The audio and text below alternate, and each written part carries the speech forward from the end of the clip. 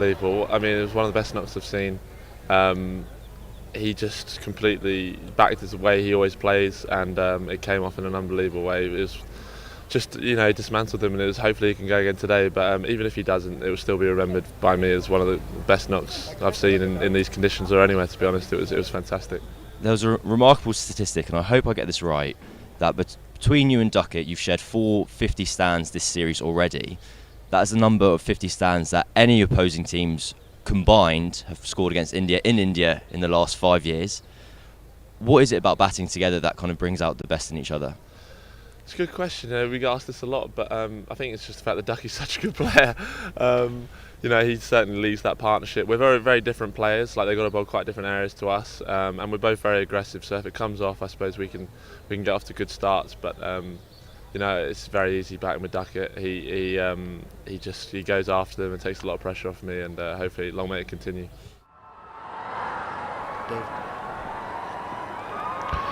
So that was Zach Crawley, and yes, he enjoyed watching. I think he enjoyed being so heavily outscored. In that opening partnership of 89, he made just 15.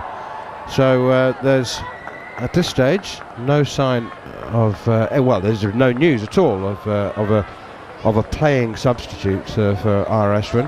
Devdutt Padikkal is on the field as substitute, so Rohit Sharma has got his work cut out for him without R. Ashwin, taker of 500 test wickets. He's going to take no further part in the test match, and that reduces him to just 2 frontline spinners. Well, it's better than 1, I suppose. 2 slips and a gully. Jasprit Bumrah to bowl the first delivery of day 3 around the wicket to Ben Duckett, and it's full and wide, and he just pushes the bat at it, and it hits the middle of the bat, but his feet didn't move at all. It was full and wide, and he just almost had to stretch to reach that. Got to stop on day 1, but after that wonderful innings yesterday, you just want to keep going. It's a good start though on day 2, that you just look at the board and I'm 133 not out. It's a good start. It intrigues me that he plays at so many deliveries, almost everything. Here is Bumrah once again, and he does have to play at this one. It's back over length, just on the line of off stump, and he pushes it away behind square on the offside. That first ball of the day, Bumble, it surely, as an opening batsman, I would have thought your instinct would be just to leave it alone. It's 1.5 foot outside off stump. Well, in old money, it was get a sighter, just to get used to the light and the bounce of the ball and the pitch. No, I'll just have a play at that with my feet rigid. He is different. He's a different sort of player. He's awkward to bowl to. Yeah, yesterday I would go so far as to say impossible to bowl to. 2 slips and a gully for Jasprit Bumrah. Now bowling to the right-handed Joe Root, who's 9 not out from 13 balls, and he's up to the crease now. Into his running, took all 3 or 4 steps of it, and that one is left alone by Root. Again, full and wide, bit of bounce outside the off stump. 208 for 2. As far as Rohit Sharma is concerned, I suppose you just need to concentrate on what you do have rather than what you don't have. But we'll know more about that as the day progresses, and whether a substitute. Look at the bounce there, that last delivery has flown through to the keeper. Caught me by surprise, and I think it surprised Joe Root as well. Quite happy that he was whipping his hands out of the way. Here's Bumrah once again. An early wicket would really ease the tension for India. Root pushes again at this one. It's angled in towards him, hits the inside half of the bat, and deflects down to Devdutt Padikkal, the 12th man, substitute fielder, for a single. On substitutes, I played in a game against Warwickshire where they played 12, and it was Gladstone Small who started the game, was called away to be backup for England at a different venue, and so David Brown, who was the coach at the time, took his place actively, bowled and took a wicket. Gladstone Small wasn't required by England, so came back, took his place. David Brown went out. Was David Brown coaching at the time? Yeah. Here's Bumrah once again. Up to the crease, round the wicket to duck it down the leg side. A diving take from Jhnujhnuwala. Loses his sunglasses in the process. And a very good morning for the first time today to Jarrod Kimber. Hello, Manners. They've changed that law. Of course, if your sunglasses or your hat comes off when you're fielding, you don't get the 5-run penalty anymore for the ball touching it. So in that situation, if the sunglasses had gone onto the ball. When did they change that? It was a couple of years ago, wasn't it, Bumble? Yeah, it changed. I think You can't use your cap to field the ball. No. Though, can you? Also, if you throw it off intentionally, I think it's different. Okay, all right. Forward comes Ben Duckett again and pushes that one out to cover, and there's no run. First over of the day comes to an end. England 209 for 2. An absolute delight for umpires, that. Because we talked about it yesterday, that the players don't know the laws of the game. It's a delight, that one, for umpires, and that's 5 penalty runs. Why is that? Well, you've thrown your cap at the ball, and you know that's fine, but intentionally stopping the ball, that's 5. And the other thing about the helmet or any other implement that is on the ground that you've put there as a fielding side and the ball hits it, that's 5. And the wicket keeper, that's still the same, isn't it? He's the only one that can wear the gloves. So if he throws the glove down and runs after the ball, and another fielder picks the glove up and puts it on, and it's thrown in, and that fielder grabs it with the glove, that's 5. I used to love it. Oh, 5 more. Okay, Kuldeep Yadav's going to bowl the second over of the day. When I was, many years ago, when I was working at Warwickshire, or for Warwickshire, doing Warwickshire cricket On the phone line. Yeah. There was a Warwickshire second 11 game that took place, and I wasn't there, but it was all the talk. There was an 11 scored off 1 ball in a second 11 game. 11 runs off 1 ball. Here's Kuldeep Yadav just about to come in to bowl his first delivery of the day. I'll just let you think about that. I'm sure Bumble's got the answer immediately. And by the way, a conversation I won't miss. I won't be part of it, but I'll be listening. Low full toss from Kuldeep Yadav, driven by Joe Root straight back to the bowler along the ground, no run. Bumble will be talking laws of the game at lunchtime today. Unusual ones, suspect ones that could do with a tweak, ones that are new and modern, and some that may be outdated. Here's Kuldeep Yadav once again. Bowl forward comes Joe Root, flicks it nicely off his pads with the spin down towards short fine leg, and there's no run there. Is Joe Root England's best player of spin? Well, he's got 30 Test match centuries. Been quiet in this series. Stationary catches, short leg, slip, and a short mid-on, I suppose. Well, it's a very straight mid-wicket. He's in a stationary catching position. This one is pushed away defensively by Root again, and there's no run. 209 for 2. Joe Root on 10. Ben Duckett 134. Sarfraz Khan's quite deep at short leg. Not so much short leg. He's probably 7 paces away. It's pushed again defensively out in the offside by Root, no run. That might be an analyst thing. If you can recall, Pope at short leg, a couple went past him and he was quite close and he grabbed at them and missed them. Joe Root's quite far across his stumps. He's taking a middle and off guard, and this time he's back and across and whips it off his pads out to Jasprit Bumrah, fielding on the deep square leg boundary, deep mid-wicket boundary. That's another single to Root. England move to 210 for 2. Mentioning the best player of spin, and Joe Root against Yadav will wait for that sort of delivery. He'll bowl you a bad delivery, wait for it, knock it away. You don't need to do anything else. Patience has not been the watchword for the New England, but there are many people who've been calling out for Joe Root to occasionally be a bit more like the old Joe Root, just be himself and don't try to do too much too soon, certainly, as Duckett is on strike now, and that one is driven nice and full. Juicy half volley, but straight up towards mid-off, no run. Where's this 11? What we're talking about? The 11 off one ball. So one of those teasers for the fielder, driven out towards the boundary. He's chased it out towards the boundary, dropped his hat on the ball to stop it, quite deliberately, stepped over the rope, come back.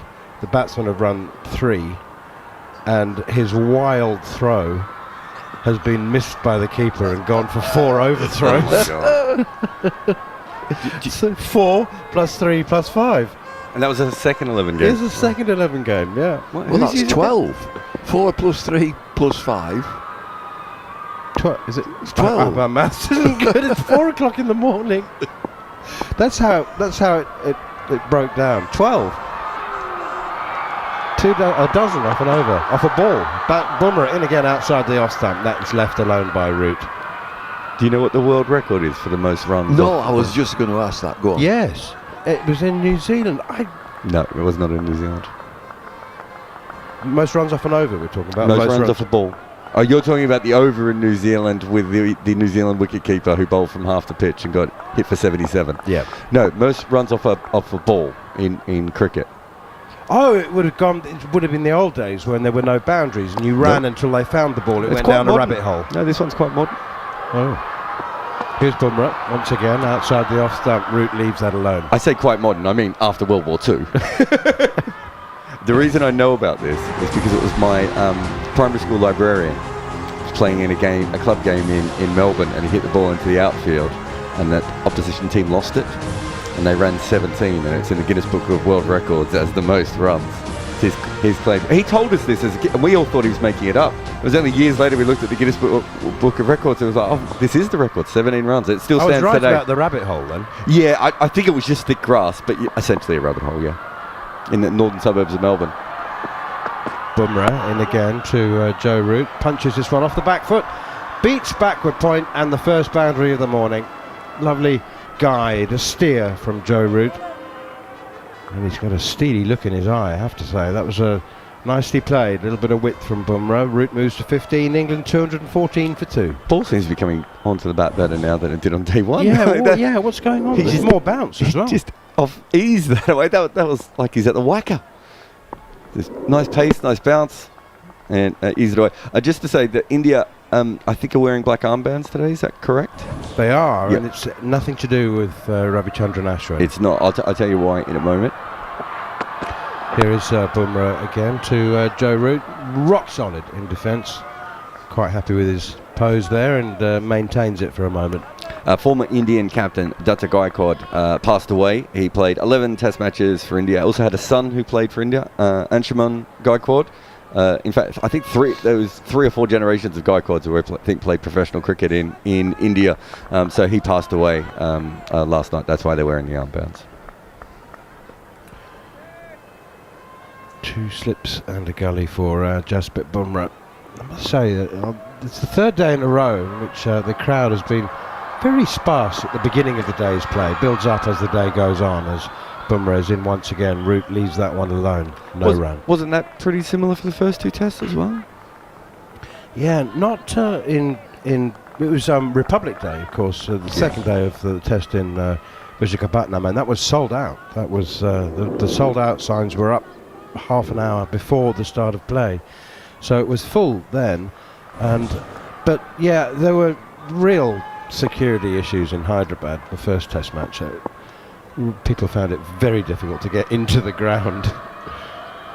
Here's Bumrah then to complete the over, 38th of the innings. That's leg side and helped on its way further by Joe Root down towards long leg. It'll be fielded by the substitute, Devdutt Padikkal, and they go through for 2. Joe Root's made a nice start this morning. He's gone from 9 to 17 and England 216 for 2. There's also, not all of these grounds, but some of these grounds are not exactly easily accessible, like the Pune ground, which is in the middle of nowhere, and the Nagpur ground, which is in the middle of nowhere.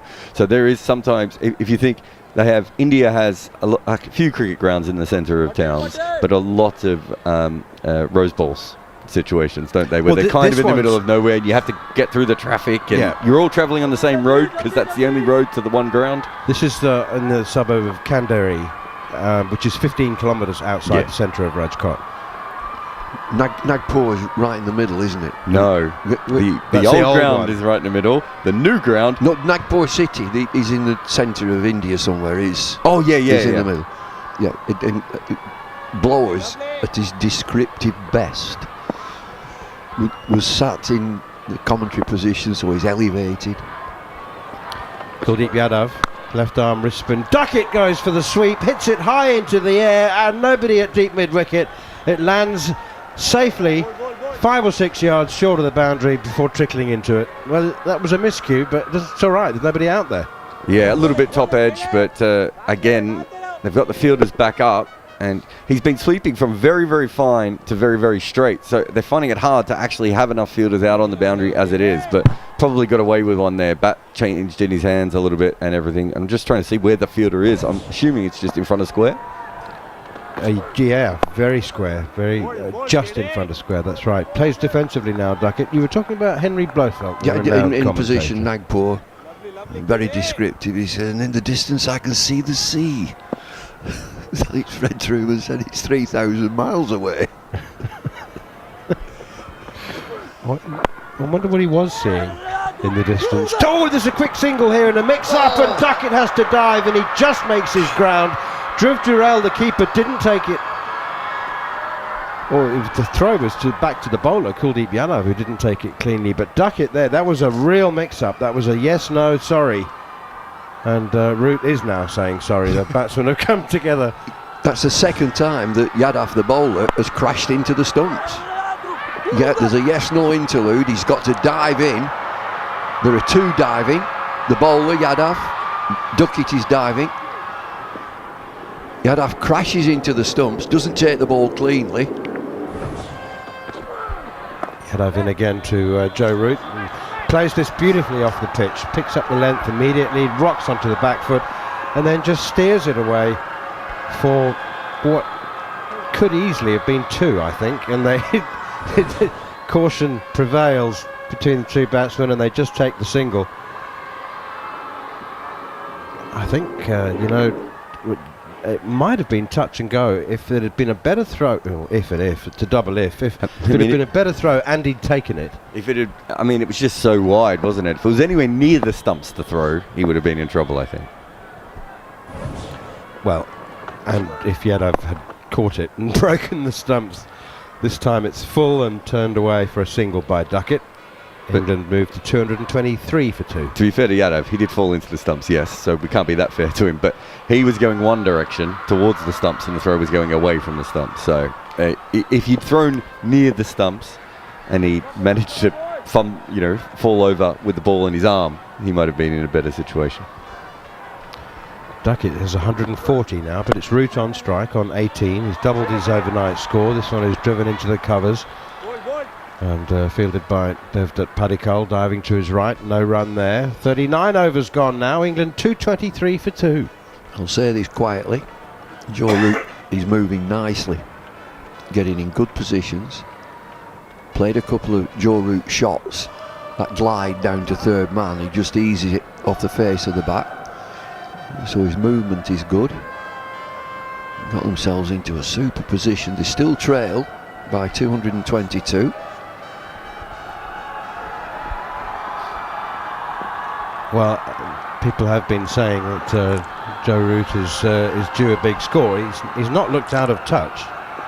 I mean, he's played a couple of slightly uncharacteristic shots for Joe Root, but he's looked good in the time that he has spent at the crease. Anyway, it's Duckett on strike now on 140. Bumrah into him, and he pushes this one out to cover, and there's no run. So 182 is his top score on Manners, so he's still a fair way off that. Was that the one? Was that Ireland? He scored those runs very quickly, didn't he? Ireland at Lords, I believe. I feel like I was at a game where he made a lot of runs. He scored very quickly on that day. Yeah, it was Island Lords off 178 balls. How about first class level? Has he got any daddy doubles?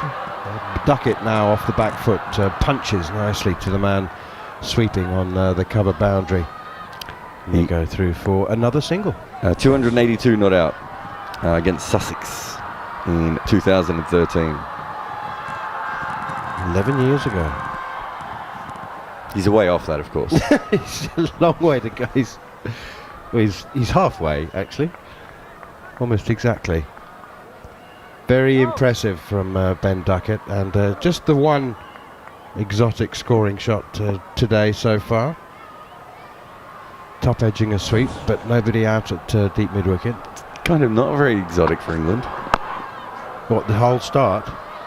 Here's Bumrah once again to Joe Root. Bowls very full, wide outside the off stump. Did you spot something about that delivery, Bumble? Slowly. Oh, yes, it was. It's a slower delivery. And pitches as a puff of dust again. And Joe Root smothers it coming forward. He played that as you would play a spinner. And it was a spinner, wasn't it? It was an offie. So he's almost like he's picked it from the hand. It should be slightly discouraging for Bumrah if Root's seeing the ball that well this early. Here is Bumrah once again, and in at the pads, punched off his hip towards mid-wicket.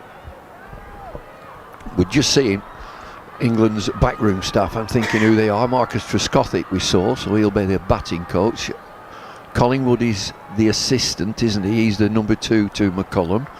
The bowling coach, I've seen Jeetan Patel as a spin bowling coach. Is there a quick bowling coach? There will be. I don't think he's travelling. Isn't he? No, I don't think he's there. Neil Killeen, who's... Durham lad. Yep, that's right. Here's Bumrah, reverse sweep, caught, gone! Jhnujhnuwala takes the catch! That's leg slip! Goodness gracious me! Joe Root's gone. It becomes like a leg slip, I suppose. He's standing at orthodox second slip, and Joe Root's gone for the reverse scoop, and he has hit it straight to second slip. Goodness me. Just didn't get it, did he? But that absolutely flew. Jhnujhnuwala took 2 attempts at that. You're right, it is a leg slip in the end, and you are not supposed to take catches like that. The reason that they play these reverse scoops is they think that they're going to be able to get it past the slips, but in this case it almost takes the sternum. It was almost a Bob Simpson catch, Bumble. There'll be plenty said about that shot. I spoke too soon and said he's moving quietly. A shake of the head, a belt of the bat. An extraordinary shot. He doesn't need to do it. He just doesn't. He scores naturally. First strike this morning for India. It almost feels like an old debate now, because Joe Root, I mean, we saw him play it to the 4th ball of the day against Neil Wagner in Mount Maunganui. 4th ball of the day, and he's reverse scooped it for 6. And he does score lots of runs with it. He plays it a lot, he plays it often, and he regards it as an entirely legitimate scoring option. I think he's been dismissed twice playing it now in test matches, if I'm not mistaken. But look, the thing with it is I think me and Bumble would be on a slightly different path with this particular shot. But if you've got a bowler's bowling wide outside off stump as a defensive tactic, or the ball's moving around and you're in trouble, you can see why a batter would play it. I'm not sure exactly why you would play it in this situation. The ball wasn't nipping around all that much. He wasn't in trouble with the ball outside off stump. It seems like an odd decision in that particular moment, rather than there are other times when he's played it and I've thought, that's okay. Another word for you, Bumble. And then John Norman will take over ball by ball. But he's just got it wrong. Clothed it. I mean, it wouldn't have felt cloth to Jhnujhnuwala, but... But he stomped off in high dudgeon, didn't he? Incredible moment. But you get my Bob Simpson thing. Did that hit him on the sternum? I don't think he intentionally meant to take it on the chest, Jhnujhnuwala, but... It's a reaction catch. He took it really well. Bairstow at the crease. Day 1 of Headingley. Joe Root attempted that against Pat Cummins. Was he dismissed on that one? No, he missed the ball.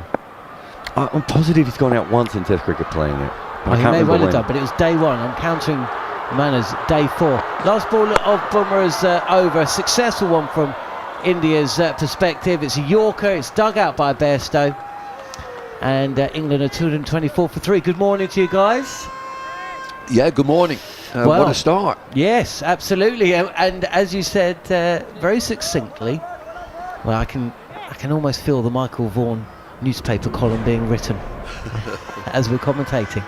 There's always a reaction. You get a shot like that from a Premier player who's just moving nicely. He was in nice touch. His movement was good. And then you play an out-of-the-box shot, which does for you. You get one chance.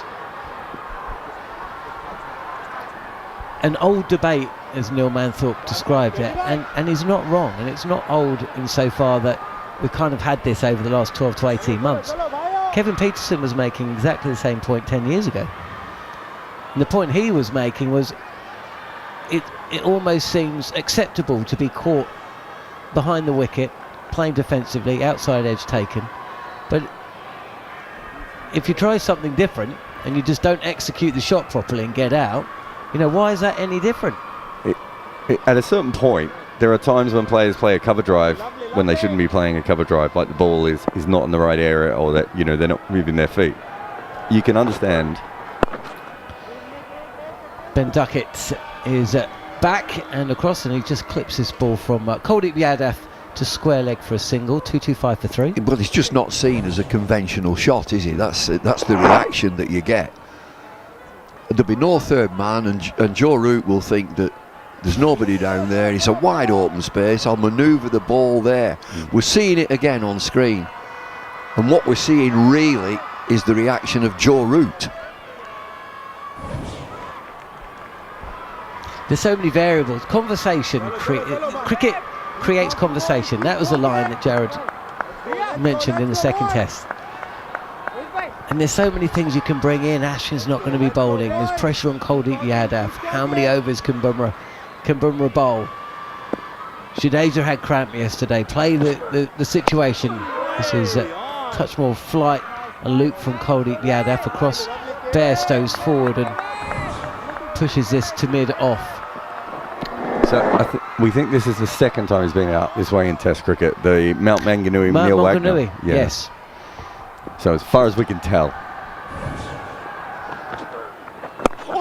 He's back this time, Bairstow. And he's hurried a touch. Picks out mid-wicket. It's probably like every other dismissal. It looks, I mean, it's an extraordinary shot. It looks great if it comes off, but you'll get a reaction if it doesn't. I'm more interested in Root's reaction. Tell us, go on then.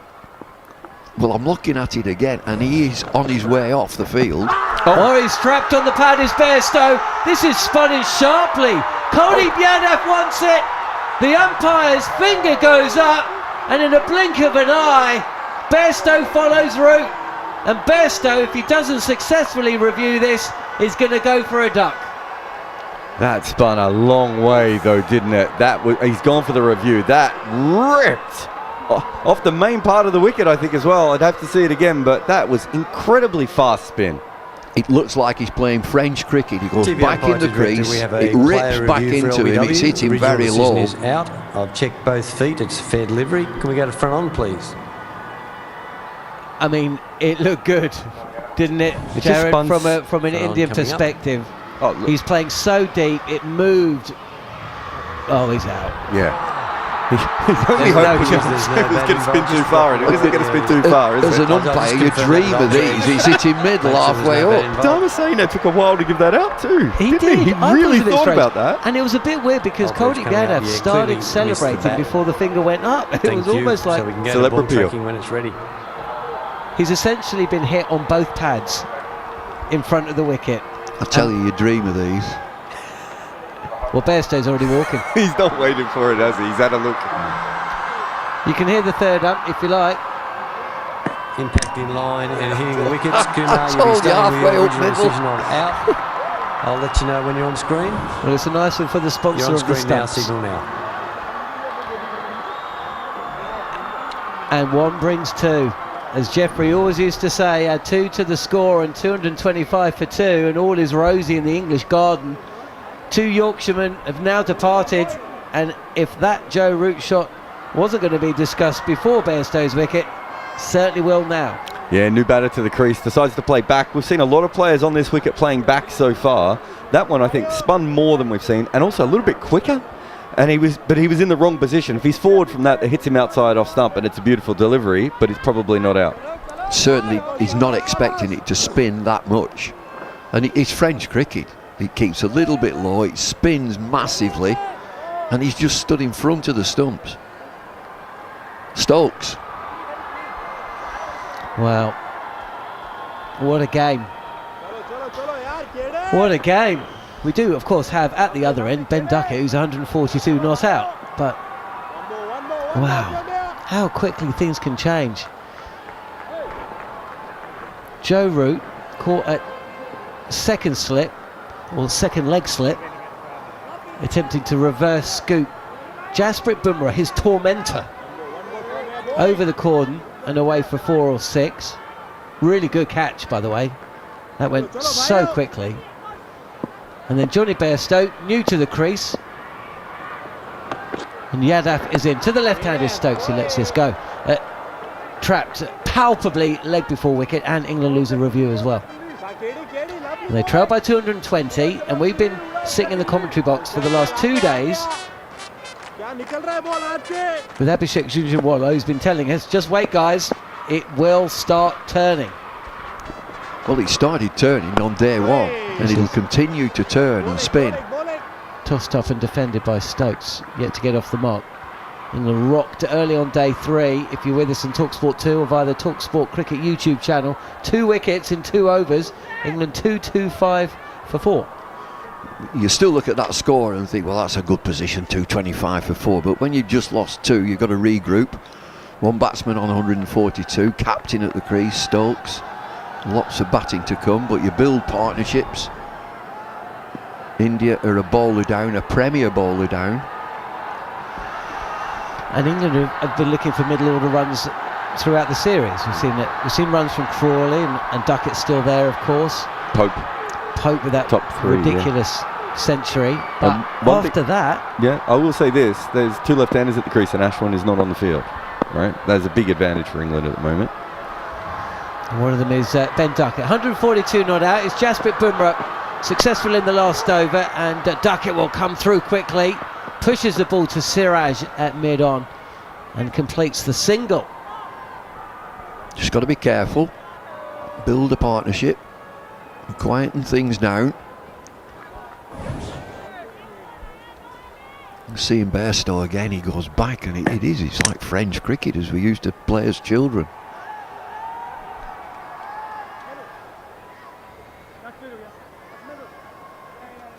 Did you face left arm wrist spin when you played Bumble? I'm trying to think if you would have faced, not old enough to face Chuck Fleetwood Smith, were you? No. Talking about cricketers in a cravat, he's an Australian cricketer who probably would have worn a cravat. Left arm wristies. Up with Sobers. Oh, very Sobers, yeah. 2 slips in place for Stokes, who's beaten. Bumrah on a good length, cramps Stokes for room, and he's beaten past the outside edge, playing back defensively, covering the line. That shits the inside edge. Testing time. It is a testing time. The excellent Bumrah. Welcome to listeners to talkSPORT as well, of course, who join us for the first session of every day of this, what is turning out to be a wonderful test series. We're approaching the halfway stage of the series actually today, midway point of the afternoon session, and still too tight to call. India on top as things stand though. Stokes trying to come forward and play and get off the mark, but is hurried for pace again. Bumrah's a smiler, isn't he? He finishes his delivery, and if he wraps the pads or he gets one past the outside edge, he smiles down the pitch. Some fast bowlers would give you an expletive and scowl. He's a smiler. Who were the smilers back in the day? Well, I can't think of too many fast bowlers who were smilers.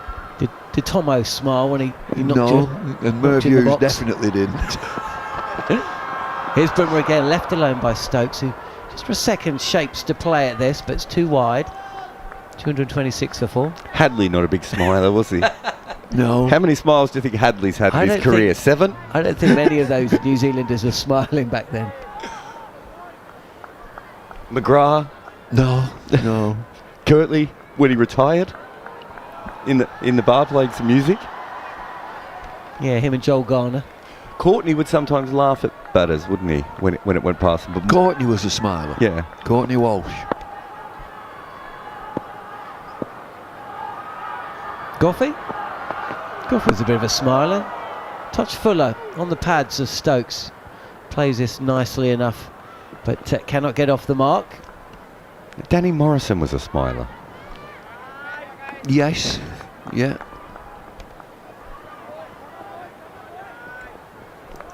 It's not an Australian trait, though, is it? It's not. It's not really. We're Do all you remember Stuart Brett McGill? Lee. Brett Lee. He had a smile on his face at times. Yeah, maybe. Stuart McGill used to get angrier when he took a wicket than when he didn't. Stokes can be a bit like that. Stokes batting here on talkSPORT 2. Burrow, Yorker, and Stokes is playing forward, gets that out and away. God, this is really testing times for England this morning. News overnight, if you are just joining us and you've missed us, no Ravichandran Ashwin for this test match. He has been called away due to a family emergency, so kind of brings the cricket into focus. You can only imagine the despair and the fear that must be experienced right now by himself and his family members, so obviously we wish them well. No replacement. There isn't anything in the laws that allows for a replacement on compassionate grounds, so whilst there is for concussion, not for compassion. Here is Yadav, and he beats Ben Duckett, who is playing back but is also at the same time trying to play defensively, getting back on ball as we've seen, and it spins away from the left-handed Duckett. We saw a ball spin in hugely to dismiss Johnny Bairstow in the last over, trapped deep in the crease in front of middle, given out leg before wicket. That's also moved again as Duckett takes a big stride forward and will collect a single. Gareth Batty and Abhishek Jhnujhnuwala in with me now, replacing Jarrod and Bumble. Abhishek, your thoughts on that shot from Joe Root that led to the former England captain's demise? I think he's done it before. It's just that he couldn't execute his plan properly. But was it the right shot? The brand of cricket they are playing, you can never answer that. Stokes is again playing back and watchful, defending Kuldeep Yadav, who then picked up that wicket of Bairstow and bats. Yeah, but a lot of times I just feel Joe Root plays that shot because he can, not because the situation demands or he should. There is a reason for the shot, though. It's more than just getting a boundary, is it? It's to manoeuvre the field and put pressure back on the bowler as Ben Stokes. There'll be a few smiles now. Mohammad Siraj, he's a smiling bowler. Stokes comes back for a second because of a misfield at deep cover as Mohammad Siraj runs in off the boundary and tumbles over, and it allows Stokes to come back for 2. Score moves on to 229 for 4. Bats, your thought on the Joe Root shot and the Kuldeep Yadav sharply spinning delivery which saw off Johnny Bairstow? Two separate incidents, aren't they? People will question Joe Root just because it wasn't a forward defensive. This beats Stokes again. Yadav gets the ball to turn from the straight. But I think for all the superlatives, when we see him in the summer doing it and it changes a game, it's risk reward. I don't think he'll be too worried about it. And I think it was a good piece of bowling from Kuldeep. I thought, Crawley could have got out similarly yesterday. Tossed up again. This is a little too full, and on the pads, Stokes clips the ball to Shubman Gill. One of the things that you speak about, it's fascinating actually. I've got a batter and I've got a spinner in with me. But one of the points you made yesterday, Abhishek, was that you're quite happy to be beaten past the outside edge. And Stokes is playing back, and it's Kuldeep's getting a lot of spin there. But he's playing straight. He's not playing for the turn, and he's probably happy for the ball to go past the outside edge. He's played for the one that goes straight on. Yeah, I think so. And when you look at it as a viewer, you think, oh, that's a great delivery. He's got beaten, but he's got a game plan there. He's looking to play for the straight ball because he's looking to protect his pads. He's looking to protect his stumps. And if there is that much turn, it's very unlikely that you're going to get out caught behind unless you're really chasing the ball or you're following the ball. Yeah, I think it's a defensive piece. You can't you can defend one edge of the bat, you can't defend both. Yeah. Jasprit Bumrah is back again, and Ben Duckett gets away with one here. He's going to pick up 4. The ball has flown to backward point, but Duckett's a lucky boy. He's essentially presented the bat. He's got forward, and the ball has taken the outside edge, and it has looped up.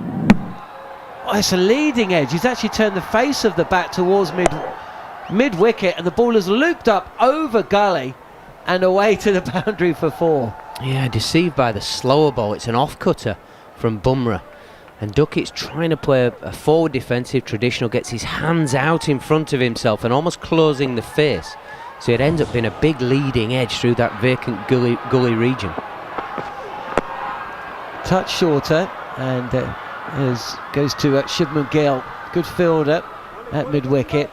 Just for a second it looked like Stokes was just caught in the crease. He's been run out in the series already, of course, but in the end no real danger there. 234 for 4. It's all going on at the start of day 3 in Rajkot. And I think that the moment we just saw with Duckett there, with the field set, 2 slips and it's sort of a fly slip and a slip, because of the manner in which he's been playing, the field has changed. So there will be questions asked about Joe Root's shot, but what he's trying to do is manipulate those fielding positions. The fielders are interested. Pitched up by Bumrah, defended by Stokes, no run. Yeah, another slow delivery. He's using the slower ball really well. Jasprit Bumrah here. He knows that he wants to change a few things, but he's been exceptional since he started bowling this spell this morning. He's looking a completely different bowler. He's got his tail up. Jasprit Bumrah with his tail up is not really what you want to be seeing if you're an England batter this morning. And Kuldeep Yadav getting sharp turn and bowling with a little bit of confidence as well, because he was hit out the attack yesterday by Duckett. Duckett's still there, wide, and this tails in towards Stokes, but left alone. 234 for 4. There's an obvious difference that Stokes is fresh to the crease. He's only got 2 to his name, and Duckett's got 149. But the same thing had have happened to Stokes as what happened to Duckett 2 or 3 balls ago, would have been out because of the field placement. And this is the thing we have to understand with how this team is playing. They're trying to manipulate field positions by shots played so that when the good ball comes or the mistake comes, you're not out. So it's a risk reward. And it is fascinating as well. It's brilliant cricket.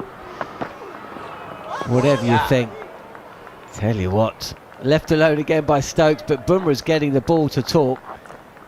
234 for 4 here on talkSPORT and talkSPORT 2. Abhishek, you're enjoying your cricket. It's early in the morning, and you look as awake now as you have done at any point in the test.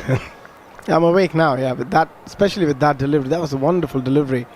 And as a left-hander, he did really well not to play that, Ben Stokes, but that ball really hooped. Last ball of the over. 5 runs from it so far. Bumrah has picked up a wicket this morning, and he draws the outside edge from the bat of Ben Stokes, who's forward and he's playing defensively. Goes all along the ground, past second slip, between second slip and gully, and Stokes moves to 6. But little moral victory for the bowler there, and again he's getting the ball to talk, is Bumrah. And After a little word from Gareth Batty, it'll be Andrew McKenna doing the talking for the next 20 minutes. Yeah, Bumrah operating around the wicket to Ben Stokes. That natural angle going in towards the stumps. But he's got this ball reversing, and he's got that beautiful seam position where the ball's going away from Stokes. So the angle in and then leaving him through the air with that reverse swing. Stokes playing very nicely, soft hands. So the ball hits the edge of the blade and runs pretty much straight down into the ground, into that vacant third man. But you can see in Bumrah's face, he feels in the game. Morning everyone, Kuldeep to start a new over. It is Duckett deep in his crease, pushes out to point, and there's no run. Duckett 149 not out. England 238 for 4 here on talkSPORT, talkSPORT 2 and the talkSPORT Cricket YouTube channel. And also Kuldeep Yadav has been very impressive. He looks a completely different bowler. He was under a lot of pressure, put under the pump yesterday by Ben Duckett, but today, because he's getting that extra bit of spin and zip, yeah, he looks a completely different bowler. Kuldeep with 1 for 54 comes in and doesn't deliver. So if you're not aware of the news overnight, no more Ravichandran Ashwin in this match due to a family problem. He's made his way to Chennai, and as a result the other Indian bowlers are going to have to step up, and Kuldeep certainly has so far. He gives this some air, bringing Duckett forward, pushing into the offside. Shubman Gill fields no run. You wonder how much of that is in his mind as well, because as you mentioned, he didn't have a great day yesterday. Now it's in his mind that I've got to step up, my mate's not there. He's bowled brilliantly. And he has stepped up. And also Ben Duckett, with those 2 wickets, he's just gone into a shell a little bit. Not playing those reverse sweeps, not playing those high-risk shots. Well, he brings the reverse out and gets it just past Rohit Sharma's left hand to go just down to what started off as short third for no run. Ben Duckett looking to go to 150, and just as we're saying, well, he's gone no risk. He's pulled. Well, he said it's not a risk for him, so I won't finish that sentence. But he went down on the reverse. I think it's the back of the bat in the end, and it goes just wide of Rohit, who can't get onto it. He remains 149 not out. Kuldeep in. He goes on the reverse again, gets the under edge, past the wicket keeper, and it'll run away for a single that'll take Ben Duckett to 150. He's got there from 139 balls. England 238 for 4. It is Ben Duckett's third Test match 100. He does have a highest of 182. He's never had a double. England would love that to be put right today. What an innings, Ben Duckett. Yeah, has played quite magnificently well. I think it's his best performance with the bat in hand from an England point of view in his career so far. 150 in this service against this team. Kuldeep is in, that's an absolute ripper. It's the googly, goes past the inside edge of Stokes' bat and will go away for 4 byes. No, he's given leg byes. Well, either way, it's 4, but it didn't come off the bat. 243 for 4, but Kuldeep absolutely rips that googly. Yeah, beautiful piece of bowling. This ball drops on him. It's the drop, not just the spin. It's gone up and down, but then it's gone through the gate of Stokes. Stokes thinks he's read the length, but it drops on him at the last minute, so it lands 2 or 3 feet further away from him than he thought. He gropes at the ball, which creates the gap between bat and pad, and it bounces over off stump. Keeper had no chance. Kuldeep goes in again. Ben Stokes plays defensively out to backward point no run. Abhishek Jhnujhnuwala would clearly make a better umpire than me, because I'm going, how on earth is that leg byes not byes? And he just pointed at his elbow and said, I think you'll find it grazed Ben Stokes' elbow, and the next replay proved that point. Stick with this man, he knows what he's talking about. Me, well, you know, everyone a winner. 45 overs gone of the England innings, 243 for 4 on talkSPORT, talkSPORT 2 and the talkSPORT Cricket YouTube channel. It is Gareth Batty, Abhishek Jhnujhnuwala and myself, Andrew McKenna. I just feel Kuldeep Yadav so far in this spell, bats, he just slowed it down a little bit. He's not bowling as quick, or he's not trying to bowl as quick as he was yesterday. And also the reason, because Ben Duckett was going pretty hard at him, so he thought that he might have to go a bit quicker. But today, because he's bowling slightly slow, I feel he's got a bit more control. Yeah, I think his action's working better for him because he feels under less pressure. And I think when you're under pressure, partly our fault from this side of the fence, we talk about speed all the time for spinners. Nobody ever talks about Bumrah, oh, you got a ball at 143, so he'd lose his action and try too hard. And we'd say that with kids in the back garden playing. So he's got a more fluent, he's got a tighter, he's got a stronger action, which is meaning the outcome of that is he's got a really nice strong ball to him today, and he's confident and he's getting through his action well. Bumrah to start a new over to Duckett. He's got a leading edge on that one. He's looking to play that leg side and gets the leading edge to backward point, and will take a single. In the last over, he had a couple of those that he didn't pick the slower ball. And was that the slower ball again? Yes, it was. Bumrah is bowling quite magnificent off breaks at the moment. I mean, he's good enough as a seam bowler. If he throws the off break in as well, then we might as well all pack up and go home. Yeah, it's also the line he's bowling. He's bowling straighter at Duckett. Did feel for periods they were trying to attack off stump. I think you've got to attack middle stump to Duckett, because off stump at times is width for him. Because of him being shorter in stature and he doesn't commit on the front foot, he's very happy to trust his back foot defence, which means he's got very good contact points and can score all around the wicket. Third slip's gone in for Stokes. Patidar it is who is stationed there, and it's another beauty from Bumrah outside of off stump. Stokes doesn't need to play at it, but it's one of those that the line is such you'd be drawn in. It's a cracking line. It's as good a leave as it is as a line actually from the bowler. It's been outstanding from Ben Stokes so far. These are not an easy deliveries to leave, because the way the ball is shaping up, he is bowling around the stumps, he's bringing that angle into play. And Ben Stokes have found it difficult against Bumrah so far in this series. Yeah, they're just replaying some of the dismissals so far, as Bumrah has castled Stokes a couple of times. The second one, in fairness, did keep a bit low, but he's had his number so far. So here is Bumrah around the wicket to Stokes. It's another great leave. It's in an area that you'd definitely be tempted to play, but Stokes is seeing it so well at the moment. He allows it to pass the stumps, and it's through to the keeper, no run. Yeah, if you could put an imaginary stump at the side of off stump, that's the line he's bowling. It's that corridor, that fourth off stump, and because of the angle around the wicket, you're feeling like you have to play the ball more, and Bumrah's just getting the ball to tail away. It's that reverse swing on the outside edge of Ben Stokes, mixed in with some off-spinner slower balls. Fascinating period of play.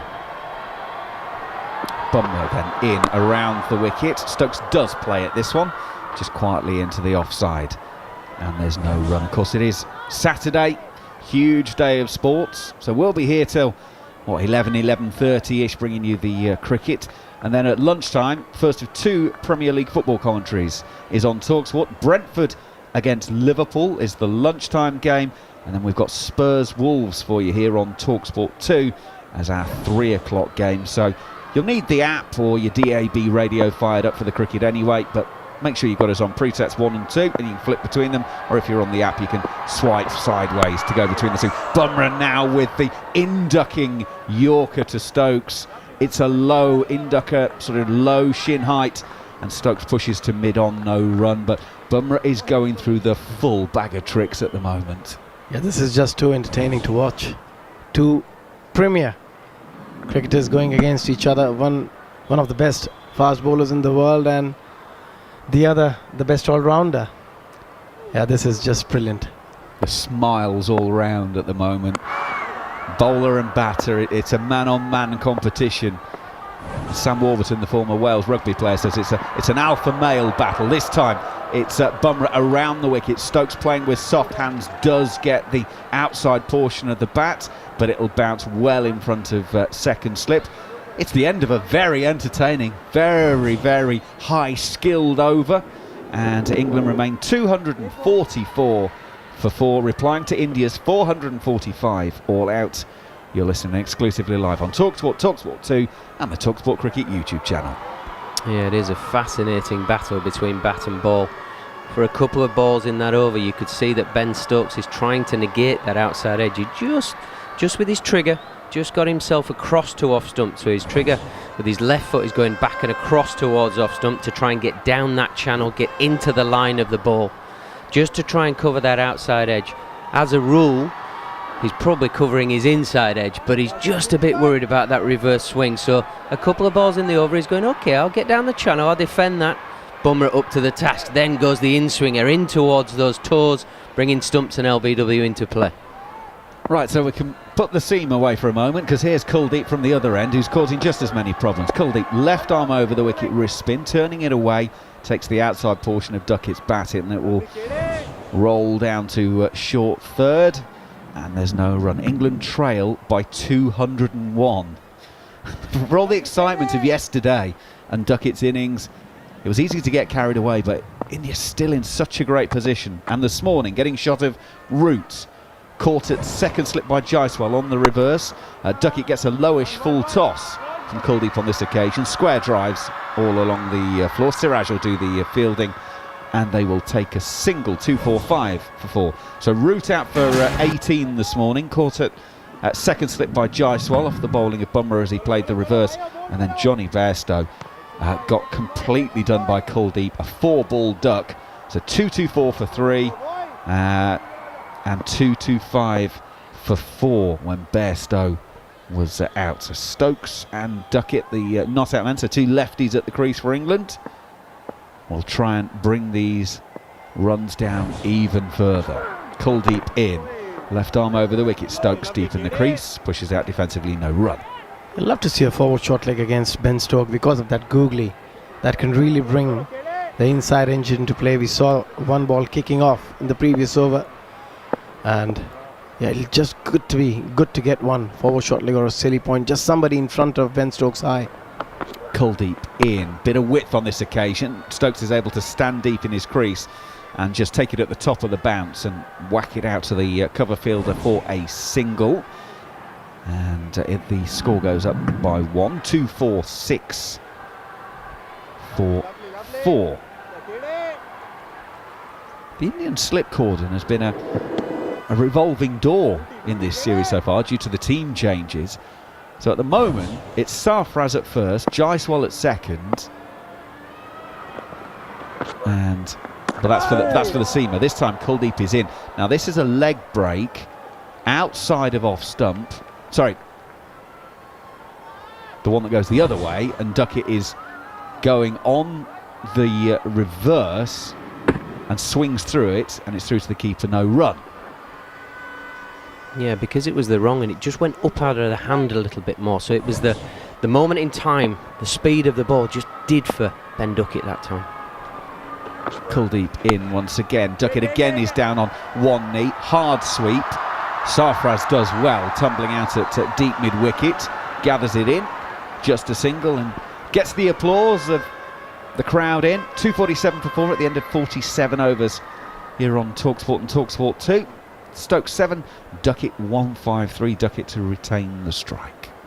Yeah, as we approach the hour mark, we're just shy of it, but I think if my maths are right, 2 for 39 in this session. You'd have to say it's going India's way so far. The run rate has been kept in check. Obviously the 2 wickets are very important from an India point of view. That's the discussion point of how they got the wickets. That's for everybody to have their opinion, but that's the beautiful thing, 1 about the game, but 2 about how entertaining England are, and I think we have to take it for what it is, but the contest now is on. Yeah, it is, and India has come out all guns blazing. They've had the plan and they've executed the plan. Yesterday they must have had a plan, but they couldn't execute it as well as they have to today so far. But at the moment you just feel that there is a wicket around the corner somewhere with the way Jasprit Bumrah and Kuldeep Yadav's operating. You can just sense a wicket somewhere. I mean, Bumrah has got 1 for 54 from 14. He's bowled way better than... That's sometimes where cricket doesn't do the numbers, if you like. Bumrah is in, bringing Duckett forward, and he pushes to mid-off. No run. On one day, you can bowl like an absolute genius, but you don't get the edges. You beat the edge of the bat all the time, and you end up with a 1 for or whatever. And on other days, let's be honest, it doesn't come out necessarily right, but you might get a couple that slap straight to a fielder, and all of a sudden you're walking off with 4 for and going, how did that happen? Bumrah's having one of those at the moment.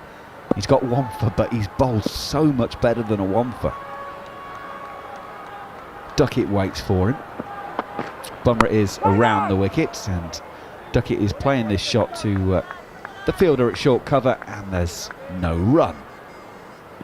Duckett still better than a runner ball, 153 from 146 deliveries, with those 23 fours and 23 fours and 2 sixes to his name so far. He's basically played a different game to everybody else, and it has been sensational to watch. So let's hope for more of the same from an England point of view. Jasprit Bumrah is in once again. Duckett defensively forward, pushes to mid-off, no run. There's nothing you can do with that, funky or otherwise, so you just keep it out.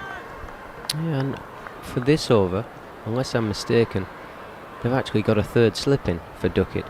For a man that's on 153 to get an extra catcher in, one, it shows the situation of the game and the momentum that India feel like they've arrested back. But two, I think what the ball is doing, it's still hard enough for the ball to carry to slip. But that bit of reverse swing now, challenging the outside edge of an in-batter who's played magnificently well, says it all. Yeah, they had it for Stokes last over, but Matador is in there for Duckett as well. This time Bumrah is in, right arm around the wicket.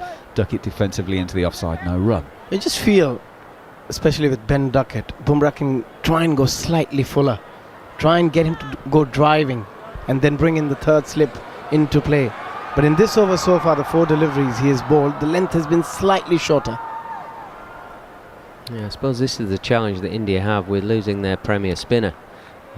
You can't just keep throwing the ball to Bumrah, so that it's the risk-reward of bowling that bit fuller and risking the drive and a few runs when you've got control, but also understanding that the patience side is what's got them into this position. They bowl much more, not defensively, but accurately. Bumrah is in, defensively played by Duckett, squared up, plays it back down the pitch, no run. And that's now going to be the conversation, because in a ball's time, Bumrah will finish the over. He will have then bowled an hour. We'll have had the first hour of today's play completed. So at what stage do they say, well, we have to take you out of the attack because we don't want to gas you? By the way, during the lunch break today in an hour's time, a discussion with David Lloyd is going to be, what law changes would you make in cricket? Because let's be honest, we'd all like to tinker with something or other. So if you've got any thoughts on that, Bumble's got loads. Get them in at cricket_TS, at talkSPORT2. Bumrah is in, Duckett defends, and there is no run. Or if you're a subscriber on the talkSPORT Cricket YouTube channel, you can send us a message through there. So plenty of ways you can get in touch. Any law changes you'd like. Bumble weighed in yesterday when we had people running down the pitch. Basically said, well, just let them run where you like and do what you want, because if the penalty between bat and ball isn't equitable, i.e. the bowler gets taken out of the attack for the rest of the innings, whereas the batters just get penalised 5 runs, hardly fair, either just let everyone do it. So Bumble's got some left field thoughts on these things, so have a think. You've got an hour or so, get them in, and we'll go through at lunch. So an hour gone, gentlemen. 247 for 4, England from 48 overs. Sounds ridiculous to say it, but it is. Duckett 153 not out, Stokes 7 not out. Your assessment on that first hour then? Yeah, I think you have to give it advantage India. I don't think it's just the 2 wickets. I think the control that they've arrested back, which goes back to the history piece that we were talking yesterday. Those 200 runs are going to take much more time and much more skill if the scoring rate isn't as high as it was yesterday. So I think that's something to take into account. But the bowling has been much more accurate. It isn't defensive because England are having to defend with a purpose. It's not just leaving the ball. They're having to work very hard to defend and to keep their wickets intact. So I think India have had a change of tack. They're not quite as aggressive and trying to take a wicket with every ball, which we saw for certainly the first hour and a half yesterday with their bowling performance. So I think a bit more discipline, sticking to the plans that they would have talked about. But England are still in an extremely strong position. Thank you very much for the time being. I will move out the way. It is the drinks break, and Neil Manthorp will pick up the commentary. Thank you very much indeed, Andrew McKenna. Thank you to Gareth, Batty, and Abhishek Jhnujhnuwala. So England off to a solid start, albeit briefly, before the dismissal of Joe Root, playing the reverse scoop and playing it off the pretty much full face of the bat to second slip, where Yashasvi Jaiswal took the catch, and that was the end of Root. Gone for 18. Johnny Bairstow perished to his 4th delivery. LBW to a ripping leg spinner from Kuldeep Yadav. We had a torrid time of it yesterday evening, and Ben Duckett took him for 7 and over, but he's bounced back nicely and has figures of 1 for 58 now. Remember that the day began with confirmation of the overnight news that Ravichandran Ashwin would not take any further part in the test match, and there was some speculation, and I think informed speculation, that England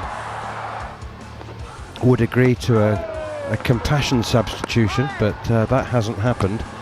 Devdutt Padikal's been on the field as 12th man, and Ashwin will take no further part in the test match, attending to a family situation. His mother is gravely unwell, and India have looked beyond that. They've concentrated on the resources they do still have, and they've taken 2 wickets, and Ben Stokes is at the crease in the company of Ben Duckett, with Duckett now having passed 150, and the England captain with him now. Here's Kuldeep Yadav. Drinks have been taken. England, after 48 overs, are 247 for 4.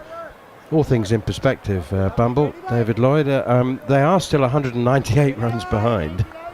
Well, there's a lot of cricket to be played in this game, and it is spinning. I think India have responded really well. Disciplined this morning, nipped 2 out. Here's Kuldeep Yadav again, and that's driven by Stokes only as far as Jaiswal at deepish mid-off, and there's no run. I think England would be wanting to get after the wrist spinner. You do get the odd bad delivery, but we're seeing 1 or 2 spinning sharply. Yeah, Yadav certainly is. The one that got Johnny Bairstow spun prodigiously. Here is Kuldeep again, and it's cut by Stokes. Just a little bit of width outside the off stump. So many times we see wrist spinners having batsmen mistiming a cut shot to cut quarter point, and that was in the air for a while, but did drop short of Devdutt Padikkal. So he's got a silly point in now, as well as a slip. Kuldeep to Ben Stokes. Here's Kuldeep bowls. Stokes drives in the air, and he's gone over the top successfully. 1 bounce 4. Were you convinced by that shot? Nice, good bowling. Nothing wrong with the delivery. He fancies it, Ben Stokes. I say that they would like to get after the wrist spinner. There's always interest when there's a wrist spinner on. You get some rippers and some bad deliveries.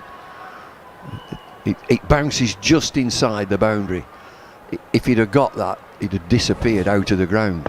Yeah, it just didn't look like he hit it and made the kind of connection at all that he intended. It brings up the 250 for England, 251 for 4. Stokes now plays right back onto his stumps, blocking this one defensively off the pitch. It was interesting as well, Ben Duckett at the non-striker's end, well, a fellow left-hander, of course, was just indicating to Stokes, I think that he was making the sign that one spun across the face of the bat, and that's why it sliced down towards long off. This time Stokes punches it out to Jasprit Bumrah, to Mohammad Siraj, sweeping on the cover boundary, and they go through for another single. Stokes 12, Duckett 153.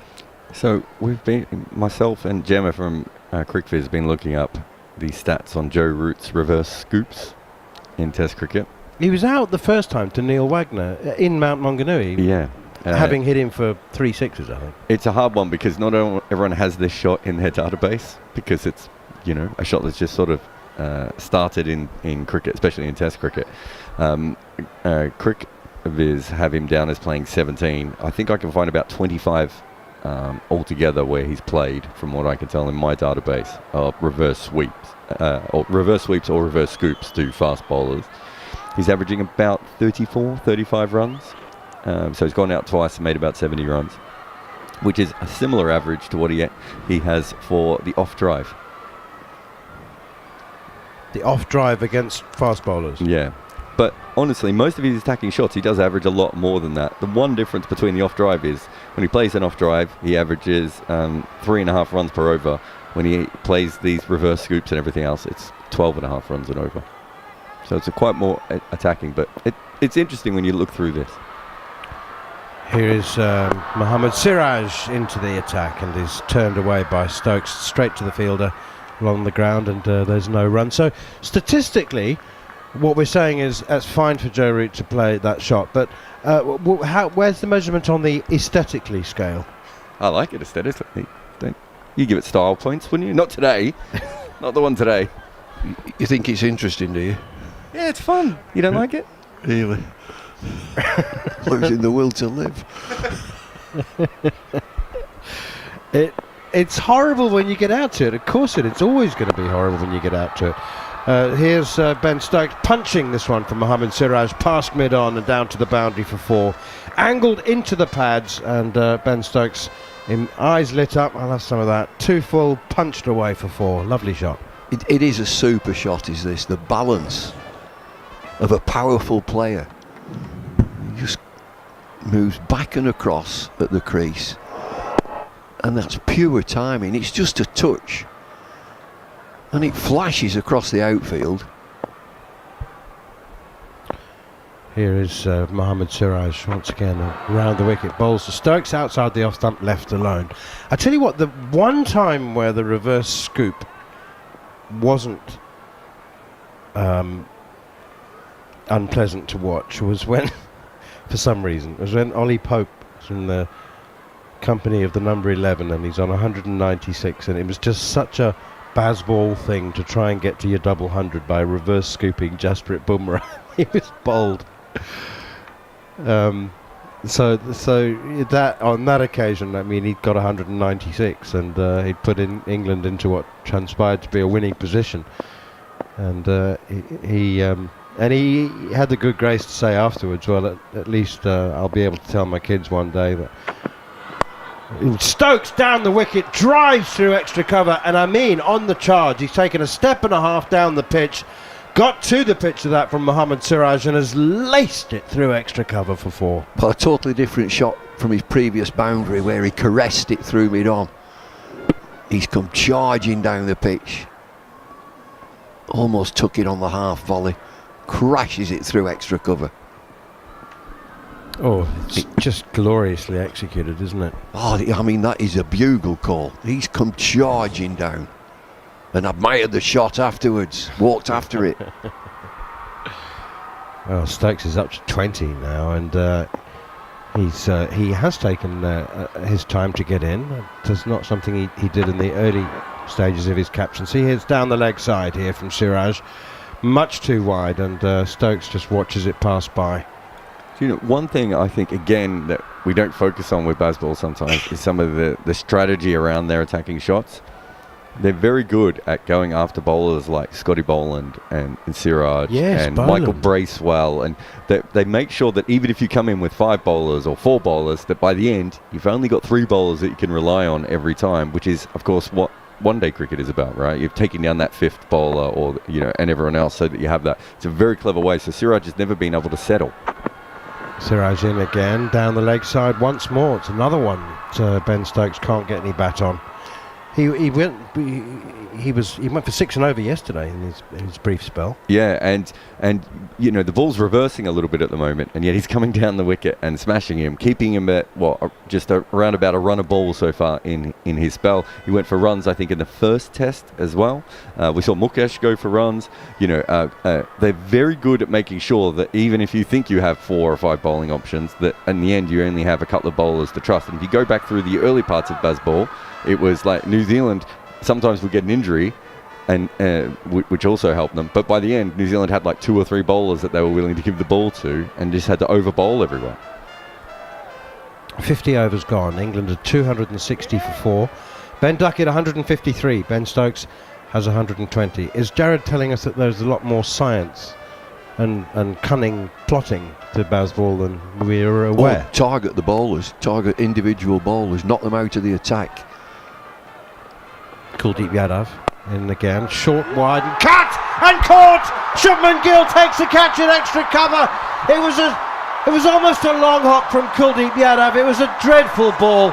He's dragged it down, short and wide, outside the off stump, and Duckett has made such a hash of the cut shot that he's chipped it straight to extra cover, and a simple catch for Shubman Gill, and that's a sad way for a brilliant, utterly memorable innings to come to an end. It's a shocking delivery, but it works. It's a half tracker, hit it where you want.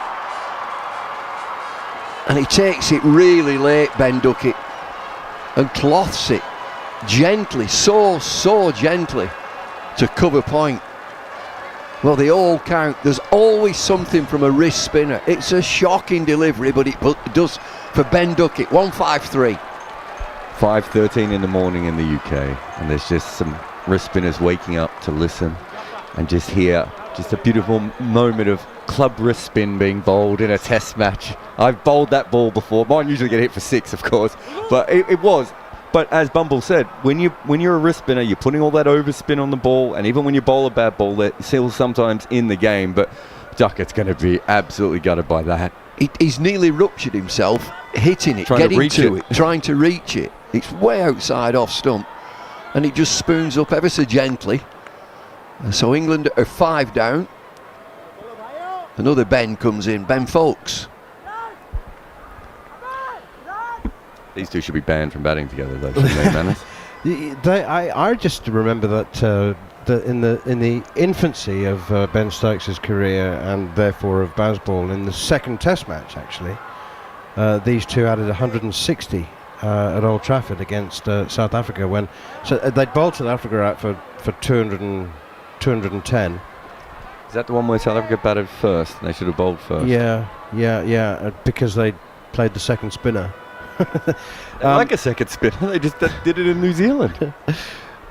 Yeah, different South Africa. And the two Bens added 160, and Stokes made 100, and they played normally. It just wasn't overly attacking at all, and when the 5th wicket went down, when Ben Folkes came to the crease, scores were level. Here is Kuldeep Yadav to Ben Folkes, who pushes that one out to extra cover, and I think that Folkes has done it often. I mean, we're just looking at the Ben Duckett wicket again. It's not going to get any better. It's not going to get any more digestible. It's just awful. It was. I think I was quite kind to. You said it was almost a long hop, didn't you? No, that's what I'm saying. I think I was being kind. I mean, it was a dreadful delivery. It was a half tracker. It was awful. Awful. Here is Yadav once again, bowls to Folkes, drives that one straight back to the bowler. No run. It's the third 11. 55-year-old, just out of retirement, wrist spinner. I'll have a go. He just about bounces it. Gets him out. Big appeal for leg before wicket. Outside the line, I would think. Hitting the stumps, I would think as well. But I think he's got himself outside the line and not out. So it was a very enthusiastic appeal, but no thoughts of a review. It's a good delivery. Wrist spin. He's got 2 for 63 now. He's bowled a shocker which has got a wicket, and that's a ripper. Ooh. Has he? Ooh. Now then, is he outside the line? I'm not so sure he is, That's turned with the spin again behind square on the leg side by Ben Folkes. Oh, he's bowling well, Kuldeep Yadav now. Oh, that LBW shout. Is he outside the line? The team themselves have decided he is. Just seen a replay, I'm not sure. England still trailing by 185. They've lost 3 wickets in the morning session. Here is Kuldeep, and that's the wrong one, and it's hit the outside edge of the bat and loops up into the air just wide of slip. Oh, he's following up that awful wicket-taking long hop with some absolute snorters. Now the left arm wrist spinner. England 260 for 5. He hasn't picked that. It's a googly. He's looking to work what he thinks is the left-hander's wrist spinner going away towards the leg side. It's not, it's a googly. It's good bowling.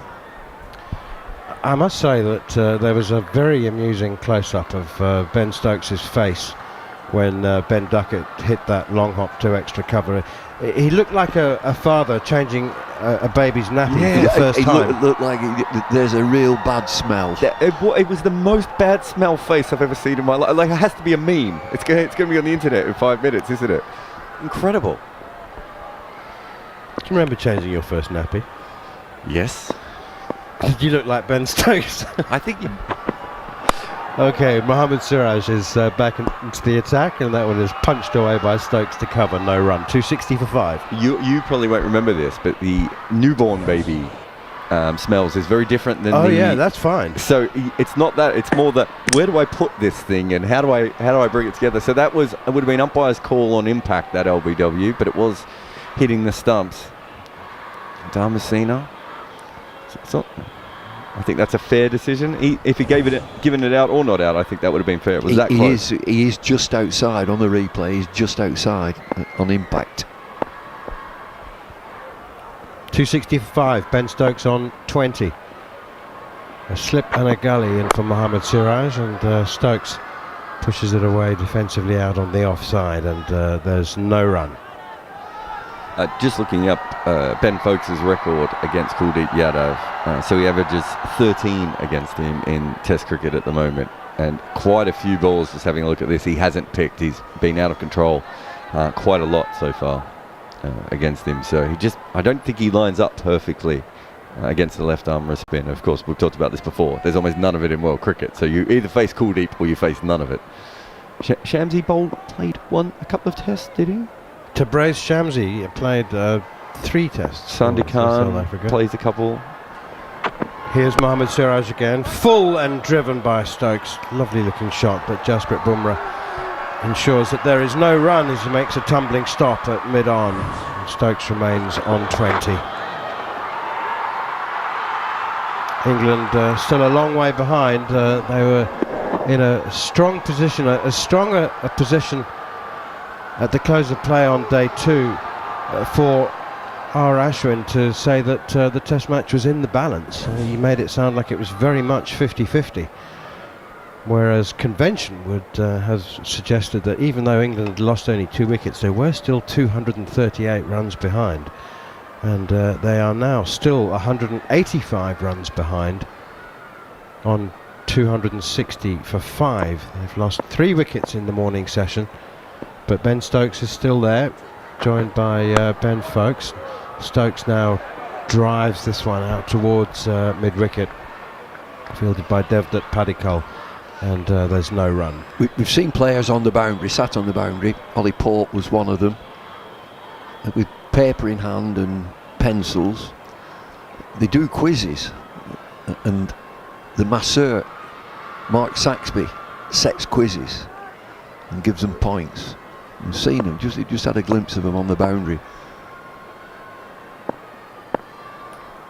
Why do they? Why did they do that? No, keep them occupied. Yeah, Siraj get pushed away defensively. Keep the brain moving. I know this because I sometimes provide the quiz. I'll give it to when we're at home, and I'd see Saxby. There's a quiz. Just give them that. 20 questions. There used to be a programme called 20 Questions on the radio. And he sets his own quizzes and gives the papers out. General knowledge? Yeah, general knowledge, sport, music. What's the capital of Armenia? Pass. No, wrong. I can't remember the answer, actually. Here's Mohammad Siraj once again, running in past the umpire, around the wicket to Stokes. Tiny bit of width outside the off stump, sets off for a single and makes it. Throw comes in from Patidar, and Stokes is safely through for a single. Takes him to 21, England to 261 for 5. More from David Bumble Lloyd, and then it'll be John Norman for the next 20 minutes. And of course that old classic, what's the capital of Chile? And that's pretty obvious, that's Con Carne.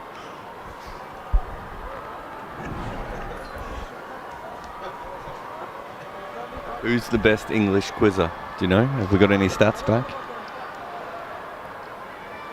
I'm trying to think of who's going to be the clever ones in this England team. It's got to be. Am I on? It's got to be Folkes, doesn't it? You think Folkes? Pope? Root? I don't think Root that interested in things that aren't golf. Really? I could be wrong. I think Root's got a bit more about him than that. I don't mean it in a bad way. Stokes is forward, defending. Kuldeep Yadav. Quiz people are certain kinds of people. It's got nothing to do with your intelligence. It's got a lot to do with wanting to hang around in pubs and answer questions. Oh, pub quiz type. You remember our pub quiz? Hey? In Southampton all those years ago. Yeah, I do. We should have won that. We should have done. There's a full delivery from Kuldeep Yadav. England 261 for 5 here on talkSPORT 2 and at talkSPORT. Good morning to you, wherever you are in the world. Drop us a message, say hello at cricket_TS or via the chat facility on the talkSPORT Cricket YouTube page. England in a little bit of a pickle. Yadav again, he's picked up 2 wickets today. There's the wrist spinner as Stokes plays this. The first of which, Joe Root. I think this might get a mention over the next 24 hours or so. Joe Root, 18 not out, deciding to reverse sweep Jasprit Bumrah. Stokes on the slog sweep. He gets the ball past mid-wicket and that will race away to the boundary. Stokes moves to 25. It's a really good battle, is this. Kuldeep has picked his wickets up. England really want to get after him. India are a bowler down. Ashwin unavailable. I think this is excellent captaincy just to keep him going. England desperately want to really get after him. I think 2 bowlers down, possibly, as Stokes again is forward. With Jadeja, do you think he's unfit? I mean, he would have had to have bowled by now if he was fit, wouldn't he? Yes, I think so. I thought it was interesting the way that we've seen Stokes do this many times. He flicks a switch, doesn't he? He goes watchful and then he decides when his moment is to attack. And he took those 2 boundaries off Siraj, first over back, and it just felt like this was the moment to put the pressure back on as he plays back and cuts this delivery from Kuldeep to deep point where it's fielded by Siraj. And then the next over, Kuldeep Yadav, the dismissal of Ben Duckett, really just came at a very bad time for England, just as they looked like they were trying to put the pressure back on India. And they do it so well. But now, of course, Folkes new to the crease, he's yet to get off the mark. And there's a lot riding on Stokes' wicket here. So you look at the scorecard, and Bumrah's going at 3.5 runs and over. Siraj is over 5. Jadeja is over 8 and has only bowled 4 overs. And Kuldeep's going at 4.5 runs and over. There's not many places to turn to. So we've not seen Jadeja at all today. He bowled these 4 overs yesterday. Started well, then got hit. Mm-hmm. Yeah, the feeling is he's got cramp. I think that's the feeling. Whether it's true or not. I mean, a cramp-related hamstring problem that he knew when he was coming into the game, didn't he? Well, he picked up that Siraj is in. His tail's into Stokes, who leaves it alone. 266 for 5 England, starting the day 207 for 2. But it's not as if he's running in powerfully. He's not a quick bowler who, he just strolls up there. You'd think he'd be able to bowl left-arm spin. And then I'm not sure what it is. Yadav's bowled 15 overs. Ashwin, of course, isn't going to be bowling today or this test match. He's bowled 7. So where is Jadeja? Stokes trying to get forward, pushes this to extra cover, no run. You usually get some bulletin and an update from the media officer. Not from the not Indian. in India. From the Indian media officer. Is that right? They don't say too much. Occasionally you get something from an executive on Twitter, but not as much. What we do know is that Mohammad Siraj has gone for 63 runs from his 12 overs. He was expensive in the first match, which England, of course, famously won at Hyderabad. Missed the second. And it seems like Stokes is certainly targeting Siraj. Well, there's just been a long chat between the bowler and captain, and looking at the field is changing to Stokes. So there's a saver going out on the boundary, yeah. Yeah, the man going out a deep square.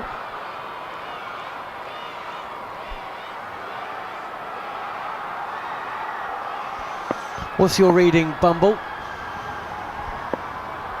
Deep square, deep fine leg. And Siraj down the leg side, and Jarrod does well to get a glove to this. It's misdirected by Siraj. I don't think Stokes got bat on it. I think it came off the pad. But Jarrod preventing a boundary there. 267 for 5 England. Oh, actually. Dropped. That came off the bat. Yeah. KS Barrett would have got that. Well, it'll go down as a chance. Or it'll go down as a drop. I thought he did well to get a glove to it, to be honest. I thought it came off the pad, but that does look like it's come off the bat of Ben Stokes.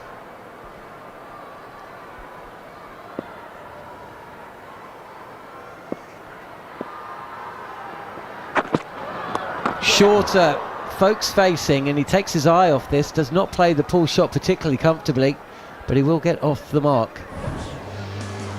267 for 5. He got in a tangle there. It's a good short ball to Ben Folks. He gets off the mark. He squirts it down to fine leg. And Siraj, particularly when he's bowling to Ben Stokes, he's sliding down the leg side. He might have just got a nick on it, Stokes, you know, and it's the wicket-keeper's gone late, diving down the leg side. But it's been given as buys. Well, there's a noise. There's definitely a noise. It clipped something. Well, it certainly did, yeah. Defended again by Stokes. Good crowd in the stadium today. It's the weekend, so you'd expect a few more than we had on days 1 and 2. And of course, with the wickets comes the noise. It has been India's morning, that's for sure. Just on Jadeja, so he's on the field, but he's not fielding in his normal high-value areas, point, cover and all that. He's been fielding out on the boundary a little bit, fine leg at times. So he's clearly not 100%, and that's probably why we haven't seen him bowl yet. Short again, and Stokes is on the pull. And this hurries Stokes up a little, it seems, or maybe he's a little bit too soon on the shot. Either way, kind of deflects the ball onto the body, and it rolls away from the stumps. So that's the end of Siraj over, which he all did 2 runs. And England move along. 268 for 5. We've got half an hour left of the session. It has been India's session. 3 wickets falling in it.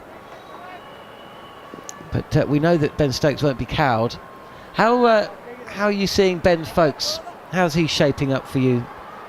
Well, you've seen this overnight from Adam Gilchrist, and he said that Folks is the best wicket-keeper he's ever seen to spinners. He didn't say for everything, just to the spinners. And so he supplements England in many ways. Now he needs to perform with the bat. There's a bouncer there. He looked uncomfortable with the bouncer. And now he's got to face a left-arm wrist spin. Oh, and he's beaten past the outside edge. He plays back, does Folks, and he plays for spin. This goes straight on. And Jarrod behind the stumps. Can't field.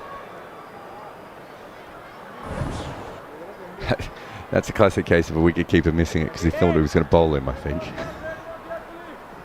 Well, I think both wicket-keepers were fearful that... Neither of the wicket-keepers out there are picking this. Down the track this time. Better foot movement from Folks, and he gets off strike, and that is important, isn't it? Very, very. And it's good that he's beaten outside off stump, and so he comes down the pitch as a breather, really, just knocks it. Gets a single, stands at the other end. It's the highlight of some of the... I mean, Kuldeep's gone for runs, but his best balls today have been absolutely incredible. Well, the most of those runs came yesterday, though, didn't they? It's true. think he went for 42, 43 from his first 4 or 5. So today he's been spiteful. There's been big turn, and he's troubled both left and right-handed batters as Ben Stokes, and I'm not sure how he hasn't been bowled here. He's come forward, he's been beaten past the inside edge, and has that bounced over the stumps? He's not picking him. That's a googly. and more importantly, the wicket-keeper's not picking him either. That's twice wicket-keeper's missed that wrong, isn't it? Couldn't have kept to him very much outside of the nets before this, and it's just wrong and straight back. Maybe a flick of the pad. But yeah, wicket-keeper suddenly realising what was happening. Well, that's gone about 6 or 7 inches over the top of middle stump. This is straighter and a touch fuller, so it allows Stokes to come forward, and he wants to get off strike now. When we say he's not picking him, not picking the googly, the one that comes out of the back of his hand. The regulation wrist spinner for the left-hander, that's fine. But it must be well disguised from in front. We're seeing it from behind. When we see a replay on screen, we see it from behind, and it's so simple from behind. Folks now back on strike, 2 from 8. England trail by 171. He's playing back again. There's a straight and short mid-on. It's Sarfaraz, helmet on. There's so much going on at the moment. Well, I've just seen that delivery that goes for 4 byes and evades the wicket-keeper front on, and you can see it. You can see the googly. Last ball of the over, and Folks again plants a big boot down the track, pushes us up to mid-off, and it's a dot ball to end another eventful over, as we have a little change in the commentary box here at talkSPORT Towers. Wow, what a morning it's been so far, and it has been India's morning as well. Kuldeep Yadav bowled 6 overs that went for 42 yesterday, and an economy of 7. He's bowled 10 overs today that have gone for 28 runs, and he's picked up 2 wickets as well.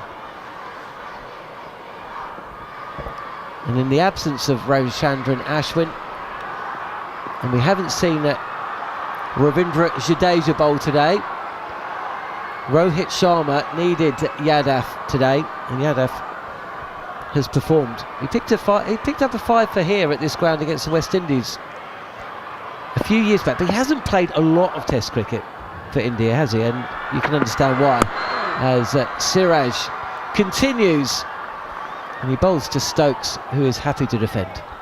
Yeah, reason being, he had a dip in form, and he was dropped not just from the Indian side, also from the IPL side, where he's done exceptionally well, but he's gone back to the drawing board, made some changes with his action, with the speed he bowls at, and he came back quite strongly since then.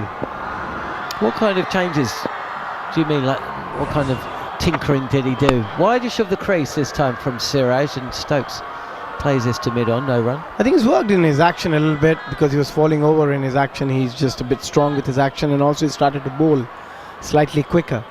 Earlier he used to be slightly slower, he used to toss the ball a lot more. Now he's slightly flatter, which has helped him, especially in this format. So yeah, it's turned out, whatever changes he's made in his action has turned out quite well.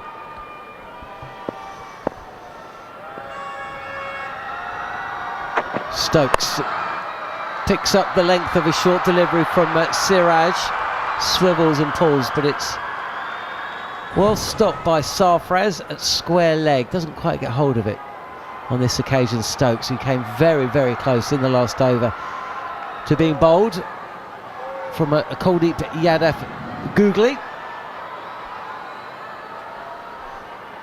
Bats, your thoughts? I remember us commentating on Kuldeep Yadav from the IPL for Kolkata quite a few years ago now. I think it was Kolkata, Abhishek, wasn't it? Didn't he start out at Kolkata? Yeah.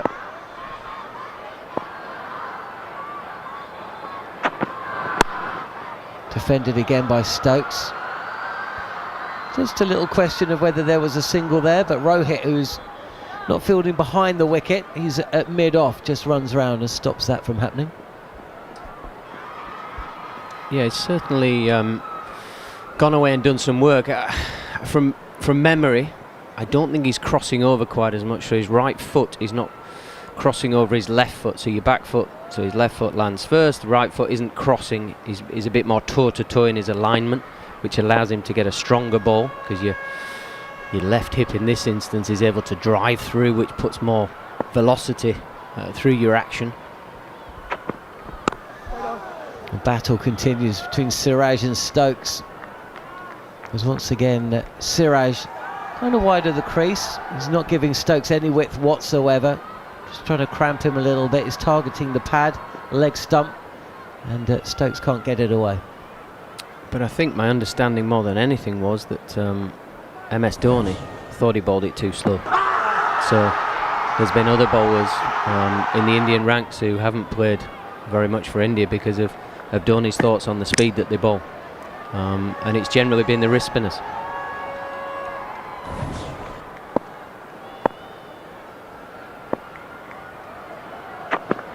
Stokes again does pick up the length there. It is another delivery on shorter length, and he swivels and pulls and takes a single, and that is the end of the over. 275 for 5. In terms of the match stage, or the match state, early doors with Ravichandran Ashwin called out of this game, or having to withdraw the game because of a family emergency. The speed in which England have gone about their innings, and with Duckett at the crease and Root alongside him, it seemed like England were going to be in a good position to potentially bat the day out, but of course it doesn't ever really work out like that, does it? No, it's felt more like a traditional day in India of Test cricket, where the scoreboard has been controlled, particularly the home team generally control that scoreboard, but the wickets as well to boot has made it India's morning so far, but by no means England are out of it, with Stokes and Folks at the crease, and still some young players where there's no real benchmark of how good or where their batting is at can really be that point of difference from an England point of view. But you do feel like India have arrested back some momentum, and they feel as though there's a wicket around the corner, which yesterday for long periods they never went. The body language suggested they didn't think they were ever going to get a wicket unless somebody whacked it straight up in the air. Yeah, there was disbelief on the face of Rohit Sharma on occasion, certainly when Ben Duckett was batting. There's this delivery, which is down the leg side, and there's a little bit of a miscommunication here, because folks wanted a single there. Jarrod had to run from behind the stumps after Stokes flicked the ball into a area of the field where there wasn't a fielder, but by the time Stokes realised Folks' intention, it was too late, and Jarrod was about to pick up the ball. So dot ball tossed up, and that beats Stokes. Just for a second there I thought there'd been a little bit of an outside edge, but that didn't just turn, it bounced as well. Yeah, I think that just shows what Bumble was talking about a minute ago. I'm not sure there's a lot of picking which way the ball is spinning from Kuldeep, because that's very wide to be playing at the traditional leg spinner for Ben Stokes. So I think he's just edging his bets a little bit.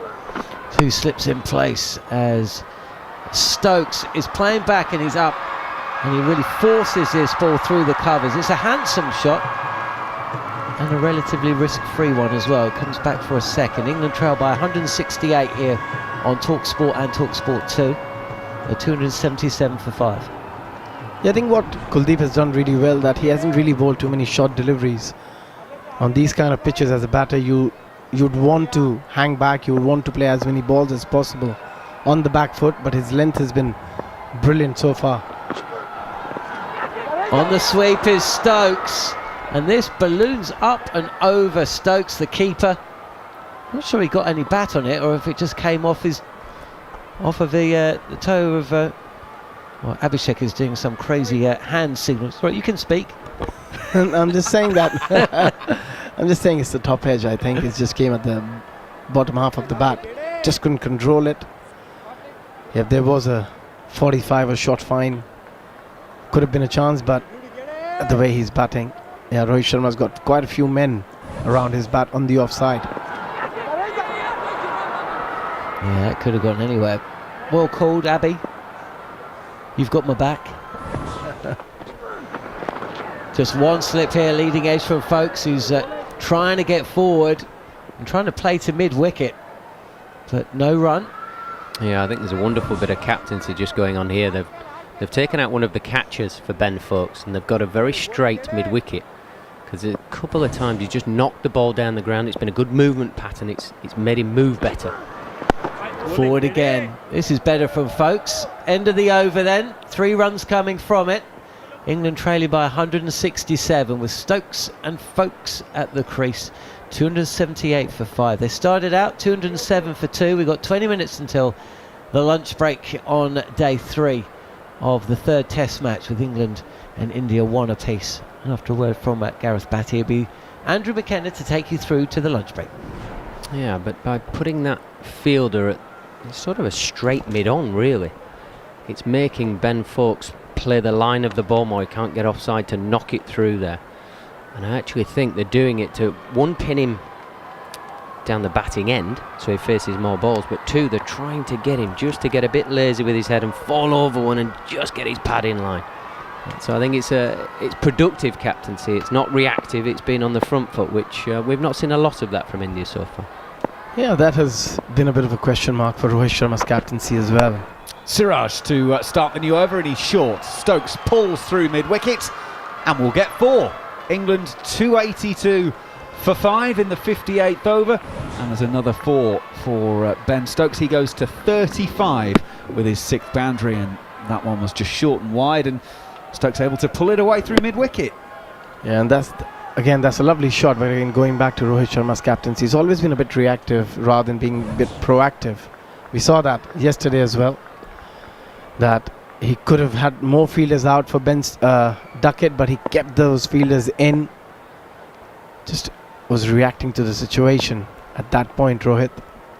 There's one slip, who's about a 3rd place slip at the moment, as Siraj bowls around the wicket to Stokes, but there are 2 men inside what would be the 30-metre circle on the leg side. Stokes finds the gap between them. Sarfaraz will go charging back, still wearing the protective leg guards, and they will take a couple. So that's 6 from the first 2 balls of this over already. It's been a brilliant morning. If you've been with us since 4 a.m, first of all, thank you very much. You made a great decision. Either that or you've still not gone to bed yet. Let's be honest, there's probably a chance of that. But what an hour and 45 minutes cricket we've had. Some wonderful batting, some brilliant bowling, it has to be said. And day 3 of this test match, day 3 so often moving day, well, it feels like there's all sorts going on. Siraj in, the inducker to Stokes. Stokes plays from the crease, out on the offside, no runs. Stokes 37 not out, Folkes 2 not out, England 284 for 5.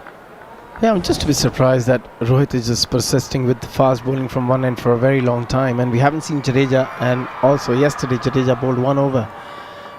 So just not sure if he's got a little bit of a niggle, or is he fit to bowl. And if Jadeja is not fit to bowl, and with Ashwin going back, there's going to be a lot of load on the other bowlers, especially Kuldeep Yadav. He'll have to do a lot of bowling in this test match. Yeah, absolutely. Here's Siraj once again around the wicket. To the left-handed Stokes plays from the crease just out on the offside. If you haven't caught up with the news, if you were heading out last night and not been with us right from the start this morning, Ravichandran Ashwin has been ruled out of the rest of this test match, won't take any further part in it because of a family issue. He has had to leave Rajkot on the northwest coast of India to fly home to Chennai down in the southeast because of a family issue with his mother, so he won't take any further part in this game. So India are down a bowler, and as Abhi mentioned, very little use for Jadeja so far. Oh, it's Siraj around the wicket. Stokes has played this one. He's got a big under edge that just misses his stumps and goes through to the keeper, and there's no run. Siraj hands on head at the moment. There's still an awful lot of danger at the moment for England, and they still trail by 161 runs, Gareth Batty. Yeah, Siraj holding that back of a length, which for periods in this over it's cost him runs. Ben Stokes has stood up and a pull shot and a clip off his hip, but this time the width outside off stump fraction fuller. He's trying to force it through the offside with a straight bat. Ends up being a bit skewed and gets the inside edge, and from an England point of view, bounces over leg stump. Siraj makes his way in once again. This one's leg stumpish. Stokes is playing it onto the leg side. Jaiswal will do the fielding, and that is the end of the over. 58 gone. You're listening to talkSPORT, talkSPORT 2, and watching on the talkSPORT Cricket YouTube channel. England 284 for 5, trailing by 161. They resumed this morning 207 for 2. Joe Root, the first man out, off the bowling of Bumrah. Caught by Jaiswal at second slip, but it wasn't a bring him forward and edge and take the catch one. Joe Root got down and played the reverse. Was brilliantly caught by Jaiswal at second slip, who had next to no time to react. That was for 18, 224 for 3. And then Johnny Bairstow came in at number 5 and was LBW to Kuldeep to a ball that absolutely ripped. 4-ball duck for Bairstow, 225 for 4. So Bairstow and Folks have taken it to... Stokes and Folks have taken it to 284 for 5 since Bairstow's dismissal. And we had an hour of Bumrah, and it looks like Siraj is going to bowl the other hour, if you like, from that end, with Kuldeep going all the way through, because he is continuing, and we're now 11 minutes away from the first interval of the day. Kuldeep's got 2 for 73, but he really has challenged both inside edge and outside edge. He has stood up for his captain this morning. He's about to start his 18th over. Folks is on strike, and Folks comes forward. Little push drive to mid-off. No run. There's a split in place, and also a very short straight mid-on, just off of the cut strip. About a pace and a half off of the playing surface. Get Gareth's thoughts on that in just a moment. In goes Kuldeep, bowls with a grunt. Folks pushes it to Sarfraz, that man under the helmet, no run.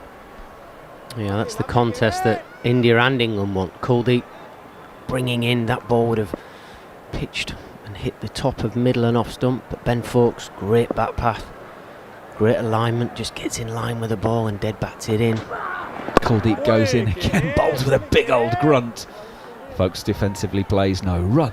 Yeah, the whole point of having that straight mid-on is to actually try and pin Ben Foakes down at the batting end and bowl more balls at him. Don't allow him to get down the wicket and just push to mid-on or deep mid-on to rotate the strike. Kuldeep is in. Foakes uses his feet just to meet this on the half volley, clips it onto the leg side. Shubman Gill is at short mid-wicket, no run. So I suppose the deeper thought from an India point of view is, can they make him do something different? Is he going to try a sweep? Is he going to try and run down and go expansive over the top rather than playing the percentage of knocking it on the floor? Just trying to test Ben Foakes and say, come on, what are you going to do here? Are you going to be patient, or are you going to try and take the game on? Fifth ball of the over. Now Kuldeep is coming around the wicket. He has been exclusively over until now. This one is pitching round about middle and leg. Oh, Foakes has played that beautifully on the half volley through wide mid-on and away for 4. That's his first boundary of the innings. England 288 for 5. That is a lovely, lovely cricket shot. It's just, again, India, when we were talking about patience, they were not patient. They try and change something, and just changing the angle helped Ben Foakes to play that shot. Played it beautifully. He had to time the ball perfectly. There was not a lot of gap available. Beautiful shot. Kuldeep in. Now that turns big into Foakes, plays from the crease. No run, and that will end the over. 59 gone, 288 for 5 here on talkSPORT and talkSPORT 2. Gareth, why would he come around? He has bowled really challenging lines and lengths. Is that the bowler thinking he needs to do something different, or is it, I need to do something different against this particular batter?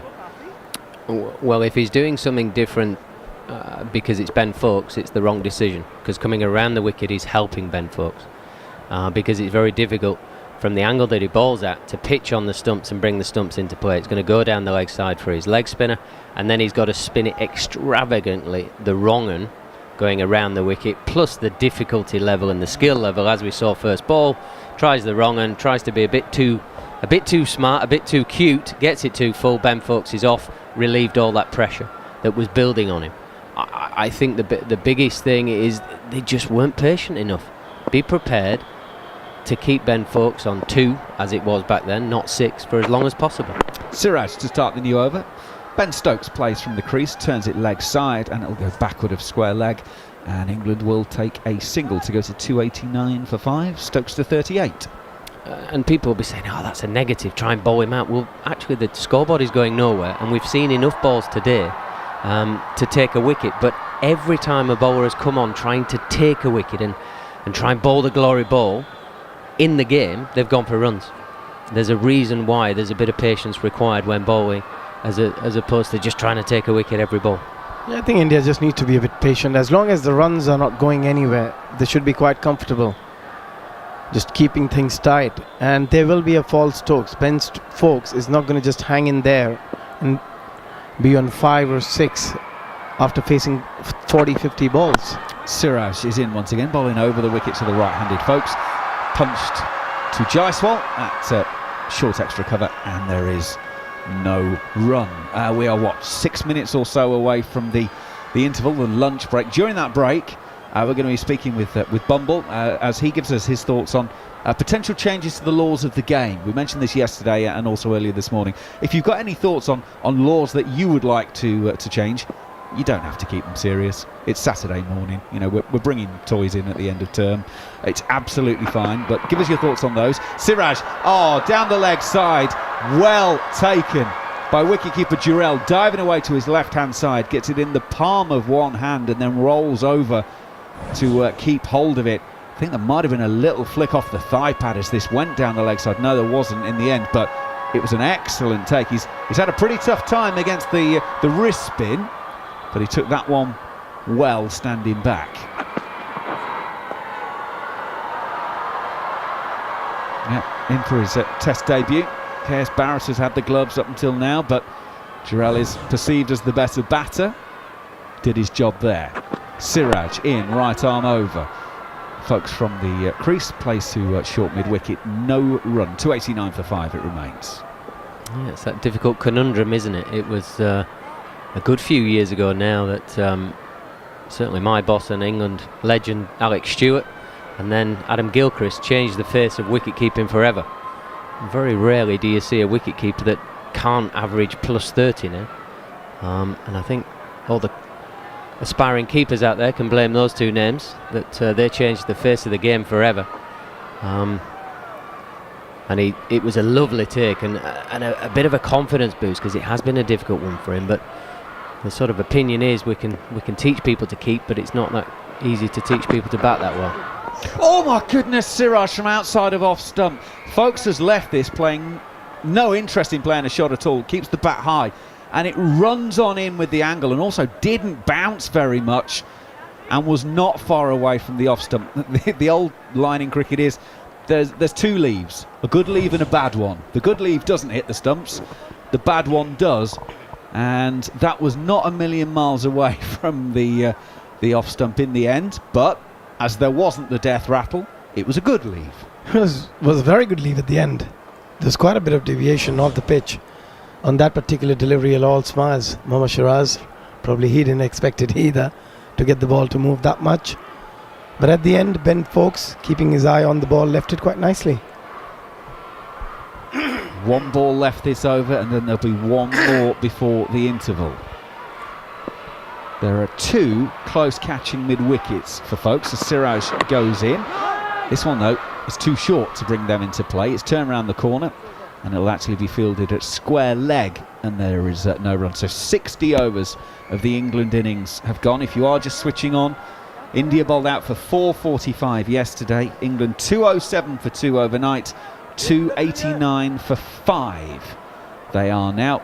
Ben Stokes still there, he's 38 from 72 balls. Ben Foakes with him 6 from 23. So England trail by 156 as we approach the first interval on day 3 of this test match. So the game moves on. Now I said Kuldeep was going to bowl through the whole hour, and he has in fact done the whole 2 hours, but Jadeja will get 1 over before the break. Gareth Batty picked up yesterday at one stage one of the substitute fielders brought him out an electrolyte drink, so maybe he wasn't feeling the best. Maybe that's why he has been somewhat under-bowled, it's felt like, in this innings. He's going to come on and bowl his 5th over. He will get 1 over before the break. Those 4 previous overs, though, have cost 33, so maybe that's another factor in it. But we are going to get Jadeja bowling left arm around to Stokes. Stokes deep in the crease, turns through square leg, and we'll take a single. Shubman Gill will have to go after that one and pull it in. So 290 for 5. Stokes goes to 39. Yeah, interesting. He starts around the wicket to Ben Stokes. The main reason for that would be to bring the tram lines in play, to bring the stumps in play, to pitch the ball on the stumps and straighten. So you're looking to hit pads and the stumps. Just from his point of view, just a fraction straight allows Ben Stokes to get back and clip it through a vacant square leg area. But the positive is it's going into leg slip and short leg. Oh, that's short. It does grip in the surface and turn away from folks. Folks off the back foot, finds Shubman Gill at extra cover, no run. Jadeja just under 89 kilometres an hour for that delivery. Gives that one a little bit of air outside of off stump. Folks comes forward but doesn't play a shot, allows it through to Jarrod, the keeper, no run. This can be a good contest between Jadeja and Folks. He's going to try and aim for his pads and stump. He likes bowling wicket to wicket. In he goes. That one keeps down on Folks. Now, it wasn't the most convincing of shots. I think he was sort of half leaving it anyway, but it was outside of off stump, held its line and did keep down a little bit. Importantly for England, no danger done. Jadeja outside of off stump again. That one grips and turns, but from an angle and line that Folks isn't going to play at, certainly not in 2 balls before the interval. Jadeja just gets back to the end of his mark, and now he's waiting because Folks has just gone for a little amble around just to make sure that the clock will have ticked over. And here we go then, Jadeja in. Straight on off stump. Folks pushes back down the pitch, and Kumar Dharmasena is just going to get on his walkie-talkie and check with the third umpire, Rod Tucker, that is indeed time, and he takes 1 bail off and says that is it. So, well, what a session it's been. England resumed this morning, 207 for 2 after 35 overs of their innings. Well, 26 overs have gone down this morning. They've scored 83 runs, but 3 wickets have gone down. Root, Bairstow and Duckett all dismissed. Root caught at second slip off the bowling of Bumrah by Jaiswal for 18. Bairstow LBW to Kuldeep for a 4-ball duck, and then Ben Duckett caught at cover by Shubman Gill off of the delivery from Kuldeep that Duckett could barely reach for 153. Duckett couldn't believe, after all the incredible shots that he played yesterday and today, he couldn't believe that he got out in that manner, but he did. That was 260 for 5 when that happened. So England have got through the rest of that session unscathed. Well, we often talk about the 3rd day of a test match being moving day.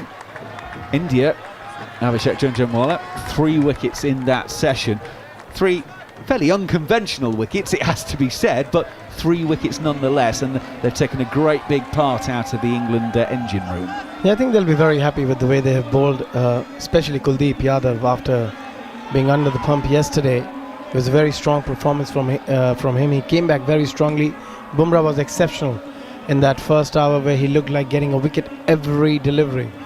But yeah, after the lunch session, I think India will be happy the way they bowled, but still a lot of cricket to be played. As long as Ben Stokes and Folks are there, you know, they can reach that total of 445 which India has put in the first innings and maybe surpass that.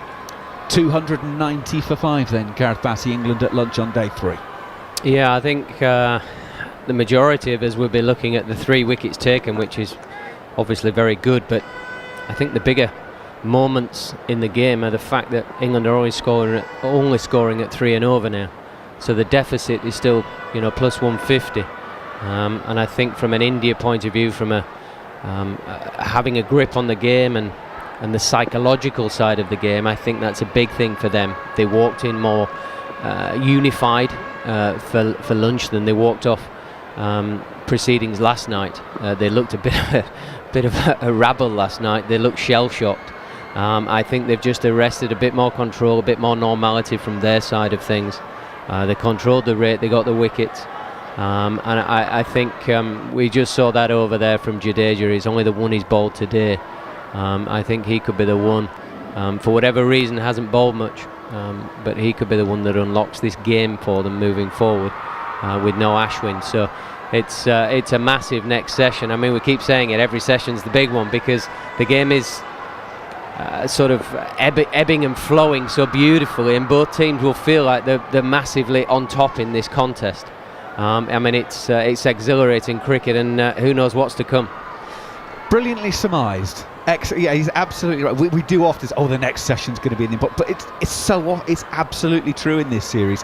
It just keeps on giving and keeps giving us these incredible periods of play, and that is what we've had. So it is lunch, day 3 of this Test match. England 290 for 5. We will be back with the live action in about 35 minutes time. During the lunch break, though, David Bumble, Lloyd and I are going to be talking about the laws of the game, because, look, let's be honest, the game is constantly evolving. We've seen that with the way that England are playing, but the one thing that doesn't really change too much are the laws of the game. So maybe there's a few little things that need looking at, maybe the odd tweak. What would you like to potentially flag up as a change that could or maybe should be looked at? Get in touch with us at cricket_TS, at talkSPORT2. If you're watching on the talkSPORT Cricket YouTube channel and you're a subscriber there, and you probably should be, let's be honest, you can send us a message through that. So get all of those in. Bumble and I will be looking at some of the laws of the game during the lunch break next, during this exclusive live and exclusive commentary of India against England here on talkSPORT 2. The world's most iconic football league demands the ultimate star vehicle. Game day on talkSPORT with Enterprise Rent-A-Car. From an early kickoff at the Etihad to the final whistle at West Ham, talkSPORT has teamed up with Enterprise on an elite football mission to bring you all the epic Premier League action. Get cross-country coverage of every club and unbeatable kick-by-kick commentary. And they've done it! Guaranteed on game day. Throughout the day on talkSPORT with Enterprise Rent-A-Car. Whatever the mission, home or away, Enterprise helps over 120,000 people every day. Hi, Rachel. I'm just on the school run, but coming straight from the site, I can't... Find my backpack, Daddy. I think I left it in the... presentation we had earlier. Just looking at the agenda, can we... have pizza tonight, please? Get everyone's timesheet so we can look... at this drawing I did today, Daddy. Oh, nice. Do you want to pop it in an email for me? Do it all on the big network for business. An email? Search 3Business. Did you know that it takes just 30 seconds to get a quote from We Buy Any Car? And it took me just 3 seconds to tell you that. So, what am I meant to do now? Any ideas? Oh, I know. Just sold my car to We Buy Any Car. To find out how much your car's worth in 30 seconds, enter your reg number now at WeBuyAnyCar.com. Admin fee may apply. For more information, visit WeBuyAnyCar.com/info. Oh, February. What a tough month. It's probably time to cut back, right? Wrong! It's time to go bigger. It's time for Subway. Grab life with both hands like a mouth-watering, freshly made footlong. Take a big bite and lunch like you mean it. And now you can get a footlong for even less. Download the Subway app and get any footlong you like for only $4.99. Subway. Eat fresh. Valid until February 20th, 2024. In-store only. Participation may vary. Extras cost more. Full T's and C's apply. Don't know where to start your next paint project? At Wix. Find all the inspiration and help you'll need. Plus, Dulux standard 2.5 litre coloured emulsion was £21, now $15. Terms apply. F1 is back and it's lights out and away we go around the world. Wahanda Norris jättekapten alla Hamilton. Norris hat underlining. Bert in Han van der Eerste Bocht. Så steamer. Hamilton won Norris Hamilton takes him and the race is wide open. Around the world in 24 races. See it all live on Sky Sports F1 for £15 extra a month. Season starts in Bahrain from the 29th of February. Offer ends 21st March. Sky TV required. See sky.com for details. Further terms apply. on DAB+, online, via the talkSPORT app and on your smart speaker. Exclusive ball-by-ball commentary of the third Test match, live from Rajkot. Fielded, oh, there's going to be a run out! Only on talkSPORT 2. A very good morning to you. It is, 7 minutes past 6 in the UK this Saturday morning. It is lunch on day 3 of the third Test match between India and England. Of course, 1 each in the series.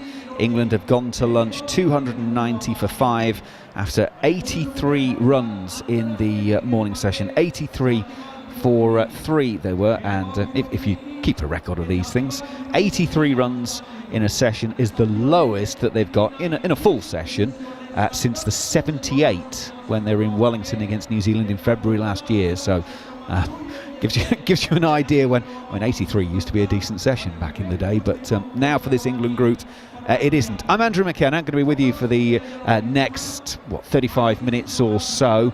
And I've got David Bumble Lloyd with me during the interval, where we've been talking for the last day or so about potential law changes, because the game constantly evolves, but maybe the one thing that doesn't are the laws at times. And we've been asking you to get in touch as well with your thoughts on potential changes that you would tweak in the laws.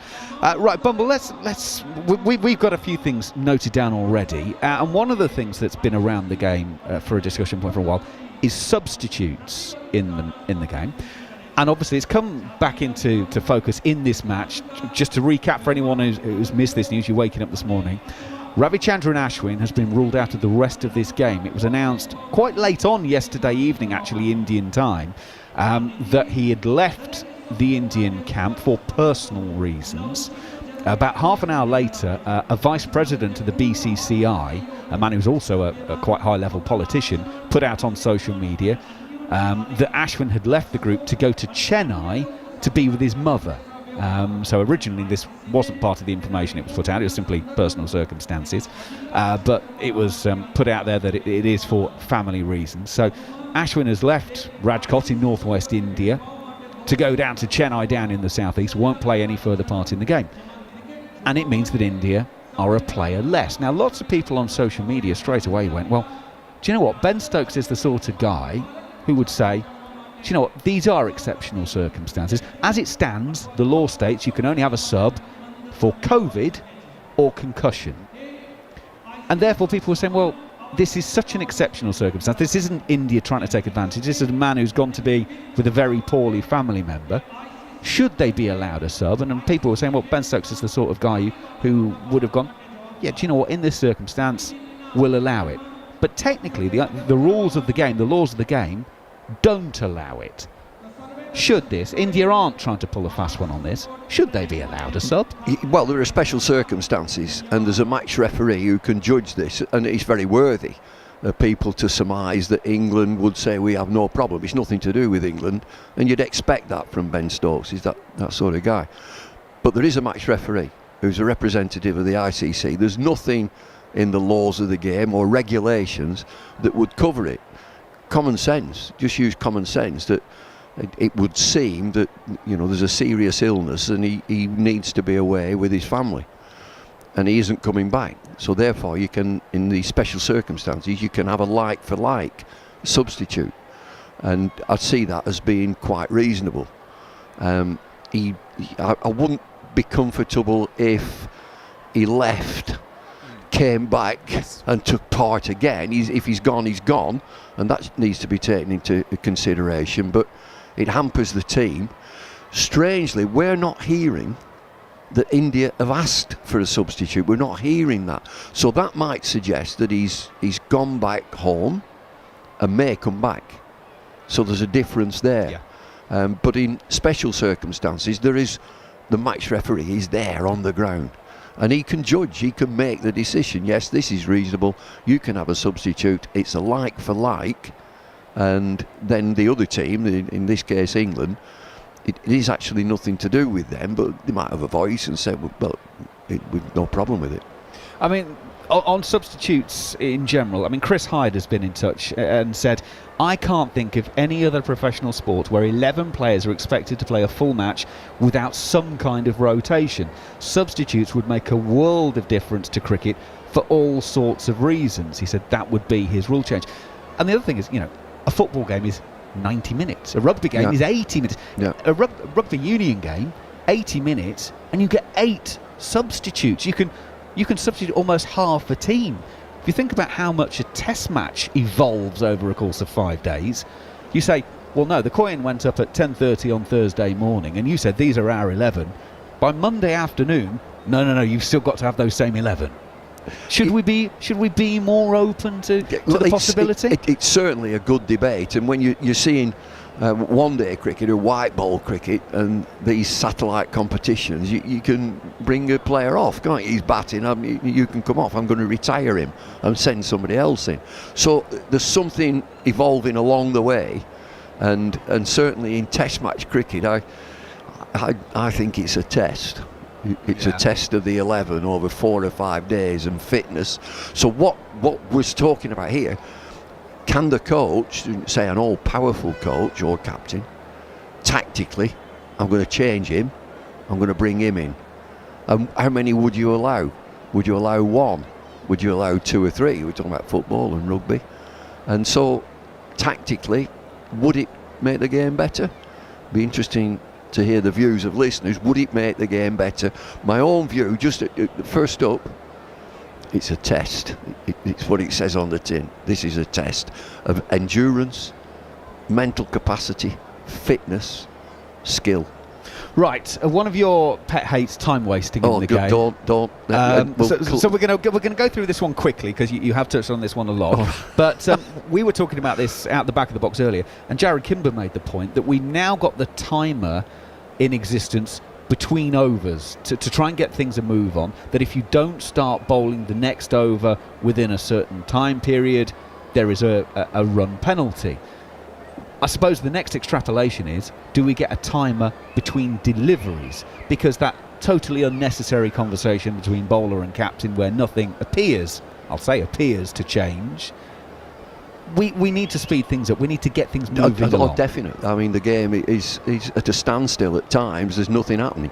And so there's something else that crops up, that tickets are quite expensive. In the UK, I've not come to watch grass grow. I want to see cricket. I want to see them playing. I don't want to see this guy keep running on with a drink and a pair of gloves and a pill and a cap and another pair of gloves and a towel and another drink. I don't want to see that. I want to see play. So I'll kill it in one instance. Administer the laws of the game. And I don't know which law it is. I should do, but I'll read it up. That the batsman has to be ready when the bowler is at the end of his normal run. If he isn't, just bowl. Just get on with bowl. If he isn't there, just carry on. The laws of the game state he has to be ready when the bowler is at the end of his run. Bowl. He'll get there. He'll get the message, the batter. He or she will get the message, I need to be here. Or he's got a free run at the stumps. Changing gloves, have another drink, have a towel, have a chat. Back in the day, and I did it myself as an umpire. You would not let that non-striking batter mid-over go strolling down the pitch for a chat. Where you going? Come back. It just stops the game. Yep. So Absolutely. time wasting is all encompassing. If you just say, if you're at the end of your run, just bowl. The other thing is, I've said for a while, this whole thing about, right, we're going to get 90 overs in a day and then we'll have half an hour at the end to catch up all the time. Well, why let it build up to such an extent? I've said for a while, it should be, we're staying out at lunch till 28 overs have been bowled. We'll stay out at tea till we've had 57 overs in the day. And that way you might need a little bit past 6 o'clock. I'm working on English times here. But it wouldn't be the full half hour, because sometimes even with the full half hour you can't catch it up. Just squeeze lunch, just squeeze tea a little bit, because if you let it build up throughout the day, you're never going to catch it back up. If you have to do a little bit of overtime at lunch and a little bit of overtime at tea, is that not an easier and better way? Well, you're looking to get your 90 overs a day, and there's so many times, and it's happened here a couple of times, that it's now matter of fact that or we've lost 4 overs, we've lost 7 overs. And is the public being shortchanged? If the cricket's exhilarating, the public, by and large, tend to say, well, it's been great. But it'll keep going less and less and less because the players, and we've all been players, will slow it down. They'll slow the game down. They'll have the chats. And so time wasting, it covers so much, and the umpires can be far more proactive in keeping the game going.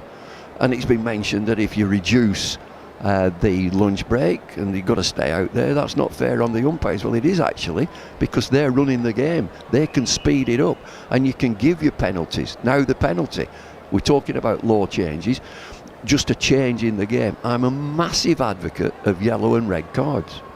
And if you're time wasting, the team is the responsibility of the captain. You give a yellow card to the captain. If he does it again, he's off the field. You're off. They'll get the message. It's one of them things that once it's there, it's a deterrent. There isn't one now. There's no deterrent for time wasting. And very rarely, I don't stress this, very, very rarely, you get abusive behaviour. Very rarely. Yellow cards. A yellow card. The umpire hears everything out on the field. Yellow card. Why a yellow card? That the team know. He's got the message that you've misbehaved. The public knows. The broadcaster knows. Everybody knows instantly. He's on a charge. And by the way, that is something that we really have to bear in mind, is the people in the stadium. So often we do it for the TV audience. So yesterday, the 5 penalty runs for running down the pitch, the signal for that is the umpire touches his shoulder and with the flat of his hand so his 5 fingers are up.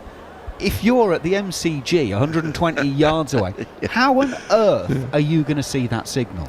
Yeah, it's got to be something that's instant for everybody concerned, and the paying customer is paramount. Absolutely. One of the things that affects the speed of the game is reviews, because there is a process that they have to take up, and it, generally speaking, takes about 3 minutes or so. Well, that's basically another over gone. Are we happy that 3 reviews? Well, 3, didn't it come in for COVID? That's something come into it, and it's here to stay. That's here to stay now. I go quite the other way. It's supposed to stop the howler. Yes. 1 review, just 1. And you would not gamble. It's not a gamble. You've got to be absolutely convinced that that's been a howler. You don't get many. You don't get many howlers. You get marginal decisions that might just go your way. And it again takes time out of the game, as you mentioned. An average of about 3 minutes, can be a lot more. And so I would go with 1 review. And when they first came in, there was a massive debate of how many reviews. And 1 was seriously looked at, and you always get a compromise. Well, let's make it 2. And then COVID will have 3. So what's next? 4, 5? Yeah, exactly. You mentioned that we touched on this yesterday. LBW, ball pitching outside leg stump. I was being mischievous. You were, but as you know, if you've got the ability to turn it 1.5 foot from outside off stump, why shouldn't you be allowed to turn it 1.5 foot from outside leg stump? Give me the technical reasons for the game itself, why that wouldn't be a good idea. It'd look horrible. The game would finish very, very quickly. Bowlers wouldn't bowl over the wicket. They'd just bowl round the wicket into any sort of rough areas. It's an awkward shot to play from the angles of the game. It can be quite complicated at times, having to play that awkwardness, and it wouldn't be a spectacle. There would be shots that'd be obsolete. You know, the cover drive would go out of the game completely, the square cut. They'd all be probing outside leg stump because it's awkward to get out of to get to the ball from your stance that you've got. So that's a no from me. Many bowlers would say absolutely, bring it on. Batters would say definitely not. And so the other one that is a real pet, and I'd be interested in listeners' views on this, is bad light. But you know, I played a long time, I coached a long time. Bad light is a misnomer. It's not. I played in it. You can see league players play Wednesday nights. Well, I was just about to say, pretty much everyone who's listening to this grew up playing evening league cricket, either 14 8-ball overs or 26 ball overs. Didn't start till 6:15, 6:30. I think we come off far too quickly for bad light. I played in that game. It's a famous game in the early 70s, which finished at round about 5 to 9. Dickie Bird umpiring, of course, when you could appeal against the light. You can't now. You could appeal against the light. It was a stroke of genius by our captain who was out there. He had the right. There's a full house. People sat on the grass against Gloucestershire, a Gillette Cup game. And he appealed against the light. Jack Bond, who was the captain. And then thought and said, there's a lot of people here who'd be disappointed we're staying on. They had Mike Proctor bowling, quick, rapid. And so the game concluded with a lad called David Hughes, who went on to be captain and coach at Lancashire, hitting 26 and an over, which won us the game. And that game has gone down in history, in folklore. And that wouldn't have happened if they'd have come off the field. So I've played in bad light in club and league cricket against tasty bowlers. I think they come off far, far too early and depriving the public, because you don't want to go. I say it time and time again. You're paying for a ticket. You don't want to go and watch the grass grow. You want to see action. That's what I've come to see. And when they go off the field, I think it's so frustrating. And it's tactical. I've done it. I've been a player. I've been a captain. I've been a get off. Take some time out the game. Keep out there. Now, our own Jarrod Kimber is, let's be polite to him, call him a left field thinker. I mean, he's got some theories and a half. We were talking about this earlier on, and he said, well, why don't people start bowling underarm again? Because the law is actually, it's not that you can't bowl underarm. The law actually says it can only bounce once. Yeah. So he said you couldn't have a Chapel moment again of actually someone rolling it along the surface, because that wouldn't be allowed. What about underarm bowling? Could that ever come? Because if you've ever watched women's softball, the pitching in that, they call it whirly bird, and they sort of really wind up a couple of times around, and they actually pitch underarm, but get quite a high speed from this whipping motion of the arm. Do you ever see that coming back in? In a word, no. Fair dues. I mean, it's an option from Jarrod, but probably not a lot on that one. Short pitch bowling. Now, back in your day, intimidation. You absolutely got peppered, and it wasn't the fact it was short pitch; it was intimidatory. We've now got a limit of 2 and over. Where are you on that one? I think it's about right, 2 and over. You could bowl more, and particularly, say, in Australia, in an 8-ball over, as they were, you could be receiving 5 and 6 bounces. It's not a great spectacle. I think 2 and over is enough. The players have got plenty of protection on now. And so I'm quite happy with 2 and over. They've played about with that. You can only bowl 1. And again, back in the day before protection and helmets, if a number 10, 9, 10, 11 were useless, the umpire would stop the quick bowler from bowling, but you can't bowl at him. He can't handle it. And so, that's gone. It's finished, which is fair enough, because they do have enough equipment on. I think, by and large, in balance, 2's plenty.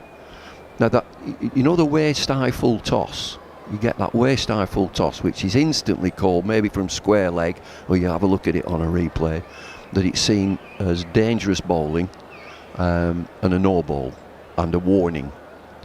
I'd change that slightly, in that if the ball would hit the stumps, it's not dangerous, because it's from a slower bowler.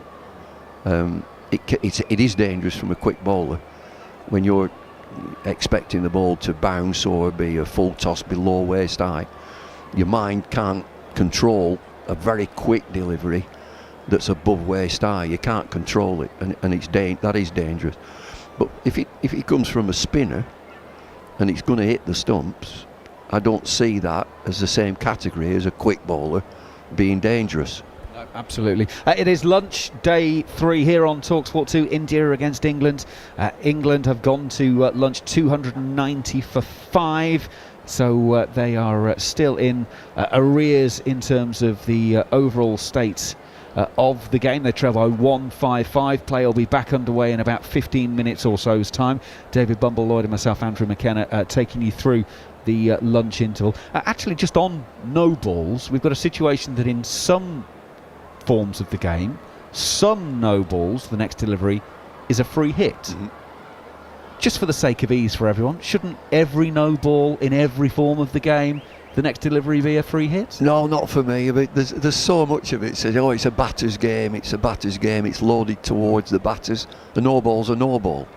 You just have to bowl another one. I think it adds in one-day cricket the drama. It's good fun. It is great fun. It's free hit. I mean, we as commentators and summarisers, we have a little chuckle when it's a free hit.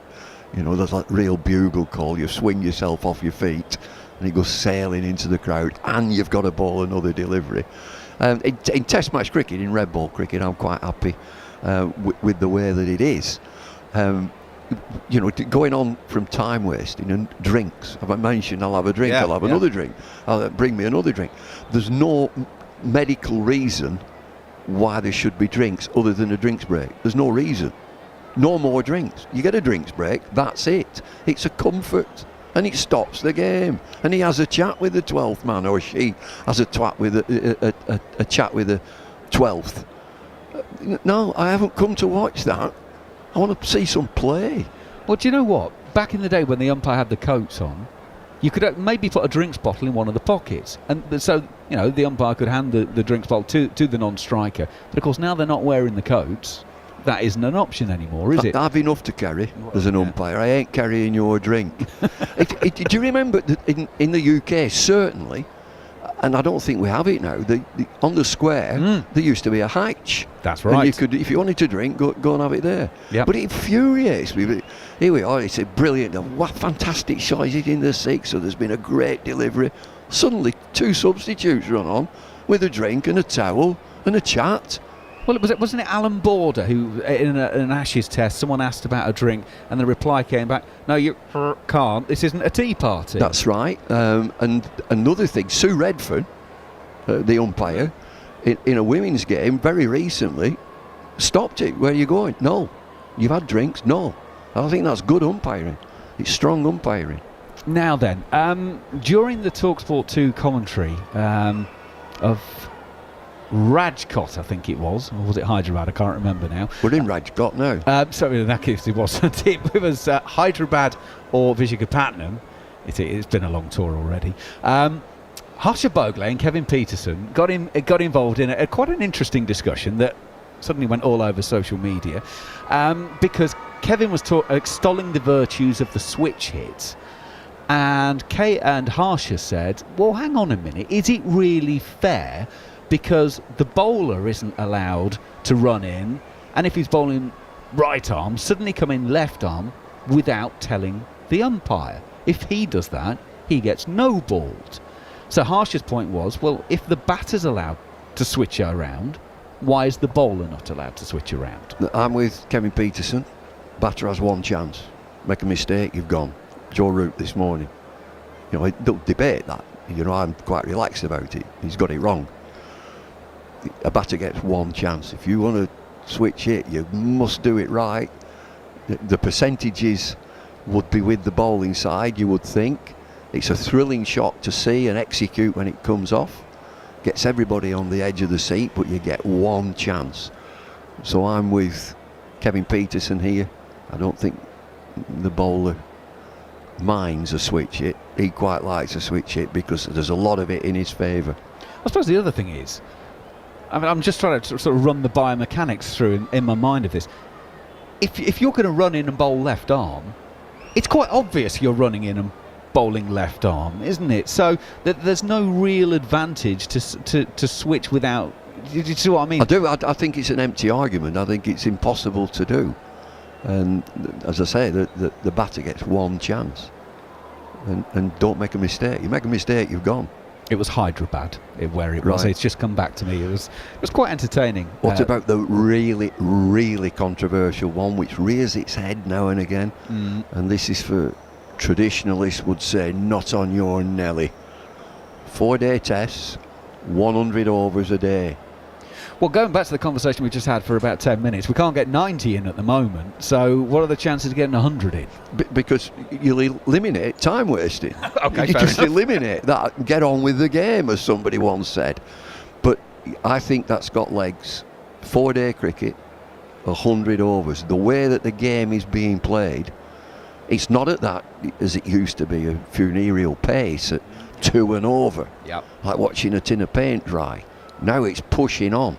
All teams are doing it. And I just wonder whether that is a good way forward. Traditionalists will be shouting at the radio. Absolutely no. But just think about it. The way that the game is being played, there are so many matches finishing in that time. And of course, there's that comeback. Well, this game wouldn't have happened. Now, I'm not talking about games gone by. I'm talking about going forward, getting the overs in. You will get the overs in. There will not be any lost. It's 100 overs a day. And the game is progressing, as we see now. Test match cricket is going quickly. Well, the other thing is, we need to keep the game. We know Test match cricket is fine in England and India and Australia. We're seeing it quite sporadic in other parts of the world. We need to make it attractive for them. And so we need to think about how do we get them playing more Test match cricket in the West Indies or whatever. And if 4 days is the way, then let's do it. The other thing I would say is, please, ICC, change the regulation. 3 matches minimum for a series. Yeah, and you can't have a 1 or 2 match series. It's nonsense. The other thing, which I'm disappointed with, the big 3, England, India, Australia, share the wealth. You need to share the wealth with New Zealand, Sri Lanka, all the other countries, Afghanistan, West Indies, to make it more of a level playing field. They get the big broadcast deals, those big 3. The others don't. They can't do. It's not available. And so I think, you've got to really look after each other to get the game going forward. 25 minutes has absolutely flown by. I can't believe we're almost out of the lunch break already. Have we put the world to rights? Oh, absolutely. Same again, Bumble, was it? Yeah. I mean, the listeners, you'll all have your views, and let us know. Please let us know what your views are. These are just out there chewing the fat. We're throwing it out there. What do you think? So we are, 6 minutes away from the resumption of play. England 290 for 5 on this glorious day in Rajkot. It is an absolutely azure blue sky, 30-odd degrees. The temperature is rising both on the field and in the cricket because England are chugging on. 5 wickets down, they still trail by 155. Ben Stokes will be resuming 39 not out. Ben Foakes is with him 6 not out. The 3 men dismissed this morning. I mentioned earlier Joe Root caught at second slip by Jaiswal off the bowling of Bumrah. Not an outside edge though. He went down on the reverse ramp and was brilliantly caught by Jaiswal. That for 18, 224 for 3. Bairstow got an absolute ripper from Kuldeep Yadav to be LBW for a 4-ball duck, 225 for 4. And Ben Duckett 260 for 5 when he was caught by Shubman Gill at cover off the bowling of Kuldeep as he struggled to reach it really. He didn't need to play at it, but he got himself in a bit of a tangle and couldn't believe all the brilliant shots he'd played. He got undone by one like that. So that was 260 for 5. 290 for 5 at the interval, and play will be resuming in about 4 minutes time, exclusively live on talkSPORT 2 and the talkSPORT Cricket YouTube channel. Exclusive ball-by-ball commentary of the 3rd Test match, live from Rajkot. Past the umpire now, he's straight. See you later. Only on talkSPORT 2. The Emirates FA Cup on talkSPORT with Carling. We're talking last-minute thrillers and epic giant killers, a non-league fairy tale, cup football's holy grail, goal-scoring Goliaths, underdog pluck. We're talking game-changing football. We're talking the Emirates FA Cup. From Southampton to Sunderland, get your mates together with Carling for the football competition where anything can happen. The Emirates FA Cup live on talkSPORT with Carling, the official beer partner of the Emirates FA Cup and Adobe Women's FA Cup. 18 plus, please drink responsibly. Worn out, busy day. Don't let tiredness get in the way when you just can't get going. Barocca can help you face the lag. Formulated with 11 vitamins and minerals, including vitamins B6 and 12 to help support energy release and reduce tiredness and fatigue. Barocca, face the lag. Barocca contains vitamin C, B vitamins 1, 2, 3, 5, 6, 7, 9, 12, and magnesium and zinc. Oh, hi, Gary. Yeah, I'm at the dentist, so actually, while you're on, That budget, could you... Just take a seat for me and we can get started on the... Procedure for setting up reports. Can you please... Lean all the way back in the... Chair meeting went well, yeah. I think we'll be able to open... Wide, please. And let's have a look. Thanks, Gareth. I'll see you tomorrow. Do it all on the big network for business. Search 3 Business. Supermarket shoppers of Britain, Lidl are the super market of the year. And with Lidl Plus Bakery Super Spin, we're putting even more super back in supermarket. Simply shop and super spin to win a free bakery coupon on your next visit. Switch to the Retail Industry Awards Supermarket of the Year and you could make epic savings with Lidl Plus. 18 plus GB residents, 1 spin per customer per day. Various prices available, subject to availability. Offer available 1st to the 29th of Feb only. Full T's and C's apply. See lidl.co.uk/spin. Oh, February. What a tough month. It's probably time to cut back, right? Wrong. It's time to go bigger. It's time for Subway. Grab life with both hands like a mouth-watering, freshly made footlong. Take a big bite and lunch like you mean it. And now you can get a footlong for even less. Download the Subway app and get any footlong you like for only $4.99. Subway. Eat fresh. Valid until February 20th, 2024. In-store only. Participation may vary. Extras cost more. Full T's and C's apply. Travel around the world in 24 races with the new F1 season on Sky Sports. Watch every race live, from Australia to Brazil, from Singapore to Vegas. Last call for Mr. David Croft, flight to Bahrain. Stop the plane, I'm coming! The new season starts in Bahrain, 29th of February. See it all live on Sky Sports F1 for £15 extra a month. Move it, Crofty, you're late. Sorry! Offer ends 21st of March. Sky TV required. See sky.com for details. Further terms apply. On DAB+, online, via the talkSPORT app and on your smart speaker. Exclusive ball-by-ball commentary of the 3rd Test match, live from Rajkot. Fielding, oh, there's going to be a run out! Only on talkSPORT 2. Welcome back. You're listening to talkSPORT 2, live and exclusive coverage of the 3rd Test match of 5 between India and England. 1 apiece coming into this match. India winning the toss, batting. They batted well. 445 hundreds for Jadeja and also Sharma. And in reply, England had a centurion of their own, Duckett. 133 not out overnight. But he could only add 20 runs in the morning session before he was dismissed. The 3rd of 3 wickets to fall. Joe Root caught at 2nd slip. That doesn't come close to describing the wicket. And Johnny Bairstow trapped in front for a duck, 4-ball duck. And so now we find ourselves, as we have done in all 3 matches, England some way off in first innings. And Siraj is opening up the bowling and Stokes, well, yes, it is Stokes, defends.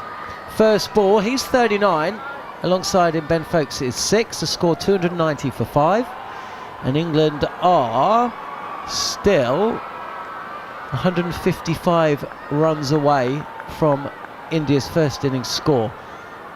Not sure if you're an expert or you pay much attention to body language, Gareth Batty or Abhishek Jhnujhnuwala, but Ben Stokes strode out to the crease, as is his wont after the break.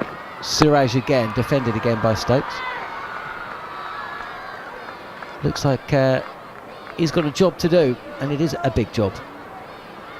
Yeah, I would say that's kind of his approach to cricket generally.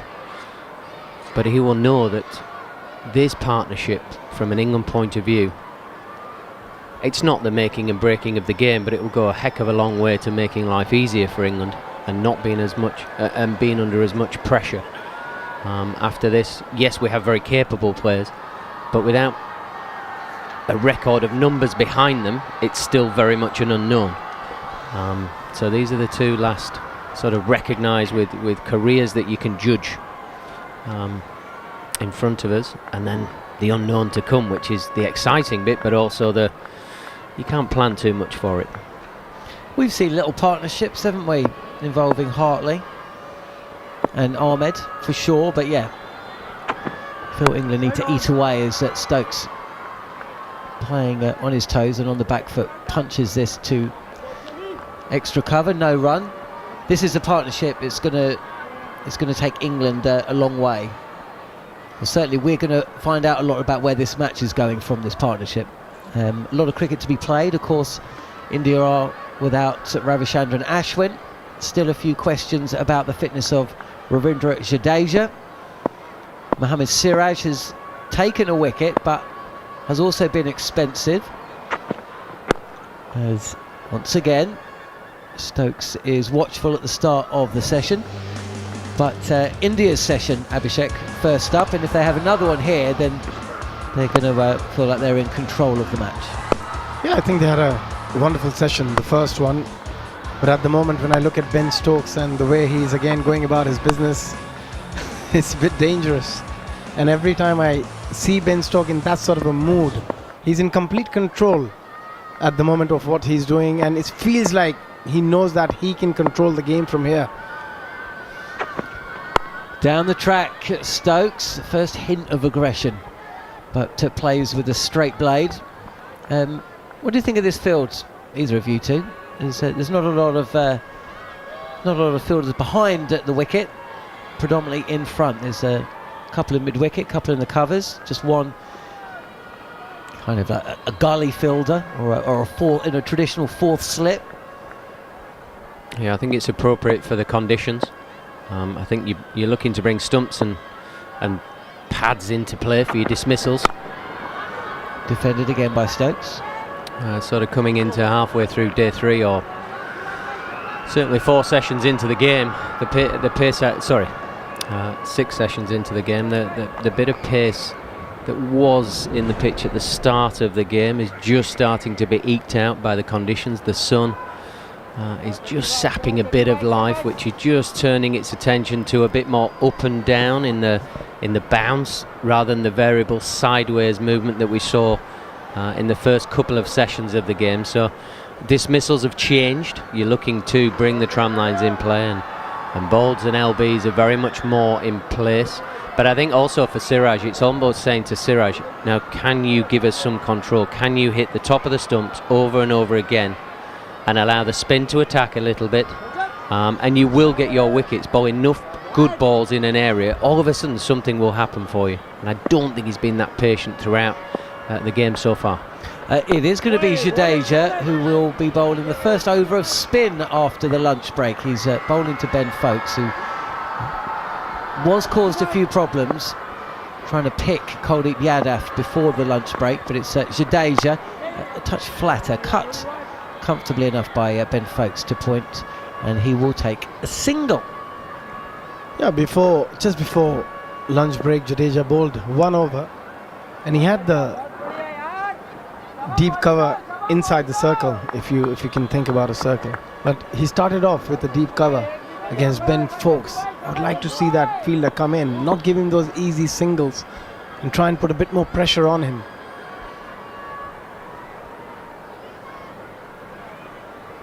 Just moving things around slightly for the more naturally attacking Ben Stokes. Doesn't get the line right this time. Jadeja, Stokes feels like he's missed out. Fails to connect with the ball that hits him on the pad, and there's a lot on here. Looks like they're giving mid-wicket. On the reverse is Foakes. Misses out. Again, the ball down the leg side. There is a short leg. Sarfraz. Mid-wicket is there for Stokes if he wants to play across the line.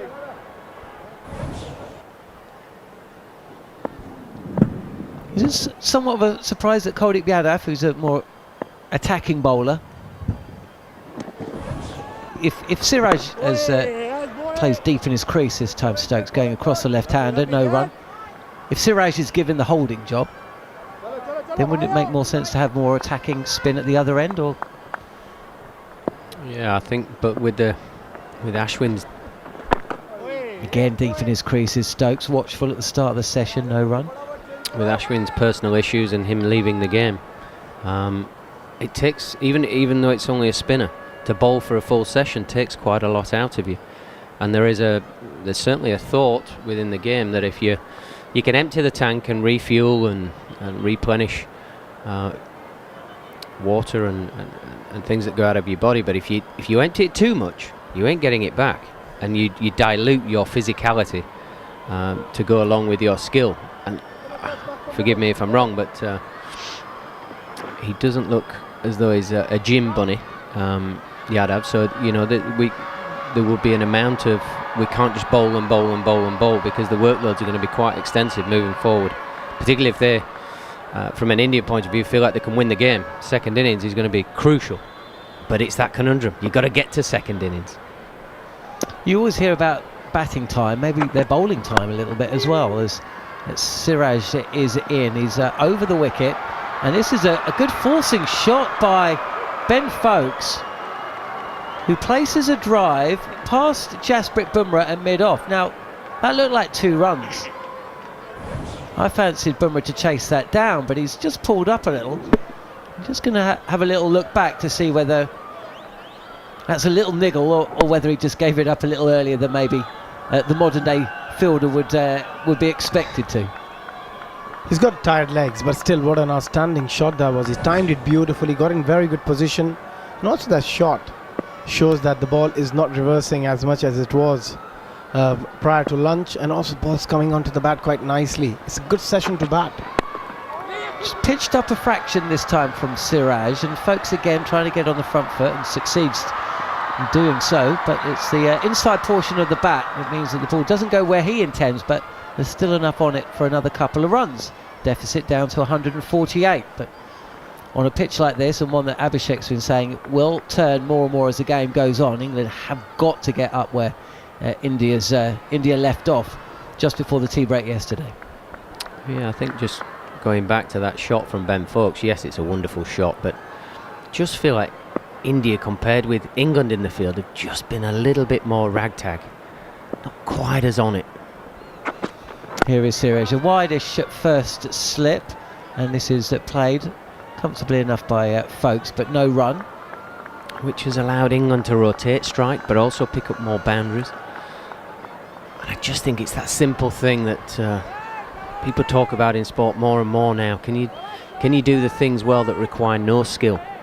Can you put your body on the line? Can you drop down? Can you help the guy at the other end? Well, you know Foakes better than most, right?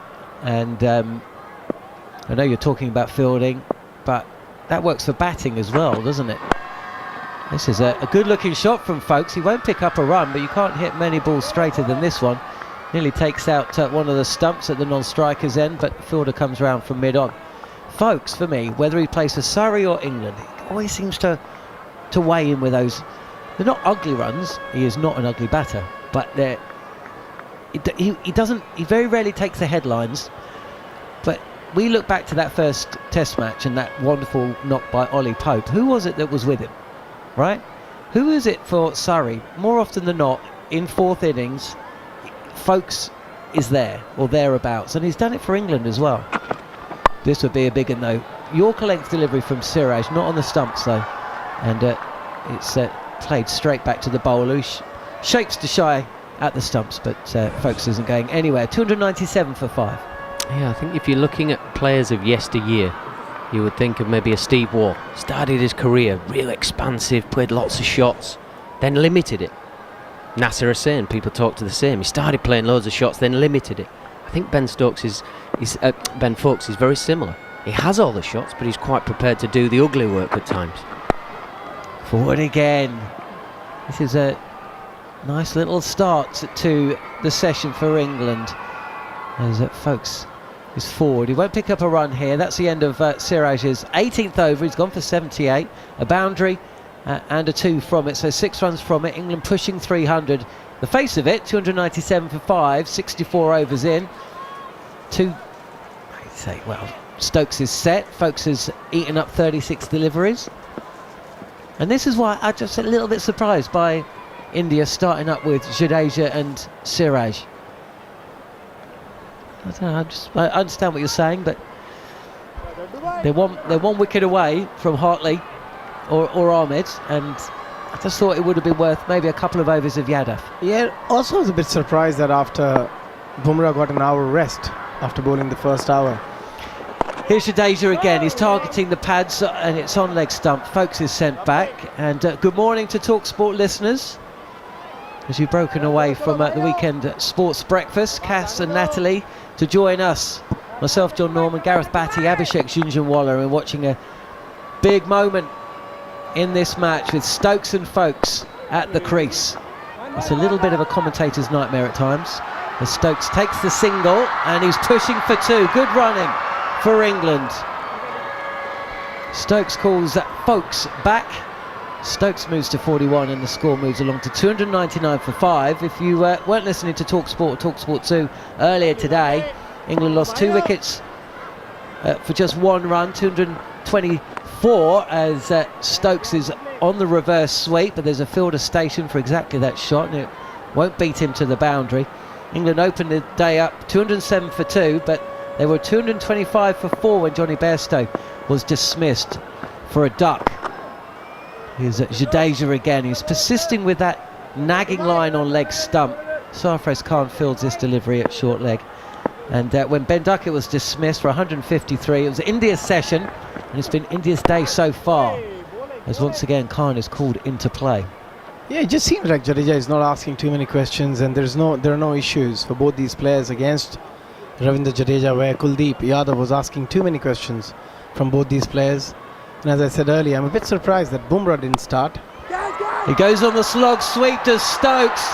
He hasn't got all of it, but the fielder Jasprit Bumrah running back at a deep mid-wicket has taken the catch two-handed above his head for the first time in the session. You see the bowler toss one up. Stokes has gone with the shot, and that is a huge moment in this match. Stokes goes for 41, Jadeja does strike, and now England find themselves in real danger of giving up a big first innings score to India. Probably you don't have to ask too many questions as a bowler, because you know that there's mistake to be made by the batters themselves, and that's exactly what happened. Ben Stokes going for that big shot and paying a heavy price, Batty. Yeah, it's Ben Stokes' shot, isn't it? It's a lap slog. I actually think you've got to give a bit of credit to the planning from India. Jadeja has operated around the wicket. So when we say around the wicket, it means that Ben Stokes, to play the lap slog, can't get his arms free. On this occasion, he went around the wicket, but he was quite prepared to go outside of stump, let his arms free, but the angle of the ball is always taking it away from him. So the angle that he's trying to hit mid-wicket, he actually ends up whacking it straight to mid-on, up in the air, which is where Bumrah is, who took a very fine catch, by the way. And it's what we sort of banged on about India this morning. Can you just have a bit more patience? Let England come to you a little bit. Play on the ego a fraction. Have your good plans and stick with it. There's a ball in there, and this time it didn't need the corking ball, the one that rips and goes. It's actually just very good method, very good thinking.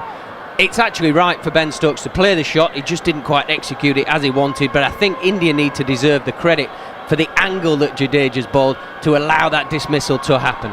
Well, absolutely. I think, and he bowled really well. He kept things quite tight and put a lot of pressure on both these players by not giving them easy runs. The boundary hitters, and if you stop the boundary hitters from hitting boundaries, that's what you get. Well, that is a disappointing moment if you're an England fan just waking up listening to commentary here on talkSPORT 2. The captain's gone, and Ben Folks has followed. First ball of Mohammad Siraj over, and Ben Folks has been deceived. Onto the shot too early, and he's popped up a catch to mid-on. Folks goes, and England have lost 2 wickets in 2 balls, 299 for 7. Yeah, this is old school cricket that we see in India. The wicket does enough for you. The ball has been coming onto the bat quite nicely from Siraj. Ben Folks has been drilling him hard down the ground, played some lovely shots this occasion with that field that he's got set, with the 2 catches at mid-wicket and a mid-on just sat a little bit. The ball stays in the pitch. Exactly what Ben Folks has been doing, but stays in the surface a split second longer, hits the stickers of his bat and loops a catch to mid-on. I mean, this is what we feared could happen in India, and we've seen so many times. Let's hope there's a partnership from an England point of view now, but 2 in 2. The best part of a hat-trick ball coming up. This has been very good. The field was set for that particular shot. They were hoping that one ball will just stick onto the surface. But you've got to give a lot of credit to Shiraz because he kept bowling that line, kept asking that question. And there was a hint of reverse as well. Very, very well played. He was bowling a very similar line to the right-handed folks that he was to the left-handed Stokes, wasn't he? But he was bringing the bat more into question for folks. But yeah, the way that folks looked at the pitch just suggested it just stuck. And there we go. They do say traditionally about cricket on the subcontinent, not a lot might happen for a couple of days and then things start happening very, very quickly indeed. It's been a quick day today. Yeah, it happens in overdrive, doesn't it? And you just hope from an England point of view that we just assess conditions now. It's not going to be that easy to score fluently if India continue to bowl very straight because of the natural changes that are starting to occur in the surface. So give yourself a chance, young men. Go out there and express yourselves, but give yourselves a chance. This is the Bazball era. As Hartley, first ball, does defend on the front foot. The team hat-trick is averted. But England are in trouble. It doesn't matter what, whether it's Bazball, Gazball, or whatever ball. 299 for 7. First innings deficit of 146.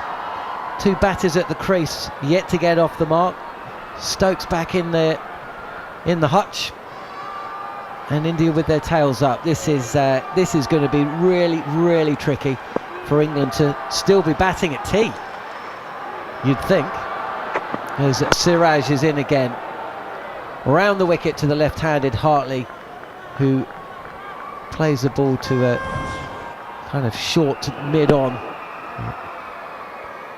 Seeing a replay of that catch, and India, who just seemed a little flat after the break. Well, they're not flat now, are they? They are pumped, and who can blame them? Yeah, I think it's that patience and execution of just doing the simple things, the basics, very, very well over and over again from India. Fuller from Siraj, targeting the pads or the base of the stumps of Hartley, new to the crease, gets the bat down well. There's not a lot of pace in Siraj's armoury, but he has picked up 2 wickets, and he's a competitor as well.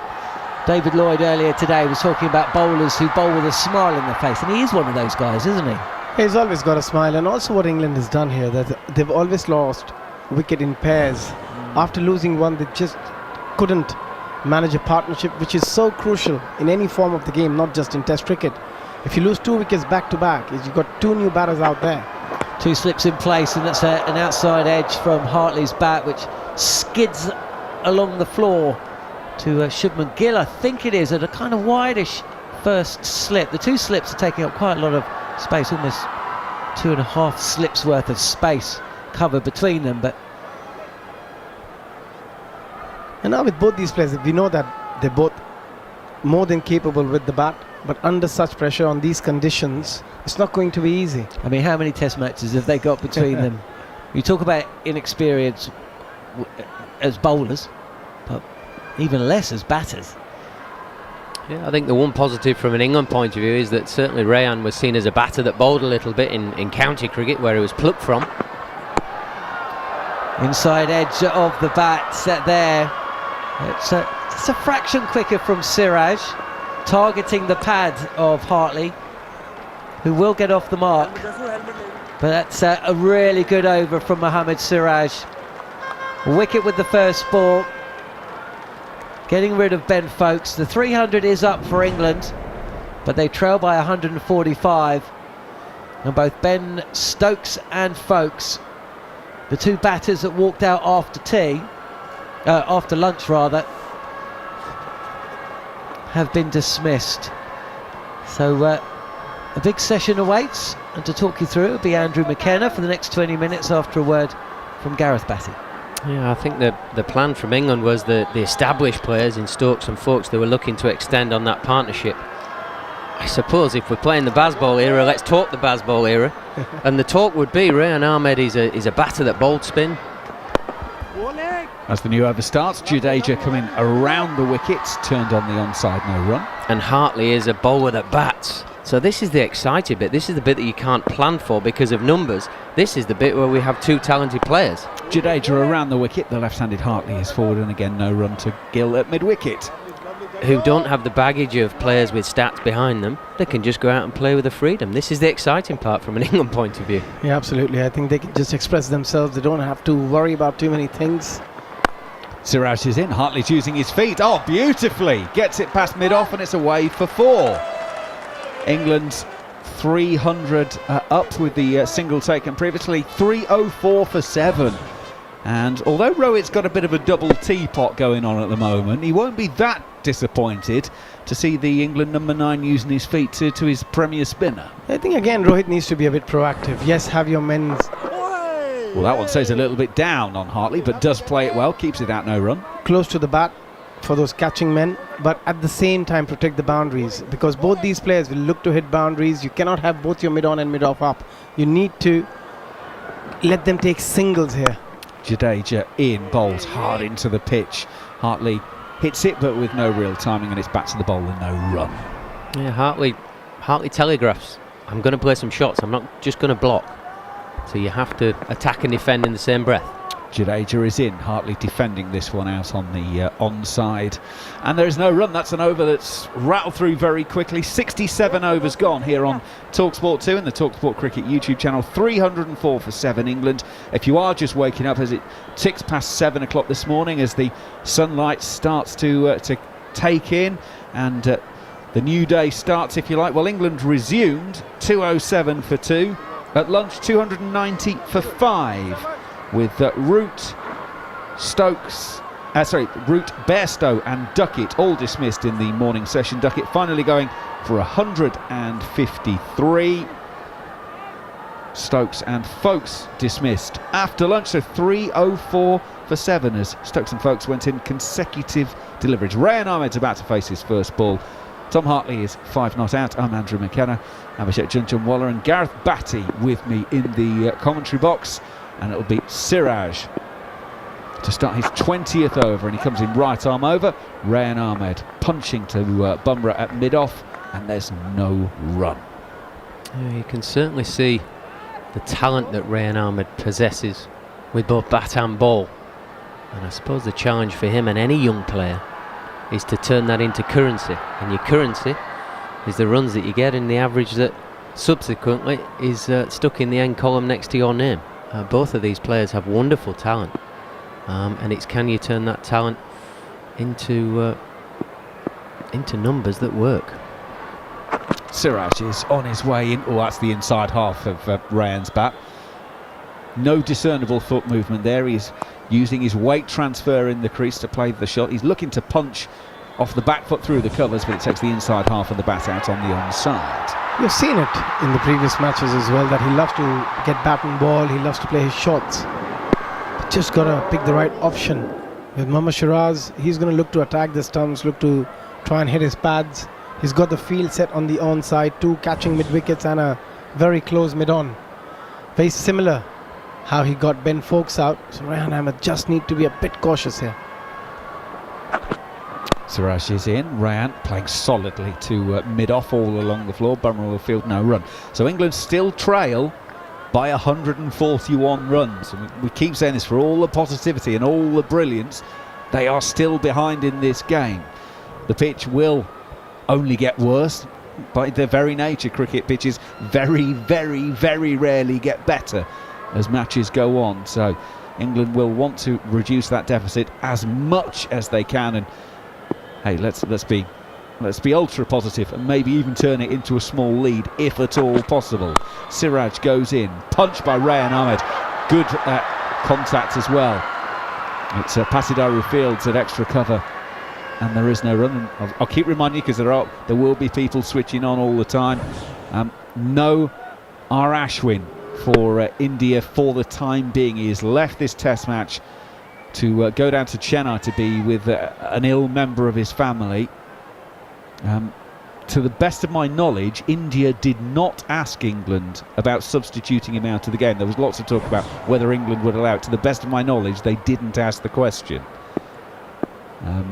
So maybe there's a chance he's coming back, who knows. Siraj in once again. Inside half of Rayan Ahmed's bat will send this down to Jadeja at fine leg. He'll be underway with a single.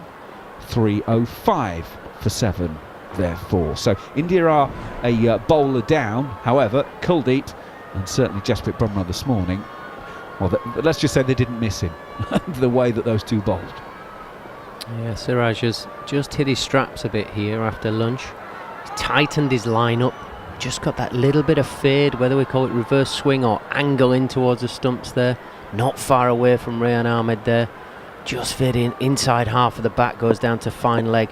But that's what he's trying for. He just needs that ball to either stay in the wicket or scuttle along the floor. Around the wicket to the left-handed Hartley, solidly forward.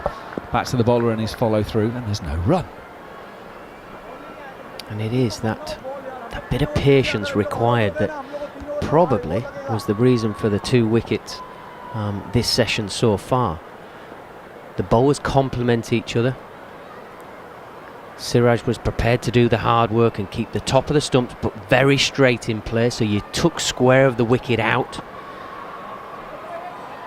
The spinner of Jadeja did exactly the same, went around the wicket, probably not his preferred option to a left-hander. He's got all that rough outside the off stump and he could have looked like a magician, bouncing it over his shoulder and spinning it viciously, but he was prepared to do the hard work to lure in Ben Stokes with a bit of angle, and we know it's his shot. Keep playing it, Ben, just avoid that one maybe next time, but it's good plans from India. Jadeja, left arm around, that bounces. Rayan is almost up on tiptoes playing that one down to short third, and there's no run. Yeah, they've just gone down to the basics, just bowling very straight on a pitch where it's difficult to play shots unless you give batters the room. Jadeja is in and bowls left arm around the wicket. Rayan Ahmed pushing quietly on the offside. Yeah, no. Coach I played under a couple of times used to talk about getting your index finger and just prodding somebody on the shoulder. If you do it all day, you'll have a massive bruise by the end of the day. Jadeja in, Rayan Ahmed off the back foot, pushes out into the covers, and they'll take a single. 3:06 for 7. The only thing I love that, by the way. I love that bat. Yeah, the only thing I would change there would just bring that deep cover fielder inside and let them try and take some chances. Don't give easy singles, because as long as the batters get those singles, there's no pressure. Jadeja, left arm around the wicket to the left-handed Hartley, so he's going across him. Hartley defends and there's no run. 3:06 for 7 here on talkSPORT 2. The only opposite view to that would be England want to hit boundaries. They want to be positive, they want to take the game on, and the youngsters will think Bazball means 4-6. We're not bothered about singles, so maybe you're playing on the ego maybe of how England want to play. Hartley's got 5 from 13. He waits. Jadeja over the wicket to win this occasion. Pushes back to the bowler and he's followed through. No run. Yeah, every time you see a left-hander, you just think, where is our Ashwin? Yes. Unfortunately, he's not going to be in this game. Using his feet is Hartley as Jadeja puts it up there. There is a man deep out on the boundary, but Hartley's hit that so well, so straight, that it's 4. Apologies for the surprise in my voice, but it looked like he was pushing to long on and taking a single, and it just flies away to the boundary. It must be a very good piece of willow he's got there. He's 9 not out at the end of the over. 310 for 7 England here on talkSPORT 2. Yeah, the footwork here from Hart is magnificent. Runs down the wicket at the line of the ball, gets to the pitch and hits it firmly. Very straight through mid-on. Not entirely sure what the angle of long on was doing. We couldn't quite see from where we're at that there was a long on out there, but he's beaten him on his right-hand side, which is quite unusual. It's a wonderful strike, wonderful bit of batting from Hartley. Just a little snick, a little sort of segment, a little snack bite of what England need to do for the next hour. Just keep chipping away. Keep having good process, good movements, still be positive, but you don't need to hit it in the air, you can hit it on the floor for 4. This cracking test match, this cracking series is just continuing. There's always something going on. Right, Siraj to start the new over to Rayan Ahmed. A very straight catching short mid-on again, and the clip off the toes man at mid-wicket for Siraj as he goes in and bowls to Rayan. Rayan is playing towards a straight mid-wicket, but solid defensively all along the floor, and no problem on this occasion. Yeah, very nicely bowled again. Again, we're getting a replay of that wonderful shot from Tom Hartley, as Batty mentioned, the footwork was immaculate on that occasion. Though there was a long on, he hit it so straight and he timed the ball so well that there was no chance for the long on to cut that off. But yeah, it's just got a bat at the moment. Both these players just bat time for a bit. Siraj goes in. Rayan Ahmed inside half of the bat, but safely to Sarfraz at mid-wicket. No run. Just feels like the next 20 minutes or so is going to be quite important here. If England's tail gets blown away, then they're going to be 110, maybe even 120 behind on first innings. It's 135 at the moment, but Rayan and Hartley both have the ability to put some numbers on the board here, and that really would be in England's favour. In comes Siraj. He's got 2 for 80 at the moment. In he goes. Rayan, it's a punch off the back foot. Oh my goodness, what a shot. He's beaten the short cover. Mid-off can't get around. That's 4 runs to Rayan. And that's up there with some of the best boundaries we've seen in this match, and we've seen a lot of them. Rayan goes to 6, and England go to 314 for 7. Yeah, this is a beautiful shot. Ball bouncing, hitting somewhere near the top of the stumps. Rayan Ahmed not getting across, staying that fraction leg side of it, so he's got a bat path so he can punch it through straight extra cover, sort of top of his toes, top of the bounce to create the power, and it rattled through extra cover for 4. No follow through. The bat was vertical when he played the shot. Siraj is in. That's off the back foot. Doesn't beat Patidar at short extra on this occasion. And there is no run. But that previous one, yeah, it was a punch. The bat stayed vertical. There was no massive follow through. And he just sped off the middle of the bat. It just shows that how much talent he's got and the ability he has with the bat. Both these players, Tom Hartley played some beautiful shots earlier, and Rayan Ahmed is just being a bit patient. They will get runs as long as they spend enough time on this pitch.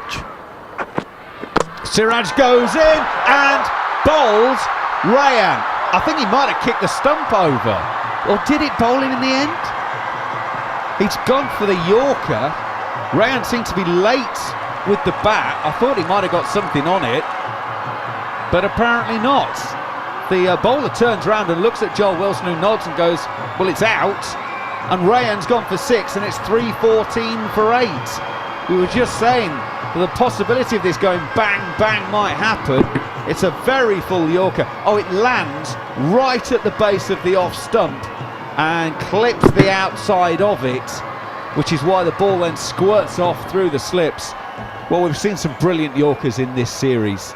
The one to get Ollie Pope was devastating in the fact that it knocked 2 stumps out the ground. That one from Siraj, just as good in its own way. Rayan goes for 6, 314 for 8. Yeah, it's a beautiful piece of bowling. In fact, he's constructed a wonderful over here, Siraj. He wasn't disheartened by the wonderful shot from Rayan for 4. The next ball, slower ball. Then the ball after that, he goes full Yorker for the wicket. Fast, little bit of reverse swing. Goes underneath the bat of Rayan Ahmed. Rayan Ahmed trying to get the ball out and almost sort of run it down to third man. Sneaks underneath. Hits the base of off stump. It's another wicket, and England still trailing by 131. If this goes badly and quickly from an England point of view, India, it would have been job done for these first 2 sessions of the day. Well, this is exciting stuff. You can't take your eyes off of this. This is devastating stuff. You don't want to be missing any of this. Stay with us here on talkSPORT 2, because Mark Wood is now coming out, and there's going to be, I reckon, a big 20 minutes or so here, Abhi. And I just felt that on that particular delivery, Rayan Ahmed was hanging back a little bit as well, just expecting the ball to be short, and also because he stays a bit leg side to the ball, hence the ball managed to squeeze through.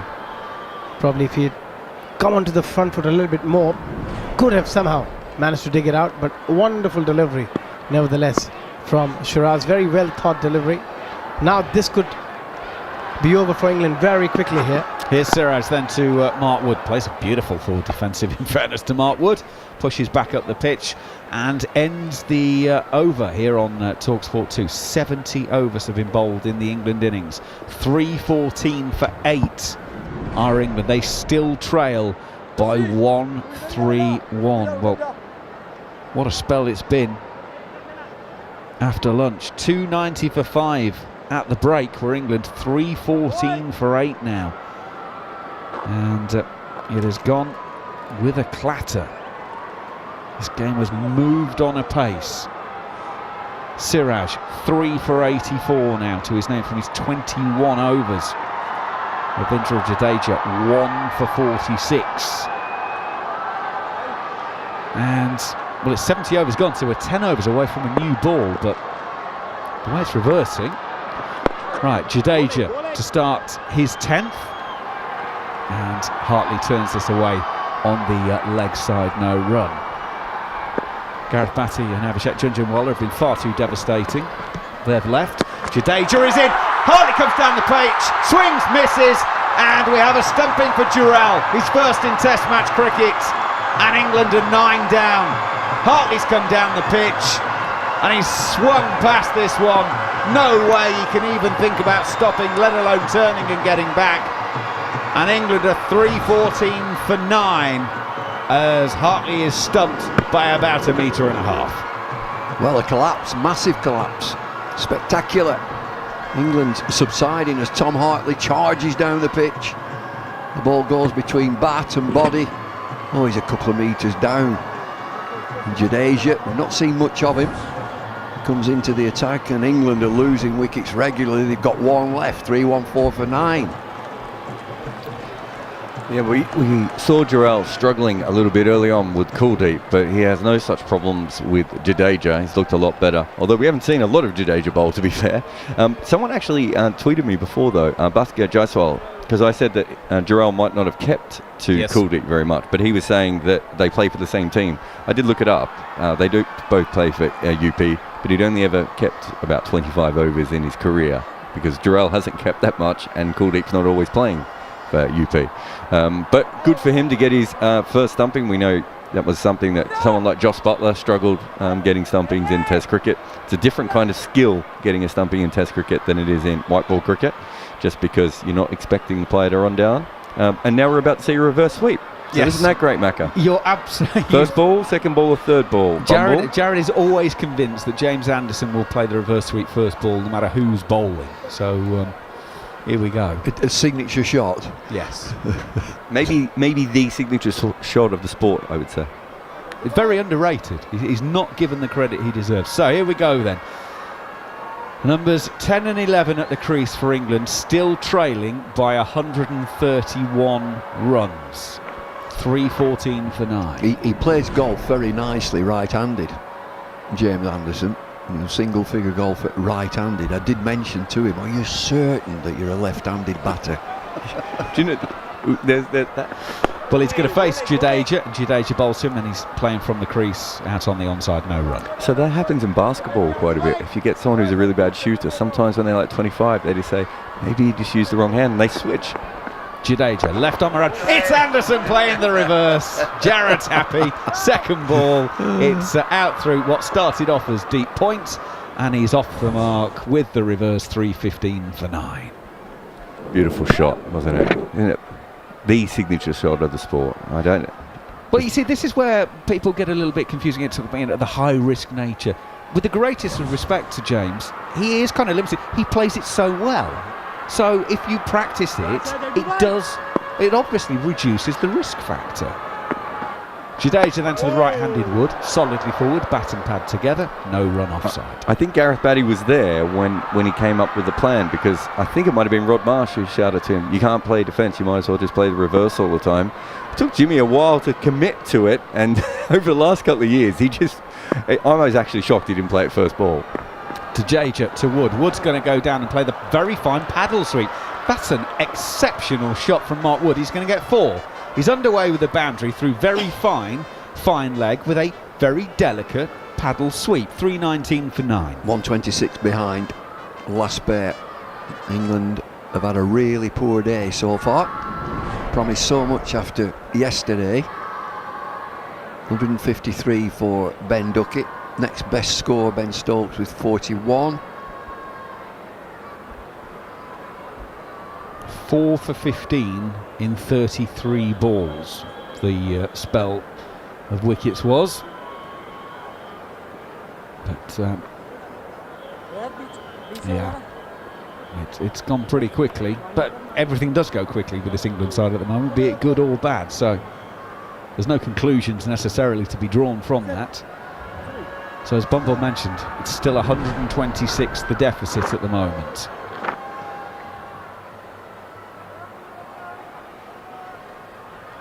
Everyone just pauses and gathers their breath in. Gives me a chance to remind you, of course, it is Saturday. Big day of football coming your way. Brentford-Liverpool is live over on talkSPORT at 12:30, and the live sport continues here on talkSPORT 2 at 3 o'clock with Spurs against Wolves. Siraj goes in and bowls Anderson as it clips the outside of off stump, and England will have a deficit of 126 on first innings. They've been bowled out for 319, and Siraj has finished with 4 for 84.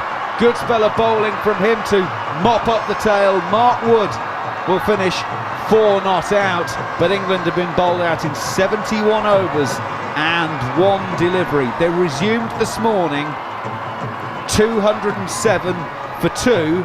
They've been bowled out for 319.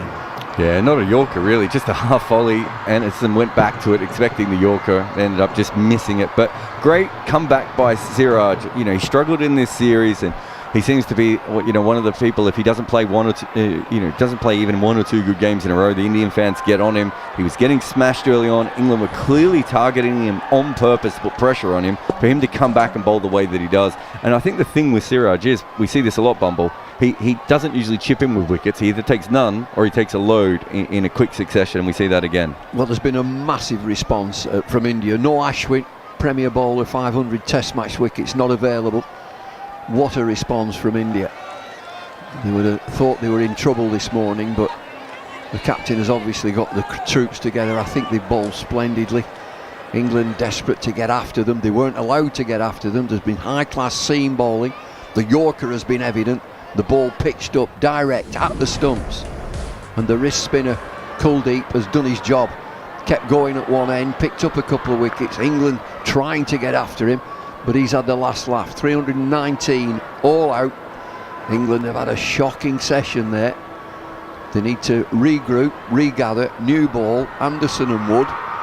And of course, they would always say, players always say in a test match, the third innings, always a vulnerable innings. Is this England's poor morning, or is it India's good play? I think there's India always going to be a special. look at it. I think India have been special.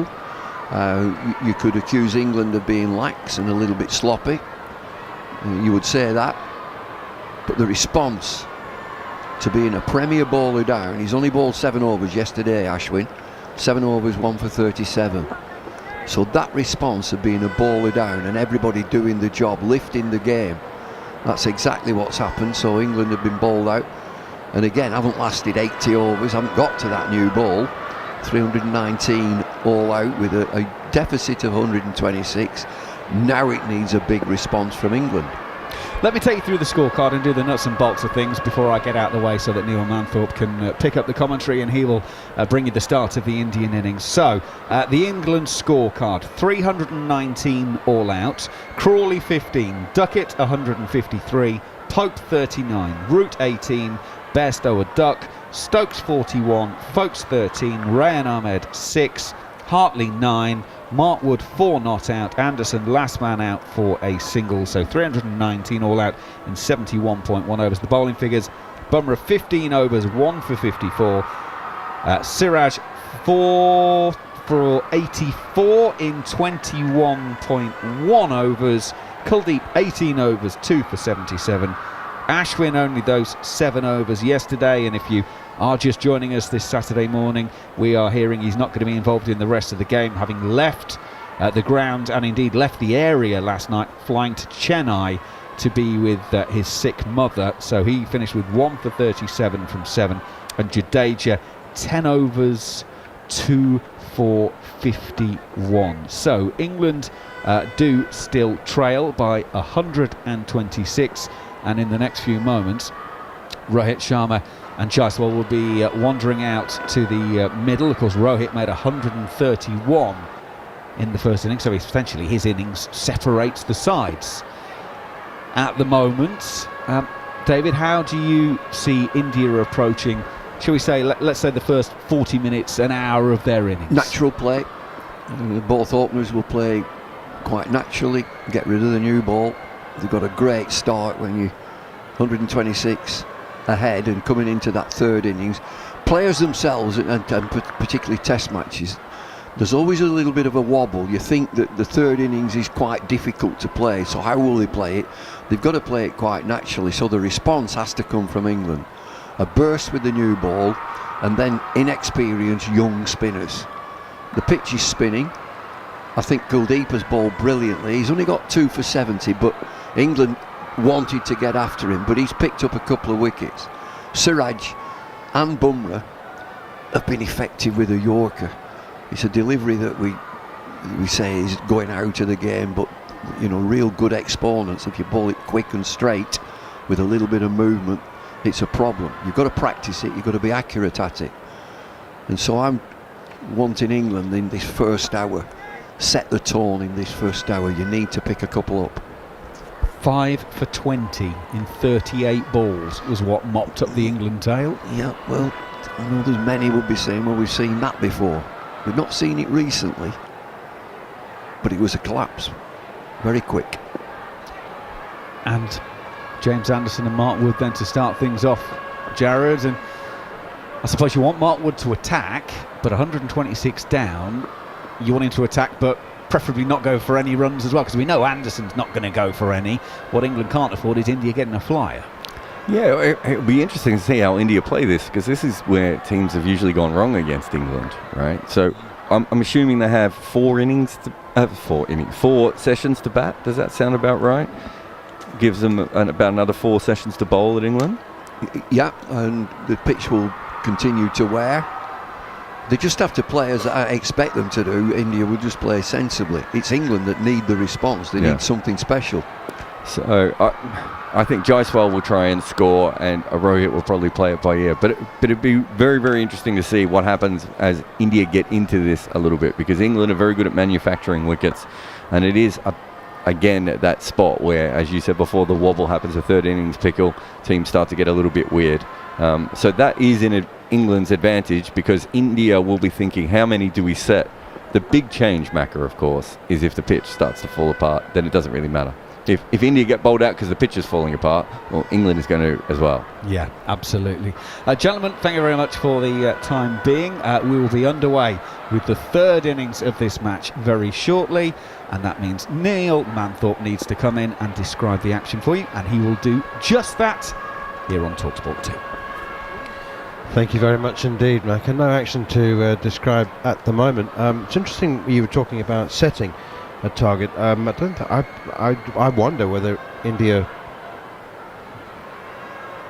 believe that they can bat long enough to set a target. I mean, it'd just be a question of as many as they can before they're bowled out, won't it? I mean, that depends on the wicket, right? And how England bowl to a certain degree, but certainly to the wicket. But yeah, I mean, it might be that. They might be bowled out for a couple of hundred. But if that's the case, England are probably not chasing over 300, are they? No, it's the smallest deficit that England have had in this series, and it's 1-1. 126 this time, 143 in Visakhapatnam, and of course 190 in the first test in Hyderabad when England won. They've not got anything going today, no partnerships, wickets, losing wickets regularly.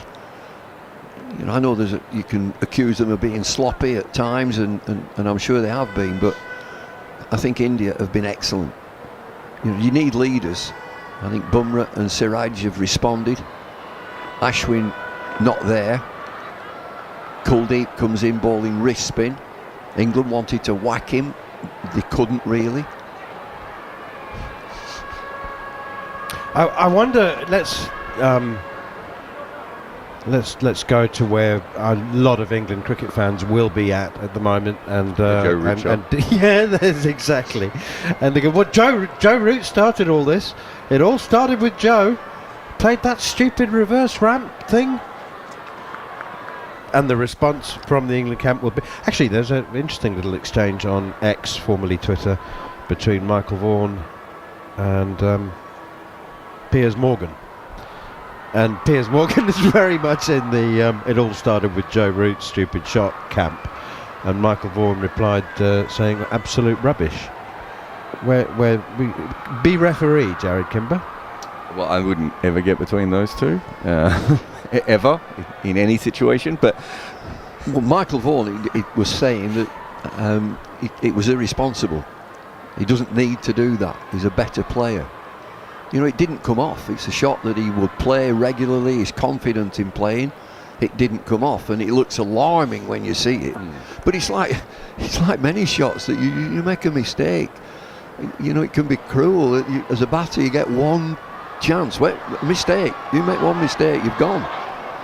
Ben Foakes made a mistake as well and chipped one to mid-on, right, just after Ben Stokes was out, and it was not a massively attacking shot. I thought that was a bowler's wicket, actually. Oh, no, I mean, you're probably right. I think the bowler played a big part. But what I mean is, you know, sometimes you just get out anyway. You do have to score runs at a certain point. He was trying to exploit the field. He has made runs off that shot before. For all the same people who are excited when he's got away with it, I'm hoping they're not the people now that are worried. If when he was playing those shots successfully in Test cricket before, if people were saying, well, this is silly, he shouldn't be doing this, I think they're okay to have that feeling. There is a risk in every attacking shot that you play, and that is the thing that we never talk about enough. I thought the Falk shot was really poor. Just lost the captain. Just a tame dismissal, poor shot. Spotlight will be on the shot from Joe Root.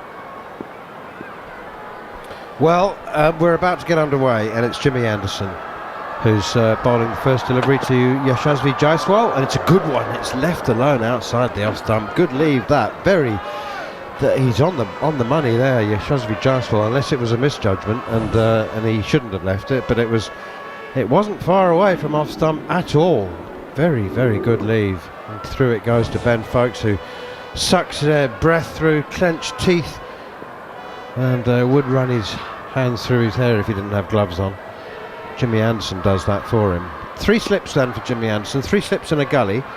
Cover mid-off, mid-on is outside the off stump here, and that one is a little wider and definitely left alone by Jaiswal. Much better leave that. Factoring in Bazball and the way that England play cricket, what score do we think realistically India could be bowled out for that England would feel in any way comfortable chasing? I'd say feel comfortable. Yeah, anything. 550.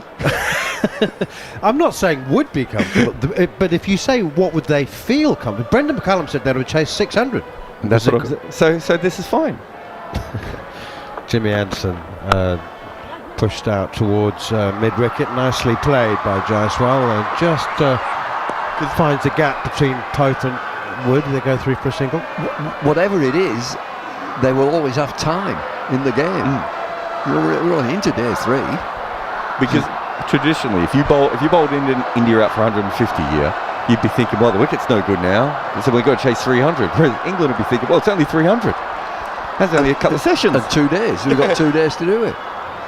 We can play golf on day 5 after we've won. You hate golf? No, I'm talking about England players. Of course, golf should be banned as a sport. Mark Wood's not on the field, so Dan Lawrence is on as the substitute fielder. Play golf with you, Manners. Sri Lanka. Yeah. Here's Anderson once again, and Rohit Sharma pushes that full face of the bat up to mid-off, no run. No Mark Wood, not on the field. That's a problem. Is it possible he was not out at the end, that he's just taking a little bit longer to get back out on the field? Laws of the game. He can bowl. Let's get on to that. Laws of the game. But he can cannot bowl have a substitute fielder unless there's an injury. He hurt his pride when he was batting. Actually, he didn't even go out, did he? Well, I mean, that law has been violated for decades. Here's Anderson, short and pulled by Rohit Sharma for 4. It wasn't that short, but my goodness me, was Rohit Sharma onto that quickly. It's come off the toe end of the bat. He confirms that now by looking at the end of his bat as if it's a tip of a snooker cue. He didn't hit it sweetly by any means, but sweetly enough. He's obviously got a good toe on that bat. We've seen him try to attack Anderson at times in this test match to just hit him off that length. And again, probably wasn't short enough to play that shot, which is why it's ended up off the toe. But he just doesn't want Anderson to soak up a lot of pressure by getting that really good length against him. So I think that's why he's taking a slight risk there. But Indian bats do have better toes than other bats, don't they? They have a lower centre of gravity. And they're square, aren't they? Indian bats are square at the bottom, not that little rounded bit. Why? That's fascinating. I've never noticed that before. India 5 without loss, as Anderson is in again, and this time Rohit forces off the back foot through the offside. There's a chase on for Ben Duckett and Tom Hartley. Duckett slides into the rope, tries to scoop it back to Hartley, but the ball is too quick across the outfield, and that's the second boundary in consecutive balls for Rohit Sharma. He's doubled his score, moved on to 8, and India now 9 without loss with a first innings lead of 129. So a really aggressive approach from Rohit Sharma to Jimmy Anderson in the first over. Okay, quickly then, before we see who bowls the second over with Mark Wood not on the field. I think he'll come on and bowl it. It's Root. I think he's on. I think I've just spotted him. Looks like it's Root though, unless they're making a... Well, we'll see soon enough. It is Root, yeah. Joe Root is going to bowl the second over. Also, I haven't seen Mark Wood then. You may have done. He's just not bowling. He may well have come onto the field. Maybe the plan is for him to take over from Jimmy Anderson after a 3 or 4 over spell. And he does have to be on the field, of course. I was talking about the rule about substitute fielders for injured players, and I remember as a very young boy watching the 1981 Ashes. Forward comes Jaiswal to Joe Root here, and beg pardon, Joe Root to Jaiswal, pushing out into the offside. And I remember Richie Benno watching on my little black and white television, tutting about Dennis Lilly going off for a shower after a spell. That was in 1981. I mean, that's how long it is. Here's Joe Root once again. Forward comes Jaiswal, playing defensively, and there's no run. Do you remember he used to go off for a shower and come back with a clean shirt? Yeah, I do remember. Yeah. He didn't like that, Richie, did he? He didn't, no. He didn't tut very often about many things, but he is strongly disapproving of that. Here's Root again, Jaiswal forward, pushing out towards cover again, and there's no run. And he'd come on with a fresh shirt unbuttoned down to his navel. Oh well, and I mean, players have been going off the field for a variety of reasons. Quick rub down for a comfort break. You can be off for 2 overs, can't you? That's driven by Jaiswal up towards mid-off, straight to the fielder, and there's no run. That's you can go off at any time for 2 overs, can't you? Again, that's come in and just to help the players.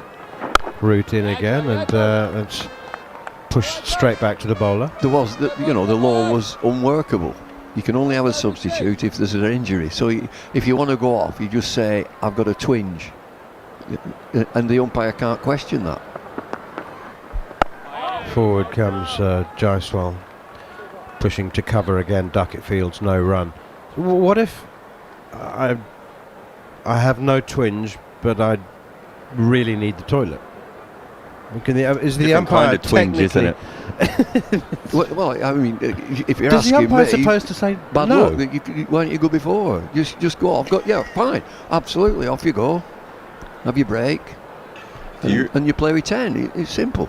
Do you remember the Matt Renshaw toilet episode in the Test match where he desperately needed to go and was willing to retire out rather than retire hurt and just leave the field? Or retire really embarrassed. I mean, he was just going to run off the field. He wasn't even talking to the umpires, was he?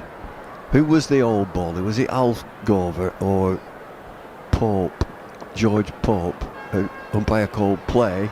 He ran in, ball in hand, ran past the umpire, ran down the pitch, ran past the wicket keeper, straight ran into up the pavilion, into the pavilion, into the toilet with the ball. Well, India are 9 without loss if you're joining us for the first time on this grey and wet London morning. I don't know whether it's grey and wet around the rest of the United Kingdom, but it is certainly in London. I'll give you a recap in a moment. Jimmy Anderson in down the leg side here. That was no swing for him there at all. Went straight on, and Rohit Sharma left it alone. Wanted a glance, but was too fine for that. So England resumed this morning at 207 for 2 and been bowled out for 319. Ben Duckett taking his overnight 133 to 153. Ben Stokes made 41, but otherwise it was a very disappointing procession of wickets, but 4 of which were claimed by Mohammad Siraj, who finished with 4 for 84, and Ravi Jadeja 2 for 51. So England conceding a first innings deficit of 126. Jimmy Anderson in again, once more in at the pads, but no away swing. Hits Rohit Sharma on the pad and deflects away for a leg by. There were some soft dismissals. Joe Root was the first to go this morning, attempting a reversed ramp against Jasprit Bumrah, and did he come off the full face of the bat? He was caught at second slip. Yashasvi Jaiswal was at second slip, and it looked like leg slip because Joe Root was playing the reverse ramp. It pretty much came off the full face, didn't it? Yeah, but with not the timing. I mean, it still came quick to Jaiswal, but it wasn't timed. But yeah, he was trying to get it up, and he sort of clothed it down, didn't he, a little bit? So that was the end of Joe Root, who failed to reach 20 for the 5th time in his last 7 Test innings. He went for 18. And Ben Duckett's brilliant innings of 153 came to an end in horribly soft fashion, pushed away by Jaiswal up towards Stokes, the captain, at mid-off. And in some ways, because most of us who've played club cricket at any level can have seen this kind of dismissal before, it's a sort of somewhat more forgivable. But Ben Duckett received a ball so bad, so poor, that it confused him into chipping it to cover. Do you know about the R. Ashwin T20 bowling theory? Here's Jimmy Anderson, I'm thinking about it. That's tucked away by Jaiswal nicely off his pads, again past Duckett at square leg, and they go through for a single. T20. Yeah. Get a shocking bowler. Yes. Absolute shocker. Well, I was going to say, every successful T20 team has had one poor-legged wrist spinner. When me and Bumble first started covering the Blast, every team had someone who shouldn't be bowling in professional cricket bowling for them, and it worked. Faf du Plessis, no one could hit him off the square. I still can't understand why people weren't just hitting him for 12 every ball. But R. Ashwin always said that what you want is 6 well-constructed bad balls. Jimmy Anderson in, and that is clipped nicely. He's bowling in at the pads at the moment, Jimmy Anderson. His line is very straight, and Rohit Sharma helps that one on its way towards deep backward square leg. There is a theory that the shot befits the quality of the ball, right? So if you bowl terrible balls, you're going to get some terrible shots. You bowl that badly that there's no shot that you can play at it. I've said it all since 2003. It hit me straight away. Fine, anybody you like, ball wrist spin, anything, almost double bounces. Jimmy Anderson in again outside the off stump, left alone by Jaiswal. He's 2, Rohit 9, 12 without loss. They are successful. You just look over the years, T20 wrist spinners, whoever they are. They're not rippers. They're not Shane Warne. They're getting people caught in the next village and aeroplaning around. What a great delivery that was. It's true. I mean, it is true. And the other thing is, when you go out as a batter, you go and have a practice or a net session, you don't practice how to play long hops. You don't get bowlers, you don't get poor bowlers or ask bowlers to bowl some rubbish at you. So you don't have that ingrained ability and knowledge how to deal with poor shots. Anyway, England were bowled out for 319 today, and there were some shots that weren't great. Here's Joe Root, forward comes Rohit Sharma, nudging this one out straight back to the bowler.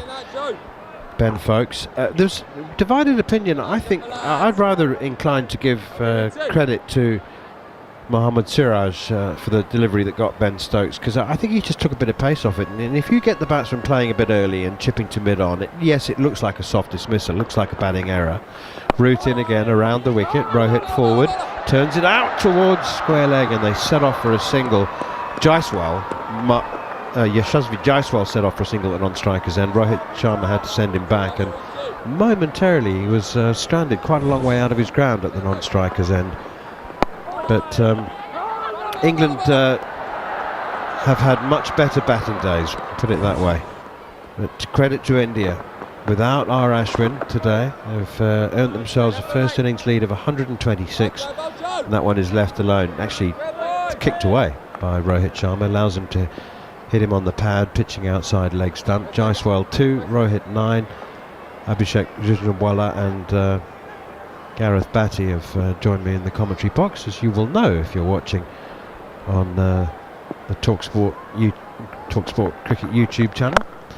So Root in, pitches that one straight, and it's driven down the ground to duck it at wide long on. Being very diplomatic about England's batting today, Gareth, Batty. But they'll be disappointed. Yeah, they will, but that expansive play was why we started the day talking and waxing lyrical about how well England had put India onto the back foot in the game. Here's Root again. Jaiswal defends, no run. There is a fine line between perfection and going one way or the other, of just under this way and leaving something left out there and not playing the shot, and then just going over the 12 o'clock if we're looking at a clock and that's not a great shot sort of a situation. It's a fine line, and England have chosen this is the way to play, and they stick with it, so they'll be backing it still. Jarrod in, and that's pushed away by Jaiswal to cover Popefield's no run. Abhishek, I would say as I leave you, I think John Norman's taking over from me, categorically you cannot as a supporter have it both ways. If you have yesterday's England batting, then you have to take the rough with the smooth and the bad days with the good. I think I accepted the brand of cricket they are playing, and there will be days when they're going to bat like they did yesterday, and there will be days the way they batted today. And yeah, some of the shots you can argue a lot about it, but if they came off, it'll be genius. And the good thing I like about this England squad is that they stick by it. They're not saying, oh, this is not working or this is working, we're going to go back to our old ways. Because I find this brand of cricket super entertaining, Matt. I love watching what they're doing. Yes, there will be days when they might collapse and get all out for 319, and it could have been that England got 550 in today's game. Yeah, I think you go back in history, particular recent history of England. It's the positive style of play when we've had our probably most productive period. So 2005 you go back to, and then when we went to Australia at was it 12 I think it was, and we won out there. It was because we were positive. We were prepared to take a positive approach and take the opposition on. It's always going to be a question when it doesn't quite work, and those are the things for the guys who can make a difference in the change room, just to make small manipulations, but you can't change the overall approach. Here is Anderson with two slips in place, and Rohit is forward. And good timing, driving straight down the ground, but no run. We've just been talking about this off air, continue it on air. There is quite a lot going on social media, as you'd imagine. Would it be fair to say that England have bazballed their way into contention and then bazballed their way out of it? I think that would be relatively fair for people's viewpoint. Yeah, absolutely. Why not? Let's have a little look at what's been said. I know that Michael Vaughan and Piers Morgan are having a go at each other. I won't read those out. Anders again, right arm over the wicket, and again Rohit's driving. No timing though. Carl Garcia has got in contact at cricket_TS. Join us on the conversation. I'll have a look at the YouTube group as well. They're usually chatting about such stuff. Poor cricket. This team is killing the bowlers by not batting long enough. Now that is a different point, and it is actually one we made on day one and has been made at different occasions throughout this series and before. I think I asked a question of the average length of innings when England are batting. Gary Morgan did tell me 2 days ago, seems like a lifetime ago, it was Was it 72 overs or 78 overs, Abby? I can't quite remember. 68 overs on average. No, not 68. It was in the 70s. Was it? Yeah, 58 in second innings, 72 as Rohit plays this ball from off to leg, but no run. Oh, sorry, 58 and 72, yes. Yeah, so yes. they lasted 71.1 overs, so they're hitting their average. Yeah, look, if you get the volume of runs required, it doesn't matter how many balls or whether it's too few, too little of people's own opinion, it doesn't matter. But there is a real talking point to the rest period you're allowing for your bowlers, and it can be difficult. It can be wearing on bodies that you constantly feel like you're out in the field. I don't get the feeling that England look weary. Jimmy Anderson, 40 years young, he's still tearing in and giving everything. So. And it is Anderson, and it is Rohit again. Good length delivery in the channel, and Rohit blocks this out. I mean, Jimmy, if my daughter is 4 going on 14, it seems, Jimmy is 40 going on, I don't know, 24, 25. I mean, he's got the hair, he's got the jawline. He looks like a whippet. He can be bowling for another couple of years for sure. We've even stopped asking the question about when he's going to retire. Does your wife need to know something here? That was very glowing for Jimmy. Flegel at Cav Davidson has gone in contact. He says, guys, England collapsing and being miles behind is not exciting or fun. That does sound like my wife, actually. Anderson again, blocked again by Rohit. It's a bore. England will probably lose the series 4-1.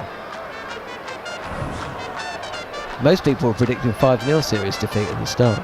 I think the flip side of it is England are giving themselves a chance to win by being expansive. I agree with that point. I think under most other England captains, when you consider the inexperience that this bowling attack has, the conditions they're bowling in, the team they're coming up against, I think most England teams lose this series handsomely, and it's not because of a reverse scoop, a reverse sweep that's gone to second slip.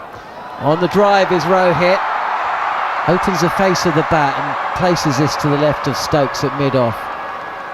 There's a chase to the boundary, and Rohit comes back for a second. 15 without loss, the lead 141 runs.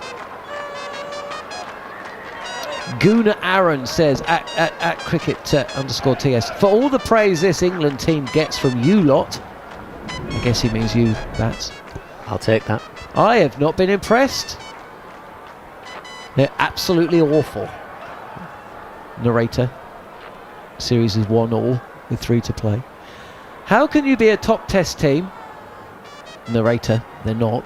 They're third from bottom of the World Test Championship. And cannot bat for 100 overs. They're all sluggers and have ruined Root. I think Root's in command of his own destiny when it comes to batting. Don't think Stokes is batting for him. People care, guys. People care. Yeah, and I would also say that this team cares. I think they... And Root's bowling as well. Round the wickets to the left-handed Jaiswal, who is at 2 not out. The lead 141. Yeah, they absolutely do care. I don't think there's any feeling that they care any less than anybody else. They desperately want to win. One slip in place as Jaiswal just opens up the body a touch. Good looking drive for none. Straight to extra cover. I think in sport, and particularly in cricket, you can judge a team's potential and where they should be by the averages of each player. And I think if you look down the averages, with so many unknowns in this England team right now. Root again, this is wider on the crease. Angling it into off stump, but single on offer on that occasion as long off is brought into play. Particularly the bowling attack that you touched on. I would actually say that England have played above what their potential is. And out-bowled wonderful, wonderful proven spinners in their own backyard. So, look, I get today hasn't quite, at the minute, panned out as we wanted, but I think to rubbish everything that's gone before is possibly the wrong way to look at things. There's a fielder been brought in close to the bat of Rohit Sharma, who plays this to deep square leg where the ball is fielded by Tom Hartley on the boundary. Another run in the scorebook. India moved to 17 without loss. Yeah, I just feel that they're trying something completely different, which no other team in the world has ever tried, and their win record is 70%. So you cannot say it's not working since Brendan McCullum and Ben Stokes have taken the realms. So if you're winning 70% of your matches, I think you're doing something right. I think Ben Stokes has the highest win percentage of any England captain who's captained over 20 test matches. Defensively played by Jaiswal, 1 ball left of Joe Root's third over. He's gone for 2 so far. And do you know the other thing is, of course winning means so much, but the amount of people this style of play has brought to the game. Last ball of the over from Root, and it's a full toss drifting onto the pads of Jaiswal, who will take a single. Score moves to 18 without loss. I remember being asked last summer about Bazball and all that, and one of the points I made was, yep, it's great. Of course, we're all enjoying this, but what I'm interested to see is next summer when Sri Lanka and West Indies are in town, do we see an increase in the crowds? Do we see an increase in the tickets sold? And you know what? We have seen an increase. So that, for me, that is not as important as winning, because winning also increases attention and ticket sales and interest. But that's massive. Yeah, I think you've got to judge it on the full journey, not just, a point from A to B. It goes through the alphabet on the journey, and England have not gone out here and said, yes, we're the finished article and we are going to clean up in India. They've gone and said, we're going to take India on, and we're not going to be afraid of the powerhouse that India is in their own country, on their own surfaces. We know professional sport, full stop now, across all sports. It's very difficult to go and win away from home. And England have had a really poor record away from home for a long, long time. 1 Ashes win in the best part of 40 years, 1 win in India in a similar amount of time.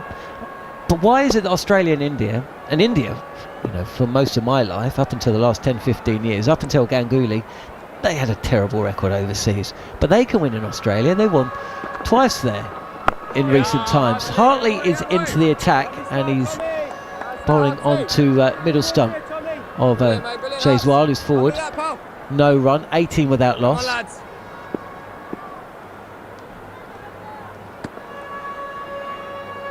They've certainly given... Look, they're still in this match, by the way. And they've certainly given India a real scare so far. There's still 2 tests to come. Hartley... This is a drag down. And gets away with it as Jaiswal is onto the shot, but drags the ball really to deep square leg for a single.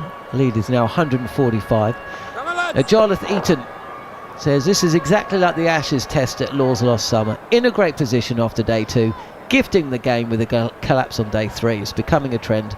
They can't win many tests against Australia and India playing like this. But and if there is a common theme, it's that frustration, isn't it? It's almost like England are getting themselves into this good position. Everything looks great.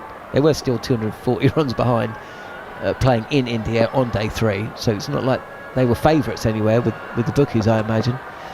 Right-handed Rohit Sharma with 1 slip in place calmly guides this ball to backward point from Tom Hartley. But that's where the frustration comes in. It's almost like people think we don't have to do that. You've thrown it away. People want to see the team evolving, don't they? And decision making made better, shall we say, and not the same outcome happening over and over again, which was the start of Bazball. They changed the decision making process. Again, Tom Hartley has Rohit playing forward. Looks pretty calm so far. No run from the bat, 13 from 19. So going to your point, John, yes, India went and won in India, but to what detriment future? Who's going to replace their 2 main spinners once they're done at 35, 36, 37, whatever age they are? There's not many coming through. This time, fraction more width bowled by Tom Hartley, and Sharma's quick on the cut, but can't beat point. So they've changed the surfaces in India to be able to win away, but it's going to be to the detriment of winning at home in a period of time, possibly. Yeah, I think so. And if you look at the ranks at the moment, they're not really any spinners I can think on top of my head who can replace Jadeja or R. Ashwin. On off stump, this time by Hartley. He's varying up the line, and defensively played again by Sharma. No rush at all for India. They've got bags of time, and they know, just like the first innings, the longer the bat, the more difficult it is to do so. So they'll be happy just to play like this for the rest of today and a good chunk of tomorrow. Yeah, they're in no rush. There's plenty of time, and they're going to play exactly the way they batted in the first innings. They're going to take time. Yeah, when there's opportunity to score some runs quickly, they will try and do that. But both these players understand that what they don't want to do is what they did in the first test, where they allowed England to come back into the game by getting out cheaply. And there's plenty of time. There's still more than 2 days left, and they know if they can get anything over 350. Spin at both ends, and it's Joe Root who's going to continue. And this first delivery is a full one to Jaiswal. Can't get off strike. Got Premier League football coming your way on talkSPORT 2 later today, following the cricket. Tottenham against Wolves, that's at 3 o'clock, and over on talkSPORT it's Brentford, who need a win against Liverpool. Outside edge of the bat as Jaiswal is forward, and Jimmy Anderson's got a little chase on to drag the ball back inside the boundary. How many runs there? Don't tell me that was just one. Was it 2? Oh, it was 2. Yeah. Jaiswal has got back. He moves to 7, and the league stretches up to 147. You're a football fan, Abhishek? You're West London, South West London. Yeah, I'm very close to Chelsea. Oh well, we don't need to talk about that. Where are they playing today? Manchester City. Oh, Stewie, I know you're listening. Sorry, that's going to be a bad result for you, boss.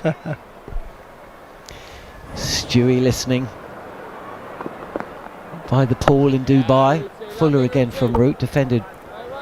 Stewie was my favourite player growing up, you know that, Bats. But his choice of football team is not something I could ever really get on board with. No comment. He holds my P45. So do I.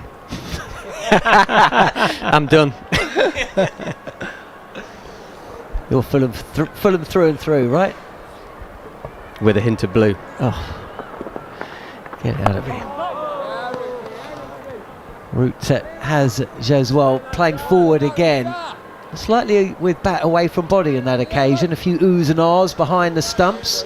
A little bit of turn, just a fraction of turn. We saw big turn earlier today, didn't we, when Kuldeep Yadav was playing, or bowling rather. I don't think he bowled again after lunch, did he? Not that he needed to.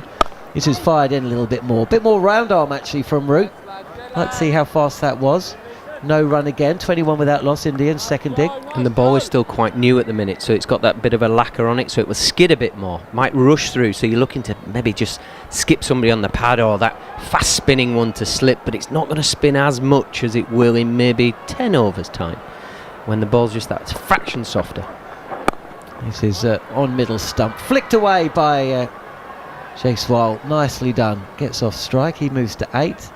22 without loss. Yeah, but we haven't really seen any demons on the pitch yet, because apart from Jaiswal, apart from Kuldeep Yadav, even Jadeja didn't really turn much. It's pretty up and down. He's bowling very wicket to wicket. And so far from Joe Root as well, we haven't really seen any ball kicking off or doing something which is not supposed to do. So the pitch hasn't really deteriorated as much as we would have expected.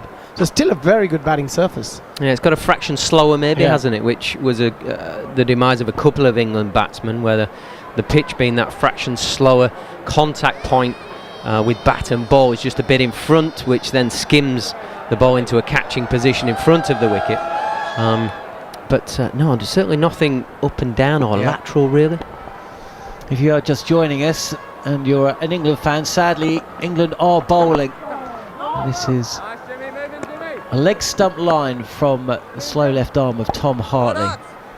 Bowling round the wicket to the left-handed Jaiswal. No run, 22 without loss. England bowled out for 319. They had been 224 for 2 with Root and Duckett at the crease.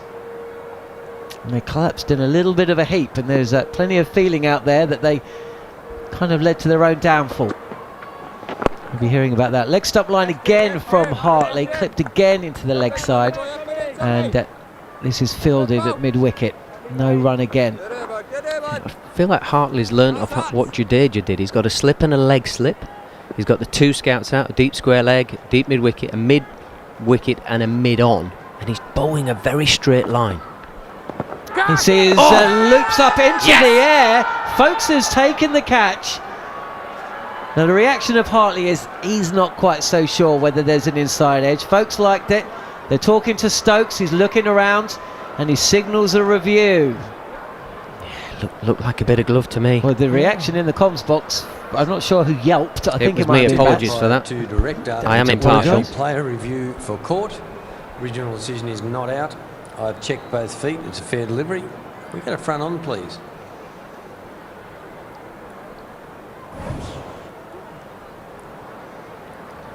Coming up now, Kumar. Okay, it appears it's missing everything. Just keep rolling through, please, to make sure it doesn't come off the pad and go up and hit the glove. Thank you. It goes up and misses there. Just go to Ultra Edge, confirm all that, please. Get a split screen. Well, the ball does appear to be missing bat and glove. We will see here. Clear gap between bat and ball. Keep rolling through, please. Just keep rolling through. Impacts the pad. Thank you. We'll just have to go through to LBW. There's no bat involved, so we'll just go and check the LBW, please. We can confirm that Jaiswal has not been original decision is not out. Caught behind, but they will look at the LB, but that is clearly going to be missing a leg stump and go high. So a little bit of excitement for England. Stay with your original decision of not out. You're on screen now. I wasn't sure about that one. Stokes has pretty much now captaincy fielding, batting and bowling. I'm not sure that DRS is quite where he would like it to be just yet. And I'm not saying I know more than the England captain. Leg slip and a slip in place for Hartley as he bowls to Jaiswal. And again, there's a batter coming forward. It's very, very straight. And it's no run. Nicely bowled again from Hartley. With him bowling that straighter line, he's bringing what we've just seen into play. Just one ball bounces a fraction. It's somewhere near the gloves. It adds a bit of excitement. It adds a bit of pressure for the batsmen. They've got to get that right leg out of the way. Touch fuller this time. And that doesn't ask as many questions because it takes the bounce, I suppose, out of the equation a little bit. Jaiswal's forward and just flicks this to mid-wicket for a single. Rohit now will face the final ball of Hartley's second over. It's gone for just 2 runs. Spin at both ends. We can see Joe Root as well. 23 without loss then India in second innings after bowling England out for 319. 4 wickets to Mohammad Siraj, who had been expensive, and 2 for Kuldeep Yadav as well. Shouldn't forget those big moments. Lofted drive from Rohit Sharma. Looked like he was trying to go a little straighter than when the ball actually ended up. Popped over cover point and races to the boundary for a 4. Yeah, that's a wonderful shot from Rohit. It was touch full and knew there was nobody outside the circle, everybody inside. No one at the boundary, and played a wonderful shot. Minimum effort, but a good result. Yeah, I mean, Hartley, first time in the over, just went fractionally above the eye line. Enticing the drive, but wow, the skill of Rohit Sharma. He goes in to out over the 2 drive men at extra cover and then beyond the deeper cover fielder to get it up and over that sort of 30-metre circle into the boundary. I mean, the skill level of this is unbelievable in a third-day pitch with some rough areas when it's quite full, and he's definitely gripped it a little bit on the surface, but just got close enough to the ball without being too close to the ball to get the elevation. It was just quite incredible. Yeah, beautiful shot. Really, really good to watch. He's such a skillful player, and he does it with such ease as well because he's got so much time to play any delivery, Rohit Sharma. And that 100 in the previous innings must have given him so much confidence going into this innings. So from England's perspective, it's very important that they get rid of Rohit as soon as they can. Well, it'll be Joe Root to bowl to Jaiswal. The lead 1-5-3. India 27 without loss in their second innings. And Root's about to stop, and Jaiswal pulled out right at the moment. Root's about to deliver. Yeah, both these players, Jaiswal and Joe Root, would know each other quite well because both from Rajasthan Royals. They spend a bit of time. I'm sure Jaiswal has asked plenty of questions to Joe Root how to go about his business. Must have seen him very closely about his preparation before a game. A lot to learn from somebody like him, an absolute maestro, Joe Root, with 11,000 test runs. Well, apparently there's been a lot of conversation as well, obviously, with Josh Butler during that time as well. So, like a sponge, he's mopping up all of that information. Right. Well, he pulled away, and England have decided to make the most of it. And Joe Root and James Anderson are having a very in-depth conversation, and Root is now jogging back from deep point to get back to the end of his bowling mark. Yeah, he was mopping his brow with the ball, so I wonder if it's a conversation about what we're going to do with the ball to try and get reverse swing happening quickly. Single slip in place. Jaiswal is pushing forward to this from outside of off stump, well fielded by Ollie Pope at short extra, and there's no run. Yeah, so we're in the 10th over. It has reversed in the match so far, so you always have to have the conversation about the way that you deal with the ball. Root goes in, Jaiswal is forward, pushing out on the offside, no run. Yeah, nicely ball from Joe Root. It looks like he's not really trying to attack the pads as much as he started. He's trying to hit that little bit of rough outside the left-hander's eye line that the right-hand bowlers are bowled, following through from that end. Just a little bit of spin into Crawley at slip. Always a little bit of air on that one, turns into a full toss. Joe Root actually fields that himself as Jaiswal hits the full toss back to the bowler, no run. That could have easily gone for a couple, but it's 3 dot balls in a row. You're looking at Jaiswal, doesn't he look a bit nervous? It just feels like he doesn't have the right intent. He's just a bit too defensive. Tentative, definitely, yeah. 9 from 35 so far. Of course, he got that double 100 in the first innings in Vizag, 209. 80 was his top score in Hyderabad in the first innings. In goes Joe Root, bat and pad close together from Jaiswal, and there is no run. This is only his 7th test match. We keep needing to remind ourselves he's only 22 years of age, but he's had a heck of a start so far. In fact, there's 200s and 250s already to his name. And, well, it looks like India have got one for the long haul here in Jaiswal. Root. It's a lowish full toss again. It's a loopy one, hung up outside of off stump, driven to cover where Ben Stokes is stationed on this occasion. And that is 5 dot balls in a row. As Joe Root prepares to finish his 5th over. It is hot, hard work. There is not a cloud in the sky. Once again, it's another sort of 30-degree day in Jaipur. And India are out batting. Root goes in. Jaiswal has no interest in playing that one in an attacking sense. It just pushes out on the offside. 10 overs gone, therefore. talkSPORT 2, exclusive live international cricket. India 27 without loss in their second innings. The lead is 153. Yeah, maiden over there, Joe Root. Very nicely done. Probably got it a fraction full, but you can see what he's trying to do. He's trying to get it in the rough outside the left-hander's off stump. Now, is that because he thinks it's going to spin out of the rough, or is that because he wants the rough side of the ball to get roughed up even more so that the maestro James Anderson or Mark Wood can come on early on in this innings where the ball is still hard, but get a bit of lateral movement with that reverse swing? I think it's probably a bit of both. We shall see. 8:15 this Saturday morning.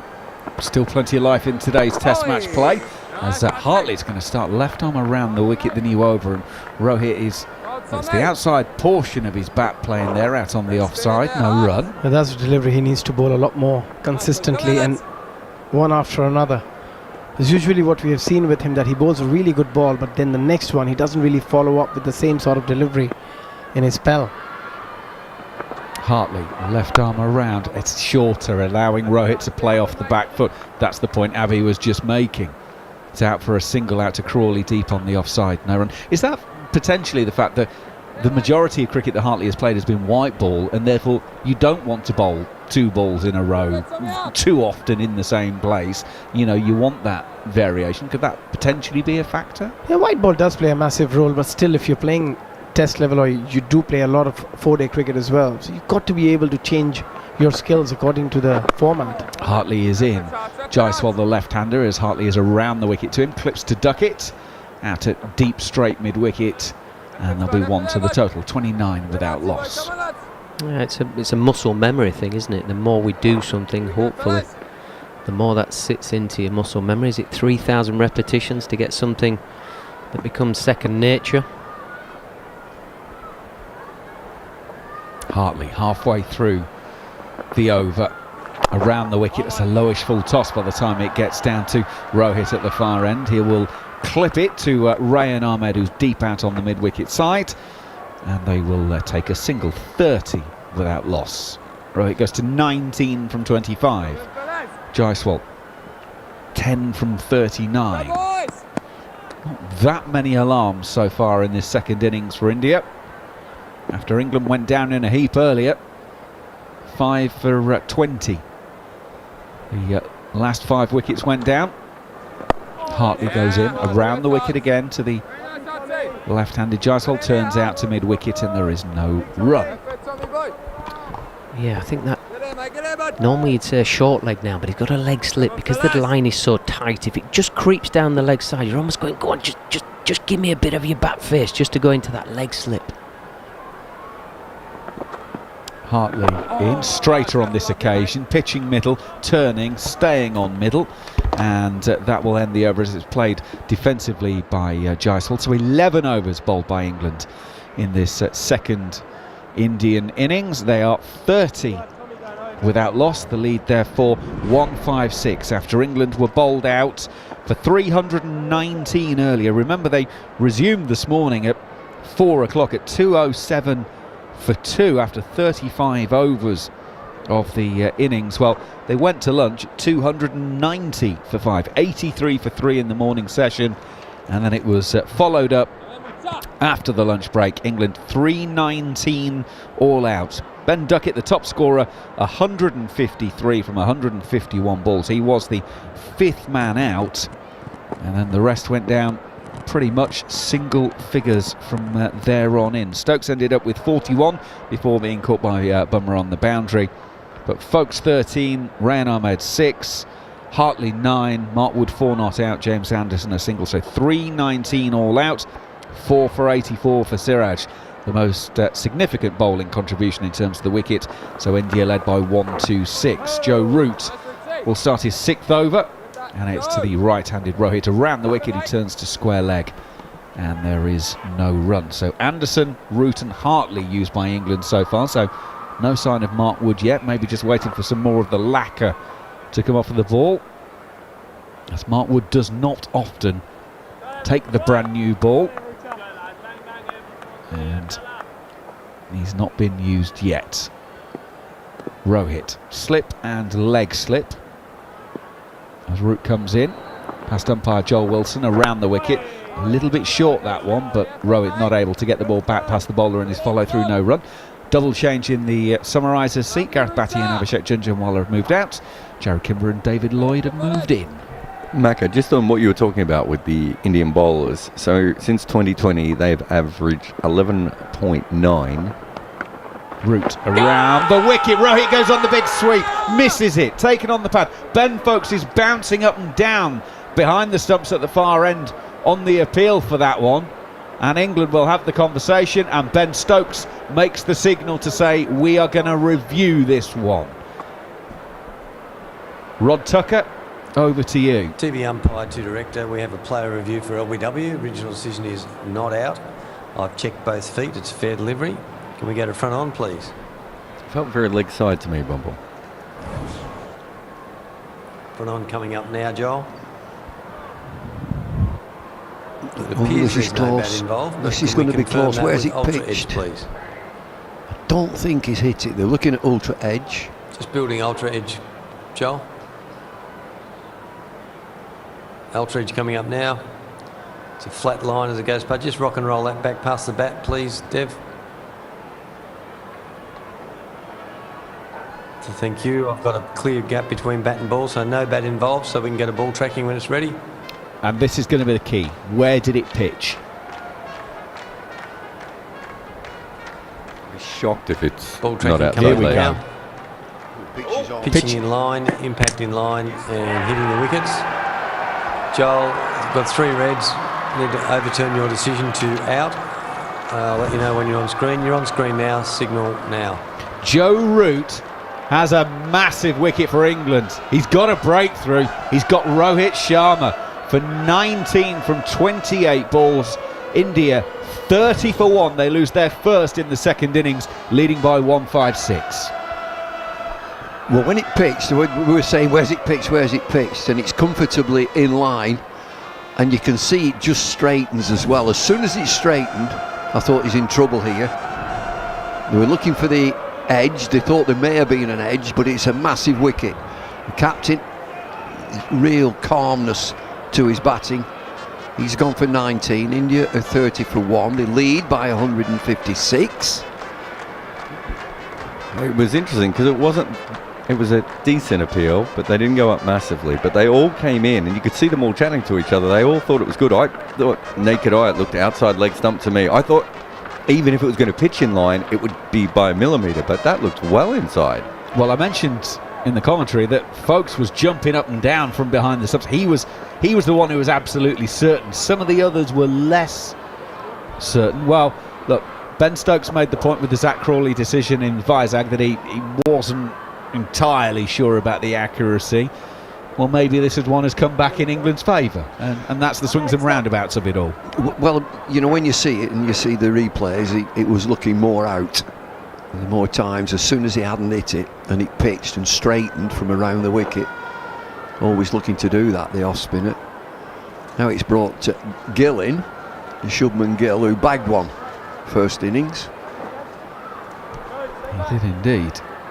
And 23 naught, 34 104 in the previous matches, but got a 9-ball duck in the first innings of this one, so it's been feast or famine in the series. And actually, if you remember, I mentioned the fact that he got up 104 in the second innings in Vizag. He survived 2 extremely close DRS calls when he was in single figures still. So, right, England, as you might imagine, are putting pressure on. Slip, leg slip, short leg, very specifically placing the man at extra cover on the drive. Joe Root will bowl around the wicket to the right-handed Gill, and there's a bit of inside edge onto pad that's going up towards the mid-on region. Well, he looks calm, Shubman Gill. I can assure you he won't be. Naught in the first innings, desperately wanting to get off the mark. Rohit Sharma, just seen the replay, Rohit Sharma's reaction to that. He couldn't believe the Hawkeye projection on that one. He walked off with that smile on his face, that one, and saying, you've got to be joking me. Joe Root is in. Shubman Gill has just larruped him over wide long on, 1 bounce 4. Well, none of this have a look at it nonsense. He's off the mark with a boundary. India 34 for 1. And he will have eyed that area, that mid-wicket area, hitting with the spin, still around the wicket, Joe Root. It pitches pleasantly, just a pace down the pitch, and it is a free hit, just hit with a spin into that vacant mid-wicket area. Root around the wicket. It's shorter, but it's quick, and it's bowled into the surface. And Shubman Gill covers up end of the over here on talkSPORT 2 and the talkSPORT Cricket YouTube channel. India 34 for 1 after 12. They lead by 160 runs. Jarrod Kimber. The interesting thing about that shot, Bumble, is it's almost an identical ball to the one who's got the wicket on. Very, very full, pitching around that leg side, leg stump area and straightening, and Gill was almost waiting for it, as if to say, well, if you're going to go that same ball, I'm just going to flick it away. And it's the Shubman Gill we haven't seen in test matches. We see it in one-day cricket, how confident he is, but in test matches it's quite often very tentative. So a good start by him. Neil Manthorp will take you there, picking up the ball by ball. Thank you very much indeed, Andrew McKenna. So India's lead is growing, but gone are the days England would be concerned about how quickly it's growing or how quickly it's growing. They'll chase down anything, that's their motto. Mark Wood's coming into the attack for the first time. 12 overs gone. A little early for reverse swing, maybe not. But England have been working hard conditioning the ball in order to try and get it to deviate through the air. And, remember an first innings lead of 126 for India. Mark Wood in then. First delivery is short and wide and slapped out powerfully to the deep point boundary. Rian Ahmed is running around from wide third, slides along the boundary's edge and keeps him down to 2. So Mark Wood with that extra pace, coming late into the attack, opting for a spin option to open the bowling, England.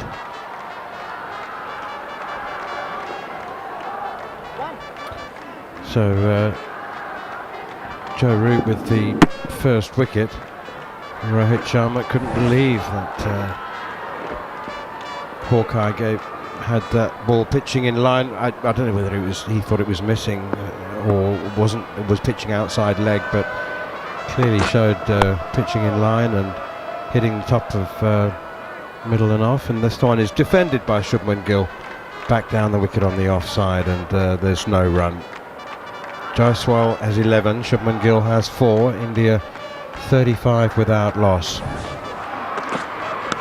35 for 1, beg your pardon. Shubman Gill, I was just talking about Joe Root having claimed the first wicket. Sharma, 35 for 1. And remember that Mark Wood was the man who dismissed Shubman Gill in the first innings, that 9-ball duck.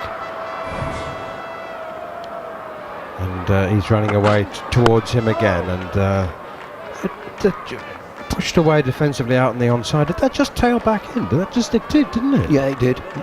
Into the 13th over. Not great pace from Mark Wood. 135k when he can get up to 145 and above. Well, he hasn't had long off. That's the problem with England being bowled out in 70 overs. And he bowled as many overs as he's ever done in a test match in the first innings. Getting through 27.5 overs. 28 overs is the most he'd ever bowled in a test match before. So he hasn't had a great deal of recovery time. And it certainly is tailing back in now. Reversing towards Shubman Gill. Pushes that one defensively up to Jimmy Anderson at mid-off, no run. So looking at the field, particularly to Gill, and the ball at good pace from Mark Wood, just a hint of it coming back in. There's an argument for a short leg. We've seen a number of times inside edge onto pad and the ball bouncing into that leg side, close in. New batsman. I wonder where they'd take him from. Ollie Pope at the moment is at orthodox square leg. Just bring him in, put him under the helmet. Here's Wood again to Shubman Gill. Back of a length, tries to force it through the offside, doesn't time it. Bottom edge down into the ground. India 35 for 1. Yeah, I think that would be the option. If there's just a square leg, somewhere round about the umpire, that can be more aggressive. Bring him into short leg.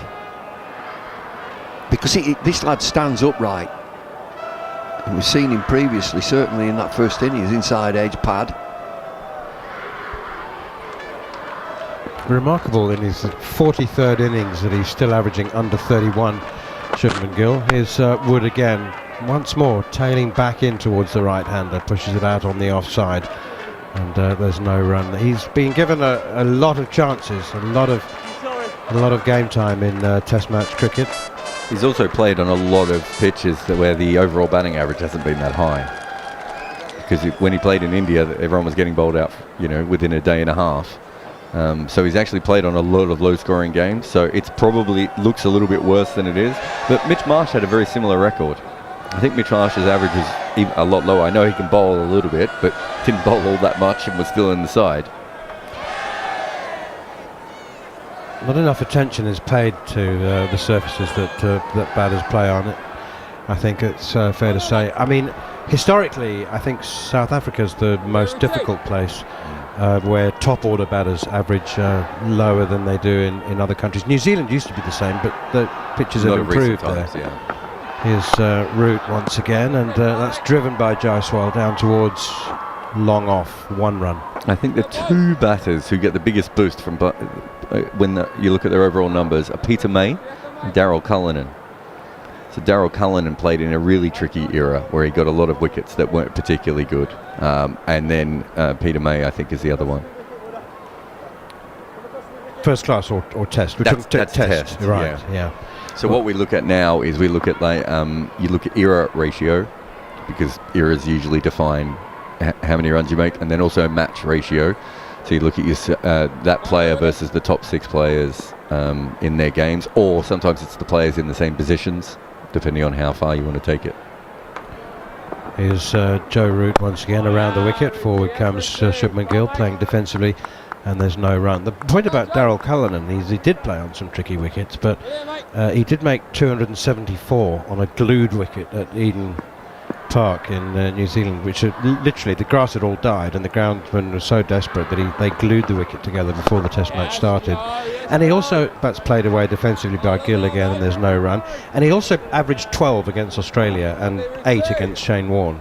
Yeah, I mean, he's got some holes in his record, but when you look at his overall record, you can actually see that just compared to some other players, he just got, it went in the wrong way for him.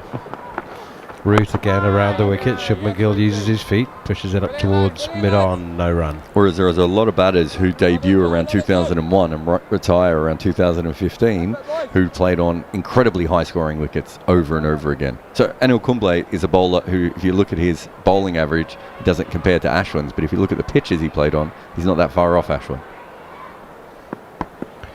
Here's England's opening bowler, Joe Root. 3 men around the bat now for Shubman Gill. Or in stationary catching position, leg slip, short mid-on, and this time it's pushed off his pads to Jimmy Anderson at backward square leg, and they go through for another single. Just early in his innings at Shubman Gill, after that duck in the first innings, he's been coming down the pitch to Joe Root, getting to the pitch and working into the leg side, and then the shorter ball, well organised, just goes back into the crease and knocks it into the leg side, gets a single. Root again to Jaiswal, who slap drives this a bit of width. Tom Hartley fields on the cover boundary. Go through for another single. India 38 for 1, leading by a total of 164. Must be one of these lads, Tom Hartley. I've seen enough of him up at Lancashire that his shirt out always gets a reaction. He looks scruffy, but he must be comfortable with it. The rest of the team have got their shirts tucked into their trousers. Hartley, he looks like he's been out there for about a month in the whites. Well, he's a long man, so maybe his shirt's not long enough, and it comes untucked naturally. Well, all his clothes are soiled, diving around. He has done a lot of slide tackling on the cover boundary, sweeping. How many times in county cricket, and probably in this test series, as someone just said, we can't be a cricketer, at least looks like one to him. I was always told to me, every time I was untucked, time I was untucked, someone would say that in Australia. You can look the part. Didn't help me in either way, Manus, whether I look like it or not. India 38 for 1. Here's Hartley. Down the wicket comes Yashasvi Jaiswal. Turns it into a full toss, but it's too low to sweetly time it, even with the lower sweet spot of his bat. He couldn't hit that one past the bowler. Who are the most sartorial cricketers? Alex Stewart? Oh, Alex Stewart. Yeah. Ramprakash? Mark Waugh? Mark Ramprakash was, he was smart. Here's Hartley again, and Jaiswal turns it out to mid-wicket, no run. Richie? Back in the day, Richie, with the open chest, and there's a chap called Peter Richardson. There's Peter and Dick Richardson, and they were smart. Collar up, debonair. Jaiswal 13, Gill has 5. Here's Hartley, and that one is driven, not timed at all, up towards mid-on. The cricketers who have their whites and their shirts particularly tailored specifically to define their sculpture. Faf du Plessis is the one I was thinking of as well. The extra short sleeves show off the biceps. Here's Hartley again, nudged away by Jaiswal for a single past Anderson at square leg.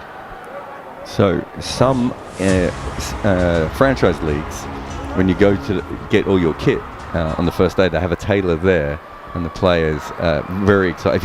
If you're one of the teams that doesn't have a tailor, team starts off on a very bad run.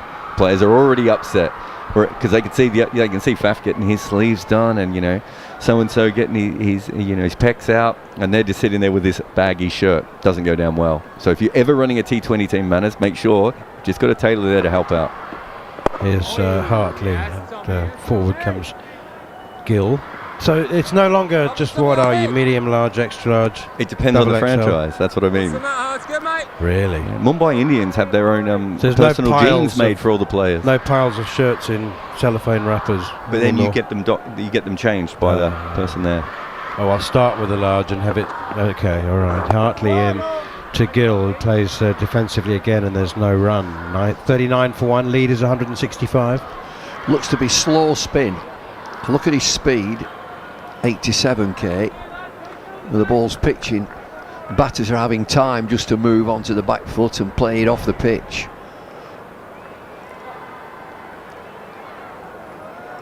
.39 for 1, so the lead is extending. England need that sort of session that they've just done themselves. I mean, that was such a collapse. What was it, 20 for 5 wickets? I mean, that's Wink Martindale time. That is deck of cards. It went very, very quickly. I was going to read this out before when the wicket fell. Since 2020, India have the best record against the tail. So batters 8 to 11, they average 11.9 runs per wicket. Here's Joe Root, and that's overpitched and driven very sweetly by Jaiswal for 4 through extra cover. A glorious shot. It was tossed up, it was wide, and it was the right length to be driven, but still looked wonderful. He doesn't miss. If you give him some width outside off stump, he really likes playing off spin a lot more than most modern left-handers do, and he just will go absolutely for any width. Steered away by Jaiswal this time, but only as far as Jimmy Anderson at backward point. He has to dive to effect the stop there. He doesn't even seem to care about the footmarks, Jaiswal. Rishabh Pant was very similar, wasn't it? Rishabh Pant just, I'm gonna hit this ball. If it's in the footmarks, it's in the footmarks. If it's not, it doesn't matter to me. Here's Joe Root again, and forward comes Jaiswal again, playing defensively, no run. When you started, Bumble, trousers were trousers, weren't they? They weren't flannels. Flannels, yes, that's right. Didn't have a personal tailor at Langs? Flannel trousers and flannel shirts. They were nice and warm. How athletic did they make you feel? Here's Root again, quicker one, straighter as well, defended by Jaiswal. And of course, when was a jock strap? When was that invented? Used to be swimming trunks. Pair of woolly swimming trunks. Woolly? Yeah. Really? I remember, maybe not. Root in again, and that one is driven by Jaiswal. No, I remember. When was the pouch invented? Not even the jockstrap. Because I remember as a young lad, we used to have to wear 2 pairs of pants in order for your box to fit in. Woolen swimming trunks, and somewhere like Adelaide at 45 degrees, with a bit of sweat around. At the end of the day, they used to be hanging round by your knees. It should have attracted the attention of those on the beach. The last ball of the over is driven down the ground by Jaiswal. For a single, he keeps the strike. He moves on to 19. Shubman Gill has 5. India are 44 for 1. The lead extending now to 170. 170 ahead, 9 wickets in hand. And ordinarily in years, decades gone by, we'd have been talking about England being under pressure, trying desperately somehow to find a way back into the game. Can they do it? This isn't the old England. I mean, they are seriously under pressure here, 170 behind, and but they'll find a way, won't they? Ben Stokes. Which captains come to mind when you think of they're going to have the drinks at the moment in the Naranjan Shah Cricket Stadium in Rajkot? Which captains were the best in your experience playing under or with, or yourself perhaps, at manufacturing a wicket somehow. Tony Gregg. Right. And another up and atom cricketer, that sort of player who would be impatient if the game was meandering along. It's tea. It is tea. I beg your pardon. They're not having drinks. Well, they are having drinks, but it's tea. Absolutely right. And India 170 ahead in complete control of the Test match. You would think with Yashasvi Jaiswal and Shubman Gill taking the tea break. We'll give you a quick reminder of what's happened in the day, and then we'll take a short break, and when you come back you'll be with Jarrod, Kimber and John Norman. But England resuming at 207 for 2, bowled out for 319, 41 from Ben Stokes. He was caught at long off trying to hit spinner Ravi Jadeja down the ground, and Ben Duckett's overnight 133 perished, just 20 runs to the good, 153 when he chipped a long hop from leg spinner Kuldeep Yadav to cover. Other than that, it was a fine bowling performance from Mohammad Siraj in particular, who took 4 for 84, and Ravi Jadeja 2 for 51. India then, with a first innings lead of 126, have reached 44 in their second innings, and leading by 170, in complete control of the game, you would have thought. So in a moment, the rest of the tea break, John Norman and Jarrod, Kimber will be taking your questions and giving you some feedback. Exclusive ball-by-ball commentary of the third Test match, live from Rajkot. Past the umpire now, he's straight. See you later. Only on talkSPORT 2. The Premier League is bigger and better than ever. Don't miss any of this season's action on talkSPORT 2 with Now. And it's in. This Saturday is Game Day, featuring talkSPORT 2's most full-on football-dedicated schedule ever. It's your non-stop, one-shop Premier League destination. Game Day on talkSPORT 2 with Now. Absolutely magnificent. Stream the Premier League contract-free with a Now Day or month membership. 18 plus. Stream via internet. Terms apply. You're looking good, you're looking sharp. Righty here. I'm just giving the new Gillette Labs razor a go, and it's smooth. 5 long-lasting blades, and it's got a flex disc that adapts to my gorgeous face. Done in no time, then it goes back on its magnetic stand for a finish almost as good as one of mine. And if you don't agree it's the ultimate shave, get your money back. The best a man can get. 18 plus, retain receipt, terms and conditions apply. Supermarket shoppers of Britain, Lidl are the super market of the year. And with Lidl Plus Bakery Super Spin, we're putting even more super back in supermarket. Simply shop and super spin to win a free bakery coupon on your next visit. Switch to the Retail Industry Awards Supermarket of the Year and you could make epic savings with Lidl Plus. 18 plus GB residents, 1 spin per customer per day. Various prices available, subject to availability. Offer available 1st to the 29th of Feb only. Full T's and C's apply. See lidl.co.uk/spin. Just sold my car to We Buy Any Car. Stop! Did you know it's not just about cars? They also buy vans too. Big ones, small ones, and everything in between. So let's give vans the spotlight. Just sold my van to We Buy Any Van. To find out how much your van's worth in 30 seconds, enter your reg number now at WeBuyAnyVan.com.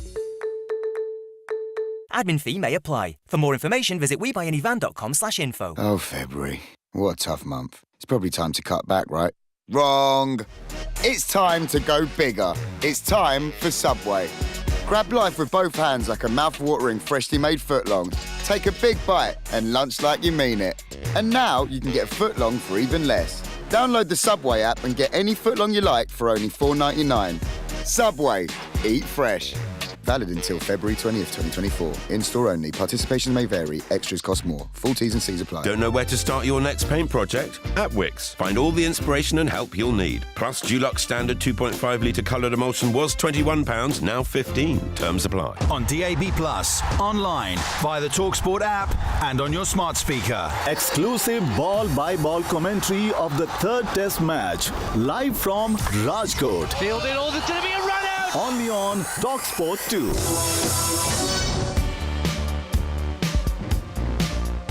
There's Bumrah, reverse sweep, caught, gone, Jaiswal takes the catch.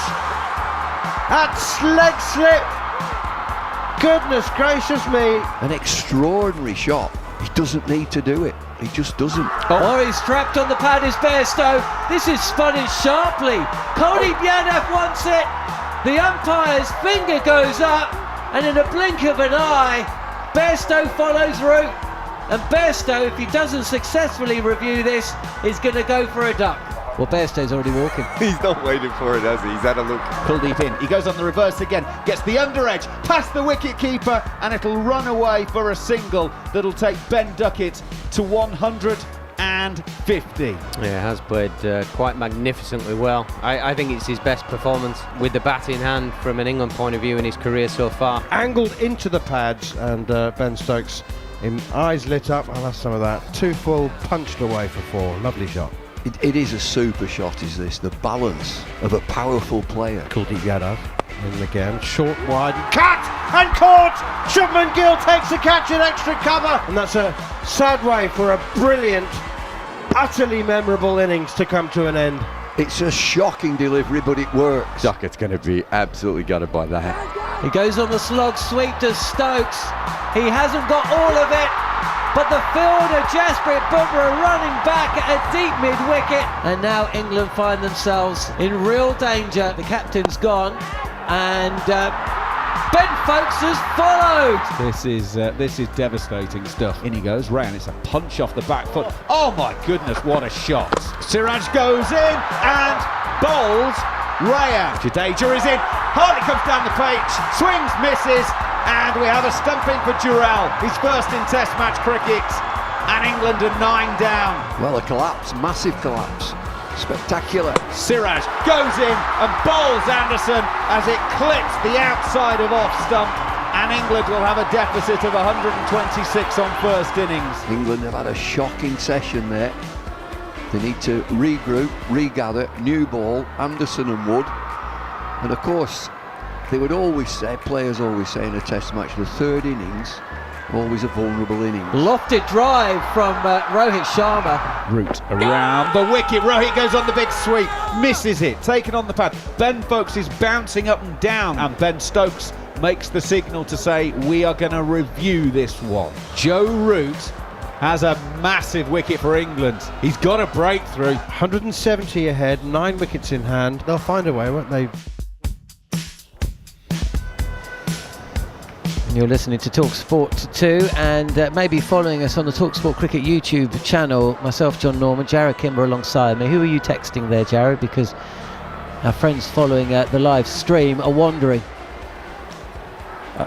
It's way more boring than that, and it's just not worth mentioning. But I was fiddling with my phone, if we're being honest. I was looking for settings on an app. I mean, it's just not fun. Well, there you go. Is that fun? Nope. No, it's not fun. No. 5 wickets on day 1. We had 7 wickets on day 2, and we've already had 9 wickets in 2 sessions of play here on day 3.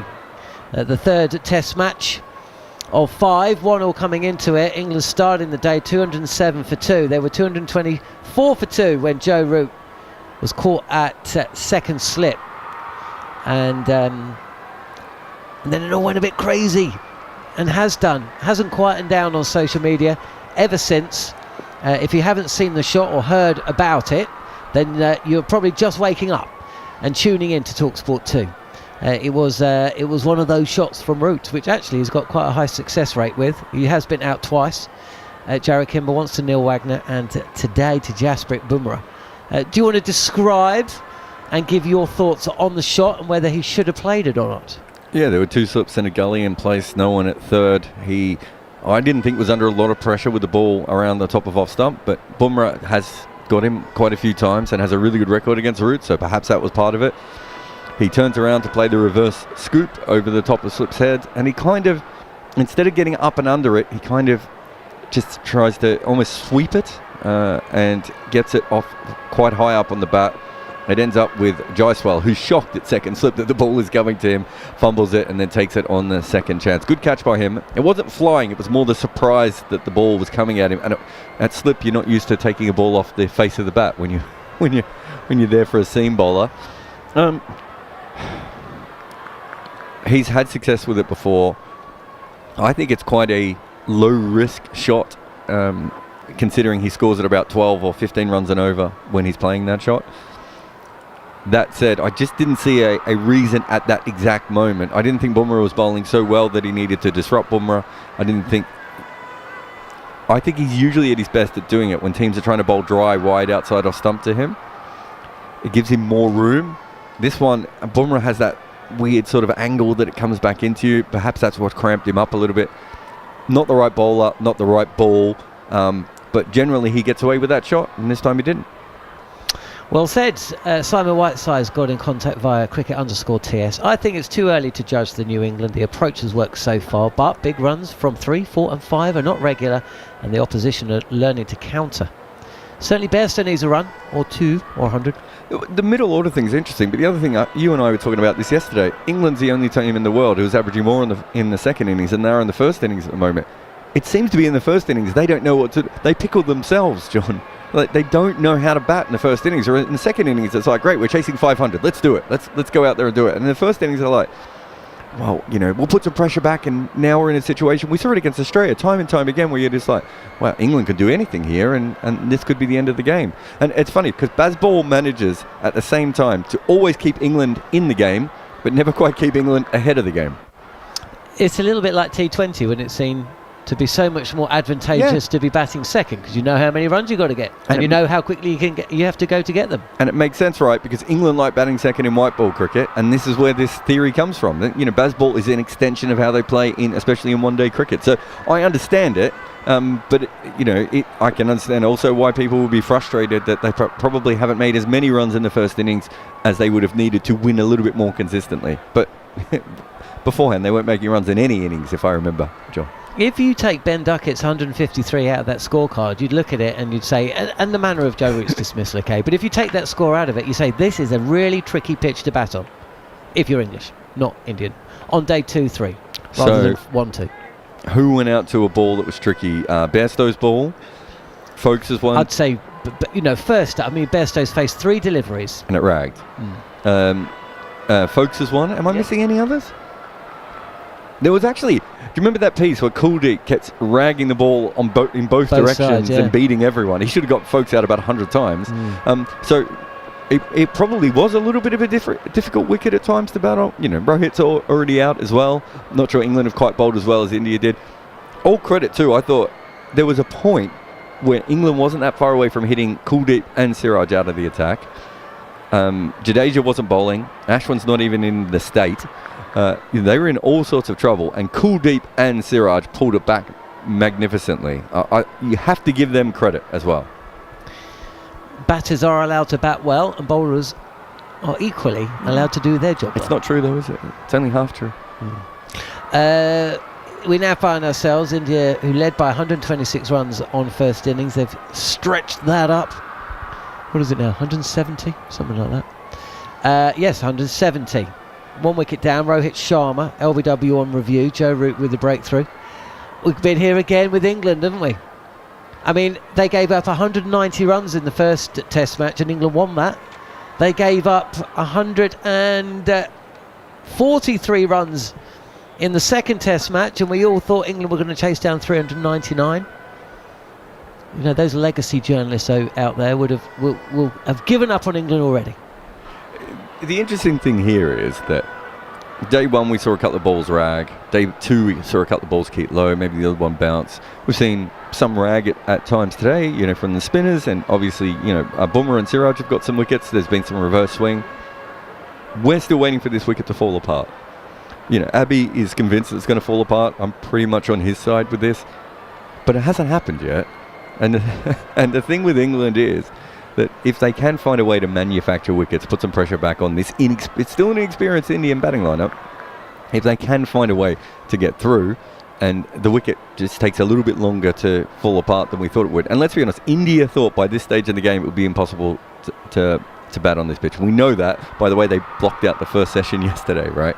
It still hasn't happened. So the longer that this pitch at least stays intact and allows you to play attacking shots and occasionally handle the ball when it spins a little bit more because it comes on slowly, the longer that England will be like, well, yeah, of course we can chase 300, 350, 400, 450, 750. the players are going to be making their way out onto the field right now, but considering the state of the game, you almost expect the English dressing room to be a little bit more relaxed than the Indian one. There's going to be Sudokus or Sudoku. How do you pronounce it? Sudoku? I've never done one. Crosswords, anyway. They do a quiz, though, don't they? Bumble was telling us they have a daily quiz given to them by their physio, isn't it? Yeah, well, I think we saw Ollie Pope getting a little bit of help just over the boundary's edge earlier today. So yeah, well, they'll be doing the quiz. We did a quiz yesterday. I quizzed you. I said to you, yeah, Bumble's coming back. I said to you, can you guess who David Lloyd's all-time 11 would be from 1965 as a player through to 2024 as a broadcaster? I asked you, put together the 11 best players to put together the team, and I wondered whether you could come up with a team before you see Bumble's answers. Don't let him see you. Okay, good. Well, I know he's 3-4-5. Okay, well, I tell you what, Bumble's just sat down. Don't have to say it right this second. Oh, you want me to do it later? You to get it. No, you do it now. Here's a pen. I don't need a pen. Well, you do. Well, because then you can tweet it out. You see. Oh. Write it down. 1 to 11. Who you think? Write in radio at the same time. Who does he think I am? Well, Manners is coming back in. Okay. You might be going off air, actually. It might be Abby coming in. I am going off. I'm going to go do it off air. You go and write your 11. Okay. Abby will come in. I think Manners is going to be... or it might be Macca. Macca coming in for me. Welcome to talkSPORT cricket commentary, Bumble. Yeah, somebody come in. Have we mentioned the Bob chat yet? No. Not time. No, we've been chatting off mic during the tea and the lunch about the lack of Bobs. People called Bob. There's a lack of them. It's a Bob emergency. There's an email going round about the Bob emergency. Not enough people called Bob. Who's your favourite Bob? Bob Taylor. Bob Simpson. Bob Hope. I wonder if Abby's got a favourite Bob. Unfortunately not. Bobby Tendulkar. Yeah, Bobby Tendulkar would be a good name. Bob Bobka. Do you know who Bob Bobka is, Bumble? No, who's that? Oh, Bumble, how do you not know who Bob Bobka is? But Abby, do you know who Bob Bobka is? I'd be very surprised, I'll be honest. He's an American golf correspondent, has worked on talkSPORT for longer than Alan Brazil, I'd say. Oh, that Bob? Yeah. I've got you. One of the richest, most... what a voice. I mean, he's an amazing voice, amazing character. I was fortunate enough to work with him on the 2014 Ryder Cup for talkSPORT. He's flown over for all the big events. talkSPORT fly Bob and his partner Janice over from America. I should know, shouldn't I? Should I know? If you heard his voice, I think you probably know what I'm talking about. And big part of the talkSPORT family over the years. So yeah, maybe he's my favourite Bob. Where are they going to get wickets, England? I thought they looked a bit static in that session there. There was not much happening. It's not often you say that the England team is quiet. They were quiet that session. Just the 1 wicket down. And it was pretty comfortable. That's what that's a good word in cricket and coaching. Make it uncomfortable. The batters were comfortable there. It was very pleasant. It was nice. What have England got? What can they conjure up? Were you surprised to see Joe Root opening the bowling? Well, it's just one of those mysteries that you never find out why Mark Wood wasn't on the field. So effective, of course, with the new ball on day one. Shubman Gill, Abhishek, you're of the opinion he needs to maybe play a few shots. He needs a bit of confidence at the start of his innings. Even when he scored 100, he could have been out 3 times, I think, before he reached 20. Yeah, Mark Wood is going to take... Sorry, Abby, cut you off. Mark Wood is going to take the ball at the start of this session. No, I just think that he needs to be a bit more positive and have a bit more intent. Because when you're not scoring runs, you tend to go into a shell. And the more you go into that shell, the more you struggle to come out of it. Round the wicket from Mark Wood, and Jaiswal will get off strike. First ball of this, the third session on day 3 of the third test match, with India firmly in front of the game. See, when I say it's a mystery, and it's baffling to me that we had 16 overs, of which Mark Wood, who's a 90 miles an hour bowler, has bowled 1 over. Has Jaiswal just been told to get off the pitch by the umpire there, Bumble, in his run through?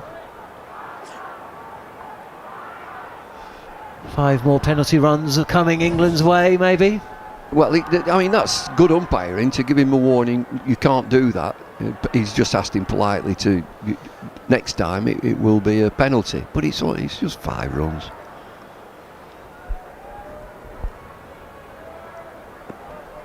That was a discussion. Was it day? It was day 1, wasn't it? Day 1. That was at Wood. Over the wicket this time to the right-handed Shubman Gill. So I think it's fair enough there that he's given him a polite warning. Look, you're running on the pitch. I don't want you to do it again. Next time it's a yellow card, and do it again, and you're out. They'd stop doing it. Or a blue card. That's what they're talking about bringing into football, isn't it? No, yellow card, fine. Everybody knows that there's a problem and you can't do it. India's lead 171 runs if you're joining us here on talkSPORT 2 or via the talkSPORT Cricket YouTube channel. As Mark Wood, right arm over the wicket, is in and on the pads, angling in, fielded. Good start, smart stop by Johnny Bairstow at square leg, and Mark Wood will return to his mark. Abhishek Jhnujhnuwala and David Lloyd alongside me in the commentary box, but for the next 20 minutes or so it'll be Andrew McKenna. And the other thing, to counter that, let the bowler run where he wants. You've been saying that. I have. Yeah, I think it's not a bad option. Let them do whatever they want, really. Saves them from a bit of injury, and then it's a fair trade. But at the moment, I don't think Jaiswal did it purposely. It was just that one of those shots where he played it on the back foot and just ran. Wood in once again. Shubman Gill covering up to mid-on. Fields by Anderson, and there is no run. And on another note, I like the way Shubman Gill is shaping in the second innings. He's moving a lot better. He's playing the ball late. We know that he's got a bit of a tendency to just lunge forward and push his hands through the fast bowlers, and he's got out a few times in this series already, nicking the ball to the wicketkeeper or to the slip. But in this particular innings, he's just looking to play the ball right under his eyes. Mark Wood and James Anderson just have a conversation at the end of Wood's mark. He's now happy, and he turns around and he's making his way back in towards Kumar Dharmasena, who's wider on the crease this time, and it's that in-ducking ball to Shubman Gill, and he plays it, and there's no run. 45 for 1 it remains. And the field's pushing back Mark Wood into the attack, and it's just one slip. He just bowled 1 over in that. That's baffling. Brand new ball, second innings. England under some pressure. Paceman, real red hot paceman, bowls 1 over.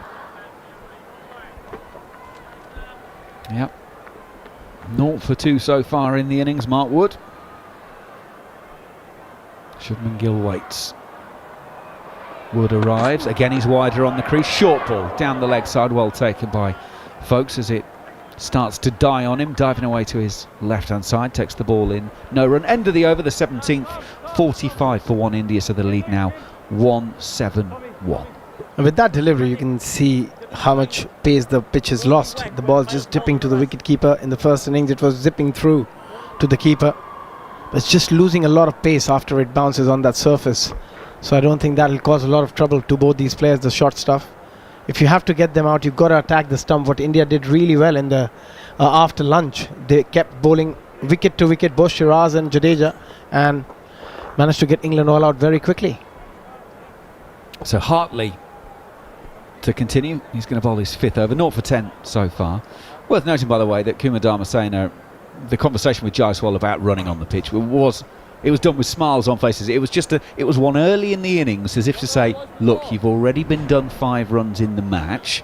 We are watching. It wasn't because he did manage to kind of hop through the worst of the danger area, but it was just a laying the marker down that, remember, we are watching for this. So Jaiswal's 20 not out. Slip, leg slip in place. Ollie Pope fielding at leg slip with the helmet on. Hartley goes in. It's off the back foot. Jaiswal hits towards mid-wicket, sets off for a quick single, and the throw comes into the keeper's end. Shubman Gill has made his grounds. 46 for 1 are India. It's an easy single, is that? Just to knock it into the leg side from the back foot. There's a mid-wicket area. which is wide open. Mid-wicket is right back on the boundary. And Ben Duckett comes in from square leg towards mid-wicket. In fairness, he picks it up, throws it, gets it away quickly. He cannot do that any quicker. So the single is there. Hartley around the wickets to Gill. And that's pushed out quietly on the offside. No run. Final session of day 3 of this test match. Test match that has continued to move along at a great pace. The day started with England 207 for 2. Hartley in, bowling to Gill. India 46 for 1 as he plays defensively after England were bowled out for 319. Ben Duckett completing his 150. He got to 153 before he was caught by Gill off the bowling of Kuldeep. So India had a lead of 126 on first innings. They've taken that up to 172 by being 46 for 1. Shubman Gill gets one leg side-ish from Hartley, tries to dab it towards fine leg, can't get anything on it, and there's no run. I think it's a good plan. He's bowling really well on the stumps, so Shubman Gill will have to worry about both the outside edge and his pads as well, for the one which just goes through with the arm. Hartley around the wicket. Shubman Gill uses his feet to come towards the ball, then stops, plays it to square cover. Duckett will field no run.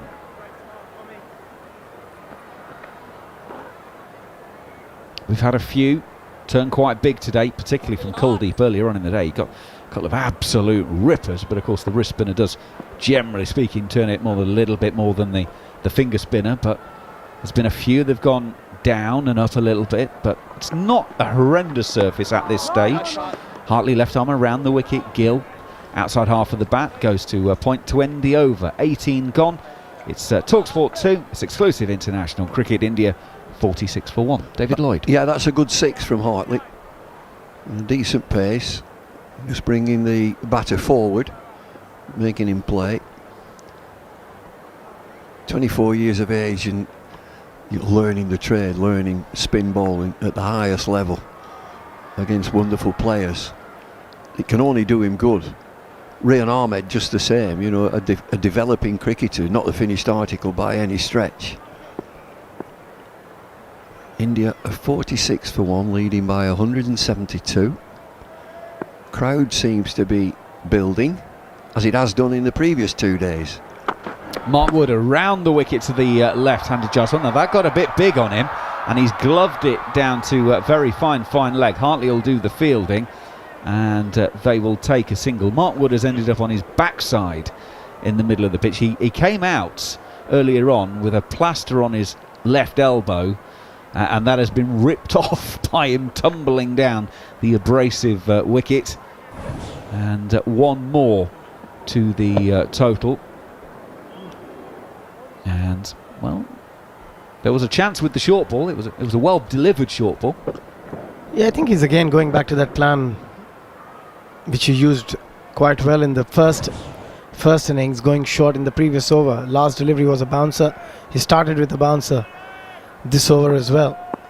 And there are two fielders. There's a deep fine leg and a deep square leg for that particular delivery to Shubman Gill as well. Anderson over the wicket to the right-handed Gill, playing from about off stump to Anderson at mid-on, no run. Over the wicket, Mark Wood. What sort of pace? Look at that pace. It's down 134. It's a massive difference, is that? But still, I feel Bumble with the way Mark Wood has bowled in the first innings, particularly on the first day. His length was a lot fuller. There was enough movement for him. And especially against Shubman Gill, I'd rather bowl with 2 slips and try and bowl that fuller length and try and get the outside edge into play. Just been a bit shorter, which is giving Shubman Gill enough time to just play the ball. Shubman Gill waits for Mark Wood to come in again. Full face of the blade, pushing towards mid-off. Stokes picks up but can't gather it in quickly. Probably wouldn't have been able to deny the single anyway, as both batters went quickly, and they do complete it. Gill goes to 6, 48 for 1. Do you know, that's my thought as well, because Shubman Gill stands quite tall and he doesn't actually come right forward to a quicker bowler, understandably, but his hands do. He pushes hard at the ball And again, a bowler can then use the crease, change the angle, say start off stump, move him out, bring him across his stumps, and you're looking for that outside edge, but you need your slips in as well. Yeah. Wood to the left-handed Jaiswal around the wicket. This one's on the pad. Wood has hit the deck again. It's going to go out to Zach Crawley, who's at deep square leg, and a single will be taken. 49 for 1. Jaiswal goes to 23. Gill will be on strike on 6. Yeah, ball is still fairly new. It's 18 overs old, so there must still be a bit of lacquer, a bit of movement if you put it in the right area. And on Indian surface, to go for that plan where you try and bump the batter out on a Rajkot third day pitch is going to be a very difficult task. You're still better off using those variations, maybe use a couple of slow balls, which Bumrah did beautifully. Yeah, unlucky not to get a wicket with his slow ball, but he does use that slow ball to perfection. So just got to change up with that rather than just going with the bouncer. He might have just been picking up the noise of Mark Wood scratching out the landing area for his front foot. He thinks that's the problem why he's slipping. Back at the end of his mark, he now comes in and delivers again. Now that one is fuller, probably an off-speed delivery. And it's full, straight. Shubman Gill plays on the onside, no run. You know, the same rules apply in club and league cricket. You come up against the wily seamer who works you out. He'll work a young player out, he'll use the crease, he'll bowl you a little bit wider and drag you wider. The same rules. It's an off-spinner, is that, from Mark Wood?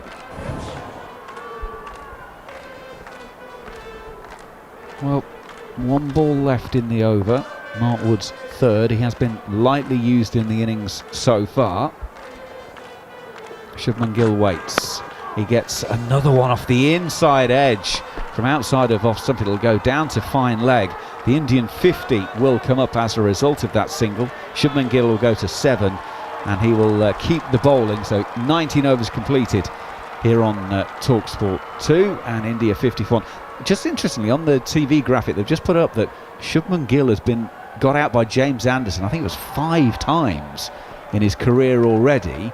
Mark Wood is just popping off, I'm guessing, to address the footwear issue or whatever problem he's having. But even so, you wonder if they know the numbers, they know the matchups, they must know that Anderson has got Shubman Gill a lot. Does that come into the thinking for the captain? Well, I'm sure it does. They know all these facts. Analysts will let them know where batters are vulnerable against each bowler. Anyway, Wood's off the field. Hartley continues. Around the wicket, inside edge of Shubman Gill's bat through square leg, and Ben Folkes from behind the timbers will go and collect that one. One more to the total, 51 for 1. Dan Lawrence back on the field doing 12th man duties. Again, looking at that last delivery of the previous over from Mark Wood, that length I was talking about, fuller, getting an inside edge. So if you can keep persisting with that length for a couple of overs against Shubman Gill, and then you do your change-ups, the slow balls, maybe one odd bouncer here and there, you've got a better chance against him. Hartley around the wicket to the left-handed Jaiswal again. Big lunge forward from Jaiswal, just playing defensively, no run. You expect Jaiswal to be a bit more attacking against Tom Hartley, given that how hard he went against him in the first test. But since then, he's really managed to keep Jaiswal quiet. Slip, leg slip for Hartley. It comes in. Jaiswal is using his feet. Square driving through extra cover all along the floor. And Zach Crawley is the man out on the boundary. Can't get around to stop that one. Well, just as we said, that Hartley was keeping Jaiswal quiet. Jaiswal used his feet to get into position and played a big drive all along the floor. 55 for 1. It's a slow delivery, it's flighted, it's not the delivery for this pitch. It's not the delivery for India. Really sharp on his feet. He picks his spot through extra cover. Yeah, and also the way he's opened his body, not an easy shot to play against the spin, the ball turning into him, just opening the offside and finding that gap through the offside. There was a deep cover. Beautiful shot. Jaiswal 27 not out. Hartley makes his way in past umpire Joel Wilson. Defensively played by Jaiswal, is pushing into the cover region, thinks there's a single. Hartley will do the retrieving himself. And there's no run. Gary, our statsman's been straight onto it. Yep, James Anderson has got Gill 5 times. That is the most. Pat Cummins and Nathan Lyon have both got him 3 times apiece. Scott Boland 2, and Jofra Archer 2. So those are the dismissals for Shubman Gill. This is Jaiswal though. He's staying deep in his crease on this occasion from Hartley. Pushes out on the leg side. That is a great single. Such a good single. England have got a man in on the leg side on the push and run. It's Duckett, but even he couldn't get across there. And it's a safe single to keep the scoreboard ticking along by 1 more. It's just good game awareness, knowing where the fielders are, and just both of these young Indian batters are very quick on their feet as well. Good communication between these two. And that's what you need to do. It's not just about the boundaries. Hartley then to finish the over. Gill from the crease, plays to mid-on, straight to Johnny Bairstow. No run. 20 overs gone here on talkSPORT 2. India 56 for 1, the lead 182. Older listeners will remember and know the name Colin Cowdrey. Finished up Lloyd Cowdrey. For the younger listeners, he was a very, very fine player for England back in the day. And we just talk there about he knows where the fielders are. He did a seminar, he did a batting seminar, and he put it a different way. He said it's very important to know where the fielders aren't, it's just a play on words, and he was fascinating that he said you just need 6 shots. The game's been turned on its head since then. He'd just say you play 6 shots, your best 6 shots, and just keep playing them. And well, he'd ask questions. You could ask questions. Yeah, it's a bit like, I'll come back to that after this game, a ball. Wood goes in.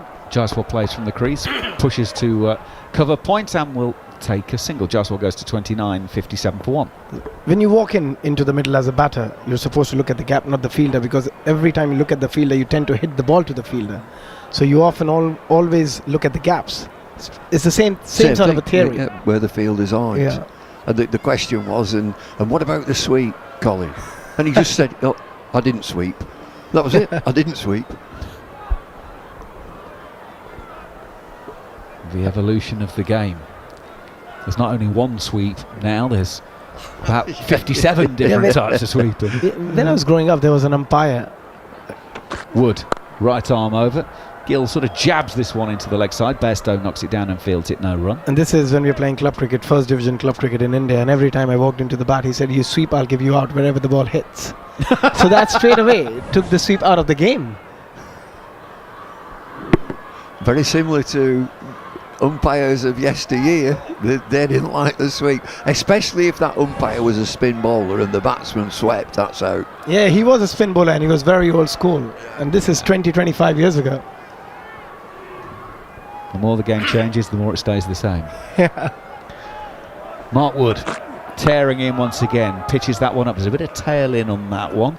Gill just plays it to mid-on, and there's no run. It used to be, televised cricket would be 6, maximum 8 cameras. That would be it. Yeah. One end was closed. There was a camera at one end, but there wasn't one at the other end. And now for a test match, there'll be at least 30. At least 30 cameras. Yeah, the advances in the technology mean you can do so many different things now. I saw something on social media the other day of how many cameras and crew did the Super Bowl recently. Wow, you would not believe. Mark Wood in, it's full, it's quick, it's outside of off stump. Shubman Gill drives through mid-off, all along the floor. 4 runs to Shubman Gill, takes him into double figures. He goes to 12. India are 61 for 1. That's exquisite. He does look very, very good when he's batting well and when he's in song. That was a beautiful shot. It just hung out there, didn't it? Free your arms, pick your spots, cover him mid-off. There's a nice big juicy gap. Pop it through it. A touch of Azharuddin there. The only difference is I would have hit that ball through mid-wicket.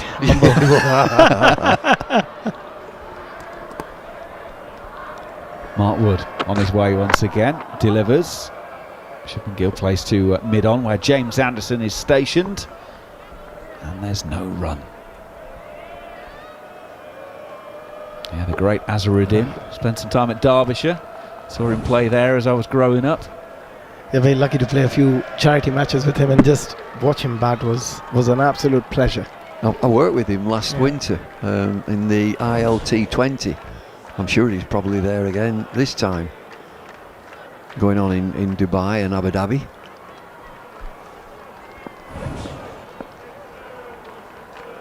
He didn't make the shortlist for your greatest 11, did he? Great Azza. Mark Wood goes in. Oh, it's again another punch drive. This time, though, Ben Stokes get around from mid-off. And Shubman Gill will get only a single from that to take him to 13, 62 for 1. 21 overs are gone. Neil Manthorp has appeared over my right shoulder, so I'm going to get out the way. He will take over after more thoughts from Bumble. Well, I'm a bit of a nerd, really, because I like picking these 11s, and this one that we've played about with. And you know, let's just say that we're in here at 3 o'clock in the morning, so we've got to do something.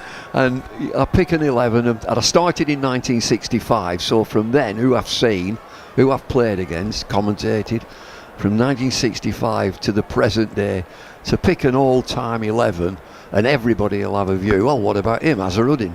He's one. I would always be looking at Jarbid Miandad. He doesn't get in the team either. A wonderful player.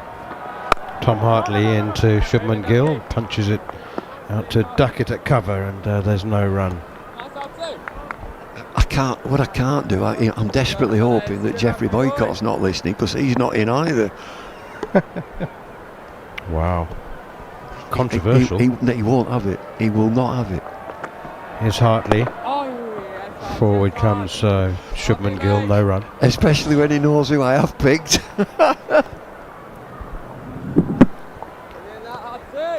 Alan Knott or Bob Taylor?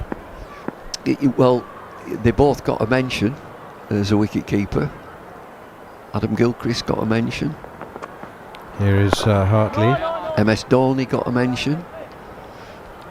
The lad in this game got a mention. Folks. Right. So I'll just have to. I thought on it overnight. I did. Who is it? I can see it. Yeah, right. I think it's a controversial pick, but many wouldn't as the wicket keeper. Hartley's continuing here to the right-handed Shubman Gill with a slip and two men catching at mid-off and cover, and this is fired in, pushed away by Gill defensively. Bowler Fields. And looking at it, I might change it again. You've done it a lot of times, Bumble. There's lots of scratching out, isn't You've there? gone through 35 people to make an 11. What I find interesting is that, you know, when did the era of the specialist keeper really come to an end? I mean, I know it didn't happen in 1 year. Hartley in again. Gill is forward, pushing it out towards mid-on. But I mean, Bob Taylor and Alan Knott would bat 9, you know, and their job was with the big gloves, not the small gloves. But it was deemed that Alan Knott was a better batsman than Bob. Which, you know, the records would show that. Both fabulous wicket keepers. A lot of wicket keepers in a bit earlier than that were genuine number 11s. They just batted 11 and get wicket. Yeah. Previous era, maybe one era before. Yes. Here's Hartley once again. Oh, and his swing and a miss, and he's just suddenly teed off. And Ben Foakes takes it, whips the bails off, but the back foot remained firmly grounded. I don't know where that came from. That is not required at this point in time for India. They're still far away from winning this game, and they were nowhere close to that ball. It was just a hoing. It is. It's a rush of blood. He loses his shape completely. It passes the outside edge through to the keeper. Jaswal 29, Gill 14, 63 for 1. It's really interesting because Yashasvi Jaiswal did that 2 or 3 times. Only 2 or 3 times during his magnificent double 100. The double century in Visakhapatnam, where he batted magnificently. And in a very orthodox fashion, very aggressive fashion, very committed, but very orthodox. And then every now and then, well, 3 times actually, in a double 100 spanning 7 hours, he just had an almighty hoik And that was completely head up in the... There was nothing good about that at all, apart from maybe the power of the swing. Yeah, and completely threw himself off his feet as well. No balance at all to the shot. Anderson back into the attack. Jimmy Anderson, is some reverse swing for him. That kept low, pushed outside on the off stump. And Shubman Gill remains on 14 off 40 balls. Yashasvi Jaiswal has 29 off 64, so not galloping along, these two.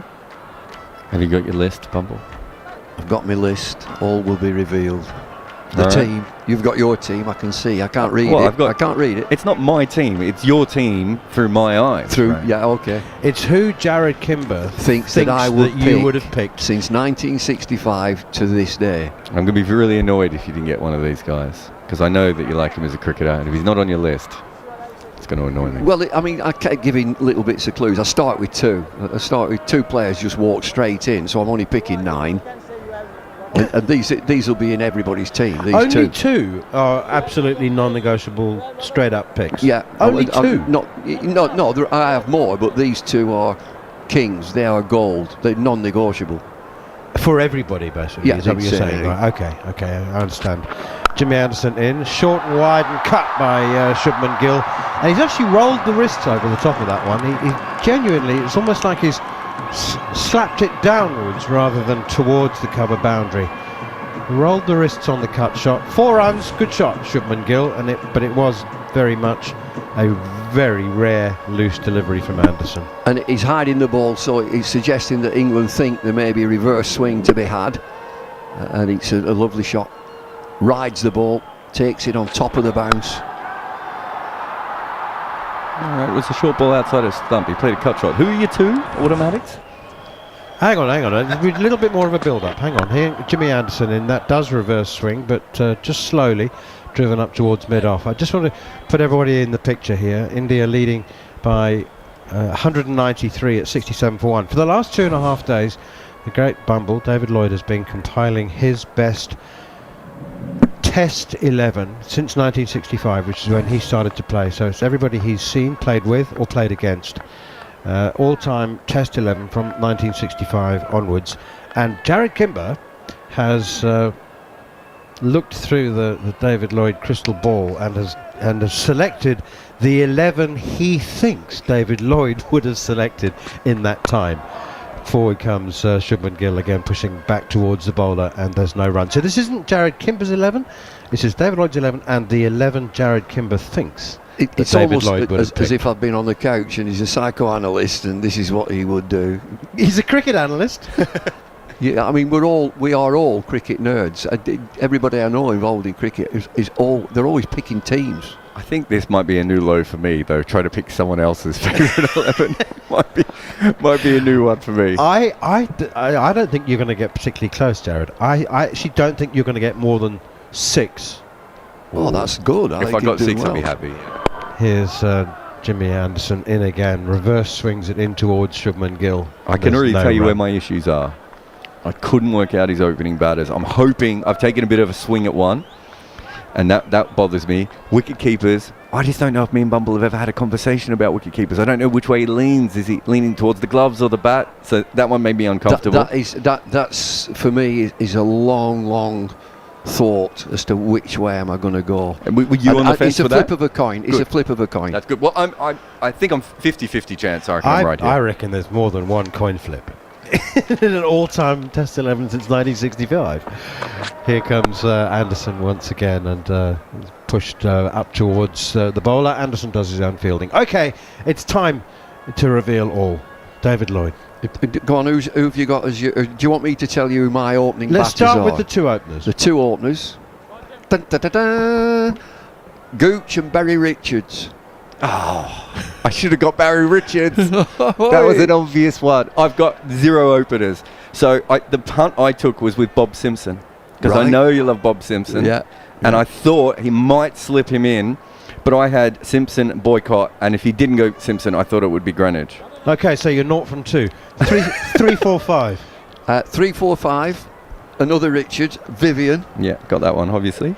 Number 4, Lara. Got that one, obviously. Number 5. Oh, gosh. Tom Hartley's bowling. Hartley in, and it's cut by Jaiswal to backward point. No run, 67 for 1. Oh gosh, number 5. That caused a real problem. The best England player I've seen is Kevin Peterson. At number 5, I've got Virat Kohli.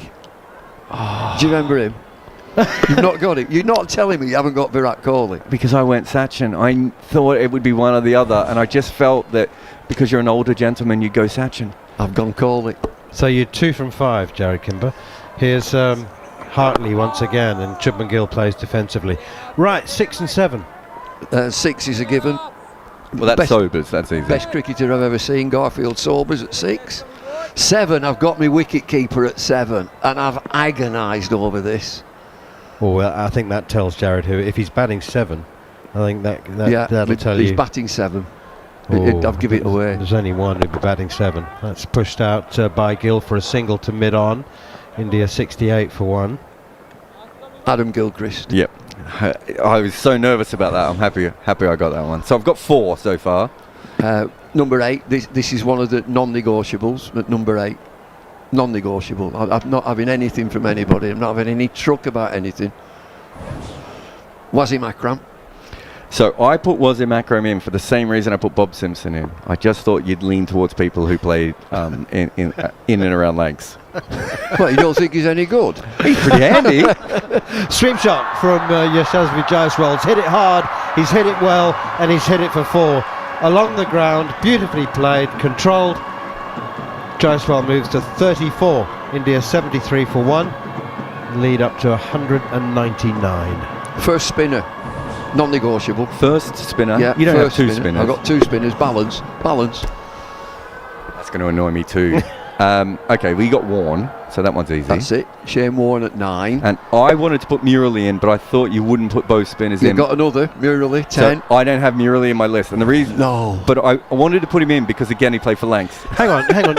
But I asked you about this when I saw your team, Bumble, and I said, what if it's a seaming pitch and it's not a 2-spinner track? It don't matter. The ball spin it. Okay, Hartley and again turns sharply, and Jaiswal is shaping to cut, and it turns back into him so sharply he's got to adjust and push it out on the onside. One of these deliveries that just spins sharply. We've not seen too many. They're thinking about a review. I wouldn't. And whilst they're thinking, I thought he hit it. Whilst we're anyway, thinking, yes, go ahead. Number 11. So the number 11, I've gone that if you asked all fast bowlers that I've come across, and I've asked that many, who's the go-to? Who's the GOAT? Who is it? It's going to be Malcolm Marshall, isn't it? And I didn't put Malcolm Marshall in. I've put Dennis Lilly.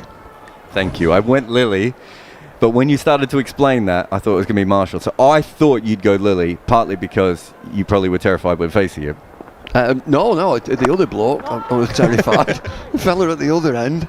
But Lilly is the one that some of the great bowlers would say, you know, what a fabulous action. So I had. So you got 6 then? Yeah, I was right. Did I get 6 or 7? 6. 6. So I should have. So I went Holding over Murali. I thought you might slip Holding in. Yeah, fantastic pace. I would probably edge Marshall above Mikey. I just thought you'd go for Mikey because you're friends with him. And remember, I'm trying to get in Bumble's mind here, right? I don't just pick me mates. You say that. There's a lot of blokes from Lancs here. Well, you've based everything on, because I know Bobby Simpson, and Bobby Simpson was at Lancs. He got his 300 at Lancs. He was a professional at Accrington. Well, I went for Gooch and Berry Richards. Gooch threw me completely. I wouldn't have even had Gooch on my shortlist. No. Here's Jimmy Anderson, starts another over, looking for more reverse swing. There are a couple of close catches in on the onside now, short mid on and a short mid wicket, and an orthodox square leg as well. So Jimmy looking to tail that ball back into the right-hander.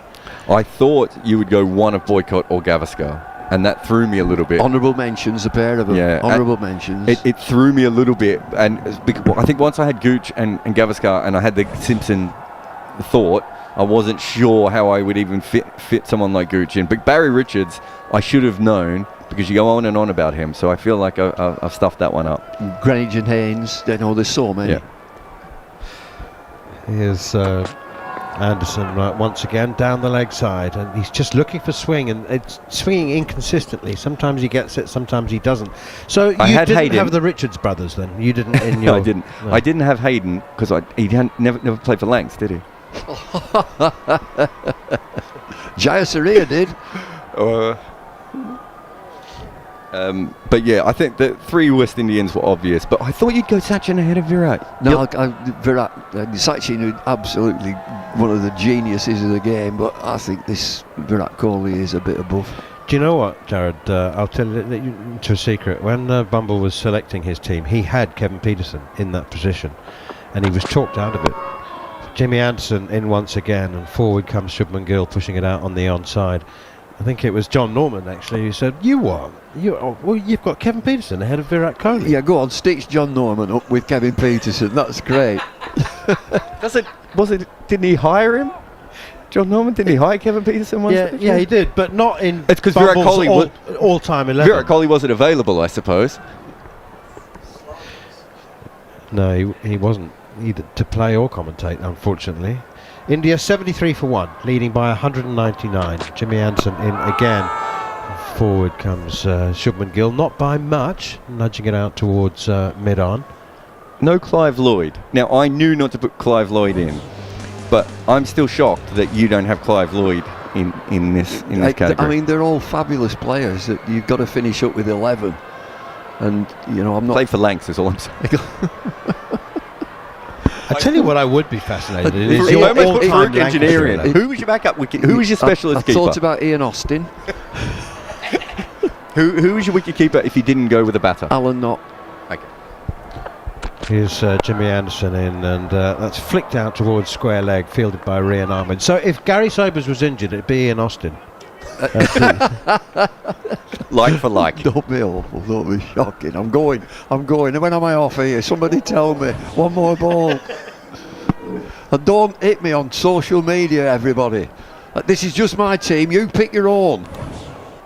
For your next 11, we'd like your all-time Lancashire 11, please. You know what it's like. We all do it. They pick the grumpy 11, the smelly 11. There's all sorts. I want the grumpy, the non-smiling 11. Here's Anderson in once again, and Shubman Gill plays it away defensively up towards mid-on. I must say that it's been a very, very long time that in Bazball era that we've had a session, or even a part of a session, for a little bit of joviality, and it's lovely. It's England are under pressure. They're looking desperately somehow to manufacture a wicket, or 2 or 3, somehow before the close here on day 3. But yeah, terrific stuff. Bumble's all-time Test 11 from 1965. More from Jarrod Kimber, and then it will be John Norman for the next 20 minutes or so. A little bit of a holding pattern at the moment. England looking for the reverse swing. We're seeing the ball move a little bit and occasionally a little bit low, but nothing all that special. Hartley at the other end. Hartley probably needs the wicket to just help him a little bit more than it has so far. Unfortunately for England, if it does help him more, it doesn't really help England all that much more. Well, we just saw the ball burst out the surface of the pitch there in the last over, didn't we? But yeah, I've got KP on the phone. What's he ringing me for? By the way, I didn't react at all. I was just more interested that Bumble went with KP over any other Englishman. Can you run through the 11? Because I missed a couple of the names. So who was the other opener alongside Gooch? Barry Richards, which I should have known. Richards, of course. Now here's Hartley. It's a drag down. Keeps low. And Jaiswal pulls this straight to Ben Duckett, who gets down well to his left to field that. No run. 73 for 1. So Barry Richards, Graham Gooch. Barry Richards, Graham Gooch, Viv Richards, Brian Lara, Virat Kohli, KP. Garfield Sobers, no KP. Oh, okay, so KP wasn't actually in it. Virat came in for him. A little bit more flight this time from Hartley, no run. Gilchrist, Wasim, Warne, Murali, Lilly. Oh, so there was 2 spinners. Yeah. I gave you a swerve there, didn't I? Well, I'm not sure I ever would have put 2. I always thought he would have had some West Indian quick in there. And I got the right West Indian quick, I think, but... Plenty of air and some width. A little bit of dip as well, and 1 run taken. There was a lot of me like playing with who does he like? Who's his friend? Who played at Lancs at the right time? They've had a few Who played at Accrington at the right time in Bob Simpson's case. So I gave it a go. But that's why I would have had Murley in, just because of the Lancashire connection. No Anderson though. Who's playing today? Hartley bowls that straighter line that we see against Gill, the right-hander. He'll take a single to square leg, 75 for 1. Yeah, Manners was right. We haven't had too many quieter moments, have we? Following England for a while. Seen some extraordinary cricket. A 1-run win for New Zealand sticks out. Wide again, attempted cut. And swing and a miss, head in hands from the slip and keeper and bowler as well. This reminds me more of the test match we covered for talkSPORT 2, which was India-New Zealand. I don't know if you both... I know Bats was in for one of those. I don't know if he was in for this particular one, but where India just very slowly put on the 3rd innings total. Oh, yeah. Was that when the second test? Forward is Jaiswal, no run. Yeah. Is that when they didn't enforce the follow-on? Kohli didn't enforce the follow-on? And didn't they end up just short? Was it? No, that was... Did they win that test? I can't remember. They did win. And that was a test that Patel took 10 wickets. And then didn't play the next test for New Zealand. Just slightly strange. How would you have felt, Bats, if you'd taken 10 wickets in an innings and then you were dropped for the next test? Family show. Yeah, only as good as your last game. I'd be pretty happy, I think. I'd still be living off the 10 for. It didn't happen very much in my life, so I'd take any success I had. Am I right in thinking that you know when you have a little look at your best... What is your best bowling figures ever? I genuinely don't know. Here is Anderson. I bet he knows what his best in tests is. He struck at Gill on the pads. The ball has gone fine. I think that looked a little leggy to me. He's looking for assistance from Ben Folkes. Folkes is turning to his skipper. And I think Stokes and Folkes will agree that the ball would not have been going on to hit the stumps, not enough to overturn the on-field call anyway. Anderson's looking up at the big screen. Yeah, it's just from where Jimmy delivers the ball. It's sort of mid-crease. It pitches within the Hawkeye strip that we see, and it's a bit of an off-cutter. It's not a full off-spinner, but he pulls down the side of the ball, which just gives that little bit of angle, probably why Gill misses it. It's always worth a shout, and you never know. If the umpire gives it, I think the review goes in England's favour. This one, would it have clipped, would it have missed? I just don't think, with the surface still playing quite well, you want to burn one on something that's a bit more of a 50-50 call. Not sure that was 50-50. I mean, look at the replay there. It wasn't... I get the feeling that Hawkeye's 50-50 half of the time, though. My producer Scott is telling me 8 for 64 against Warwickshire in 2016, but I think, and I might be wrong, that you actually got 8 for 64 twice. I think your best, you've got the same figures, but I might be wrong. I might be wrong.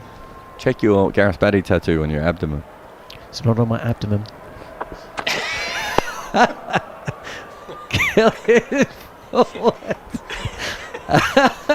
That ball was pushed to the leg side for no run, John, in case you're thinking of something else at the moment. It's on my knee. Wonder he never wears shorts. Sorry, I always make myself laugh more than anybody else. Should we get us 20 not out, and Jaiswal, who scored that ridiculous double century, is 35 from 73, partnership of 49. Anderson is at the start of his 6th over. He's gone for 17, and India 79 79 for 1. Stokes isn't exactly spreading the field, is he? Gill will take a single to the fielder at cover point, and to me, like, Jaiswal was strolling. Wood, who's fresh from his run-out success of the second test, rushes in, hurls the ball at the stumps. We'll have a look to see how close that would have been. 50 partnership though for the second wicket. Yeah, just talking through that field to the right-hander, it was a strange-looking field, like a short cover, mid-off point, then sort of 2 catchers mid-wicket area, normal mid-on, square leg, then a man round the corner, sort of a weird catching gully line behind. It's just the sort of field that you see in the subcontinent when the pitch is not giving you a lot and you're trying to hold the stumps in play. So if anything does happen, you're going to get your rewards, because finding the outside edge is just a bit of a waste of time at the minute from a defensive position. It's not going to carry through to keeper or slips. So England are going about the right sort of business to Jaiswal now. You've got a very straight catcher mid-on, very straight catcher at extra cover who's now moving a bit straighter. You've got a mid-wicket catcher, mid-on's quite wide. You've got a man in front of square leg, a man behind square leg. It's a strange-looking field. F for funky. Short delivery, pulled by Jaiswal, and there's no fielder at deep square leg. It's gone for 6. I wonder how far over the boundary that ball has disappeared. India's lead has gone up to 212. He didn't look quite in control of the shot, to be honest with you, but it's gone the distance. No, I don't think he got it anywhere near the middle, but you could see him nervously look up afterwards, and he got it in front of himself though, so he got a nice connection from that point of view. But it's about, what, 2 feet over the boundary, so if someone was on the rope there, it would have been caught. There was a really interesting thing that happened with the field before that, because you called the field that, and then Stokes changed the field almost as the bowler was coming in. Square leg was out, and he sort of gestured for square leg to come in and catch, and then he came in to catch as well. Square leg should have stayed where he was. Another big shot from Jaiswal, and again not in control of this. Thick outside edge has flown up and over vacant slip and away for 4. Someone's flicked a switch somewhere. Yeah, I mean, this is out of characteristic for this period of play from India. Jaiswal, massive drive, a good 1.5 foot outside off stump. It looks like sort of a wobble stroke cutter type ball that Jimmy Anderson's bowled down sort of 5th line of off stump, and he's just thrown the kitchen sink at it, and it's flown over what would have been a 3.5 slips maybe, and flown into that 3rd man boundary. And it just showed the Indian captain in disbelief about what he's seeing. And he's gone again. 3rd big shot in a row from Jaiswal, and this actually the best of the bunch. He's gone deep mid-wicket again, but he got hold of this, saw the length early, takes the 4. And India are up to 94 for 1. And we've had 3 boundaries to end that Anderson over. Yeah, you could hear the connection there. He made that one was a lot better. Certainly the 3 best that we've seen. The best that we've seen of those 3. The other 2 were out of control, I suppose. The first one was, I mean, the execution wasn't great, but it made sense. But the second one, Rohit Sharma, I think it's fair to say, Bats, Rohit Sharma himself not ready for Bazball. Either that or he called it and we didn't see the signal. He's gone, let's have a piece of this Bazball stuff. Let's see what we got, lads. Well, there's a little passage of play that's been kind of out of kilter with what we've seen since the tea break and just before it. Hartley is back, and a single taken to wide mid-on from the bat of Shubman Gill, who's 22 not out. The lead now 221 runs. I know that Manners and Macca and Harmy were skipping to work on day 4. England set 399 to win. Surely they can't, but everybody kind of thought they would. Forward is Jaiswal, just 1 away from 50. What can England chase? Well, I suppose just to rile up everybody on social media, all the doubters, England still will feel like they can chase anything on this surface. There's not too many demons still. Still pretty good. It's not blown up too much as yet. There's not too many demons in there. India do still have 9 wickets in hand as Jaiswal is sent back. He wants to get his 50. He turned his full delivery into a full toss. The camera's just panned up to Rohit Sharma again. He's looking very Andrew McKenna-like. Well, very Come on, guys, can we get back to basics here, please? You say that, but I think he realised the camera got on him because he was about to go off, and then he looked up and he went, "Oh, they haven't put the camera on me again, have they?" I thought you meant he had his hand in a puddle. Inside edge onto, actually it's not onto the pads. He gets back well in front of the pad. The inside portion of the bat, there's a fielder. There's a lot of fielders close to the bat still, despite this big lead for India. But I've got the feeling that young Jaiswal wants to get his 50. Short leg, and there is one slip in play. Hartley is in, that's a full toss. Thank you very much, says Jaiswal. Smashes this over long on for 6. The 50 up. The bat will be raised. Small celebration from a guy that has hit a double ton in this series so far. And that was a gimme ball. 100 up for India as well. 101 for 1. We've already seen one run out in this test match from an Indian player desperate to get to a milestone, and we almost saw another. Just got to keep the pressure on him, and that is the very opposite of that. It is a full toss, it was wide, and it just allowed him to play almost a free swing. But beautiful hit, but you know, knee-high full toss outside off stump to a left-hander from a left-arm finger spinner. It's going to go. And the camera pans to Rohit Sharma, who applauds. Down the track again. Wow, something's happened. We're only on day 3. And Jaiswal, maybe he's got a little bit of golf booked for day 5, because he's just gone again. Statement of intent. Sharma's off. Declaration coming. I'm joking, of course. India 107 for 1, and boundaries are being plundered. Yeah, for a moment I think Hartley would have thought, I've done him here, I've just got it outside the iron, I'm making him drag it. But Jaiswal, as we know with modern day players, just follows through, commits to the shot and smacks it, gets enough of it so it doesn't go square to the waiting fielder. I'm not sure who it was on the boundary, but it was only sort of 10 metres away. It's not too far away from a Hartley point of view, but from an India point of view it's 6, and that's all it says in the book. And Jaiswal is literally taking the game to England now. 233 the lead. And Rayan Ahmed has been called into the attack. I'm not sure he's bowled as early as this in the series so far, unless we've been approaching a lunch break or the end of play, something like that. I think he might have bowled a couple of overs before stumps one night. He did, yeah, but different tactics. That really just wasn't that far from being caught, was it? I mean, the fielder's, 15 metres around from that? Yeah, and he's dragged it with him. It's sort of as you want from the bowling point of view. You want him dragging it because you lose a bit of control. First ball from Ahmed, and Gill is forward defending. Yeah, he was brought on to bowl in the 59th and the 55th over, first and second innings in the second test. A little bit earlier in the first test match, but that was as we were approaching the end of, I don't know, day 1, day 2 possibly.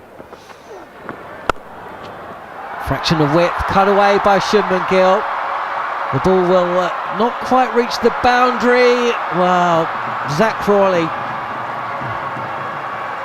I think, has helped this over the boundary. He's full-blooded dive, running round from deep point, but he can't prevent 4 runs being added to the score. This partnership's starting to swell, and it's doing so quite quickly. 81 now from 101 deliveries. Crawley got down well, but not quite well enough, unfortunately.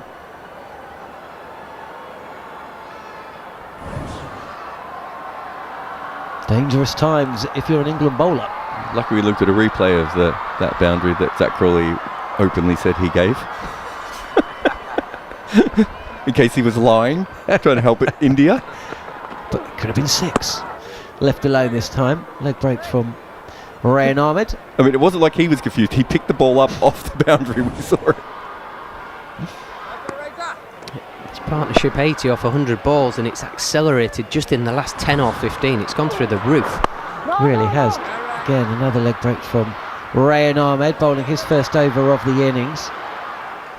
I think this is a better way of batting than just chipping around 70 runs per session and then getting in a position where you feel uncomfortable coming into when you're going to declare, if they do end up declaring. I just think this is much better. Also, I find that this is batting not just for this test but for the next one. Straighter from Ahmed, and Gill ticks out mid-wicket, no run, 111 for 1.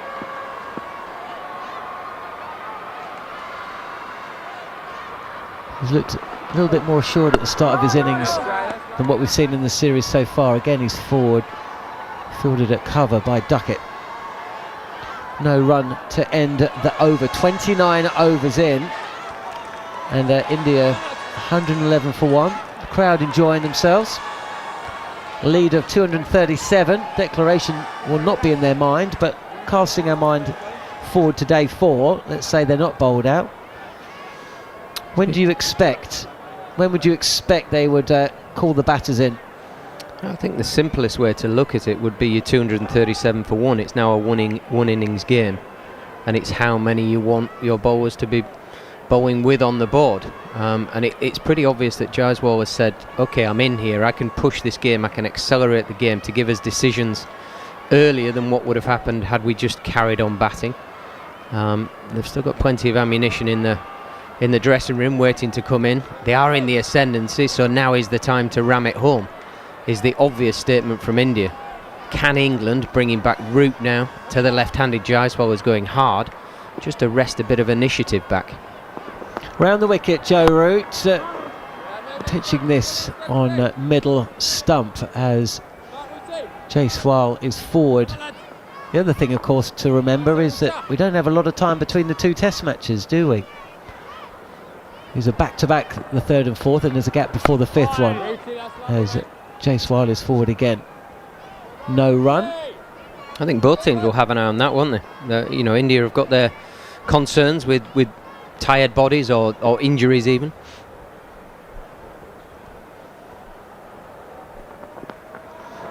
Here is Root. He's picked up the 1 wicket to fall, dismissing Rohit Sharma. Leg before wicket for 19. As diving stop at mid-off prevents the run. Jaiswal 61 from 84. Flurry of boundaries in the last 2 overs.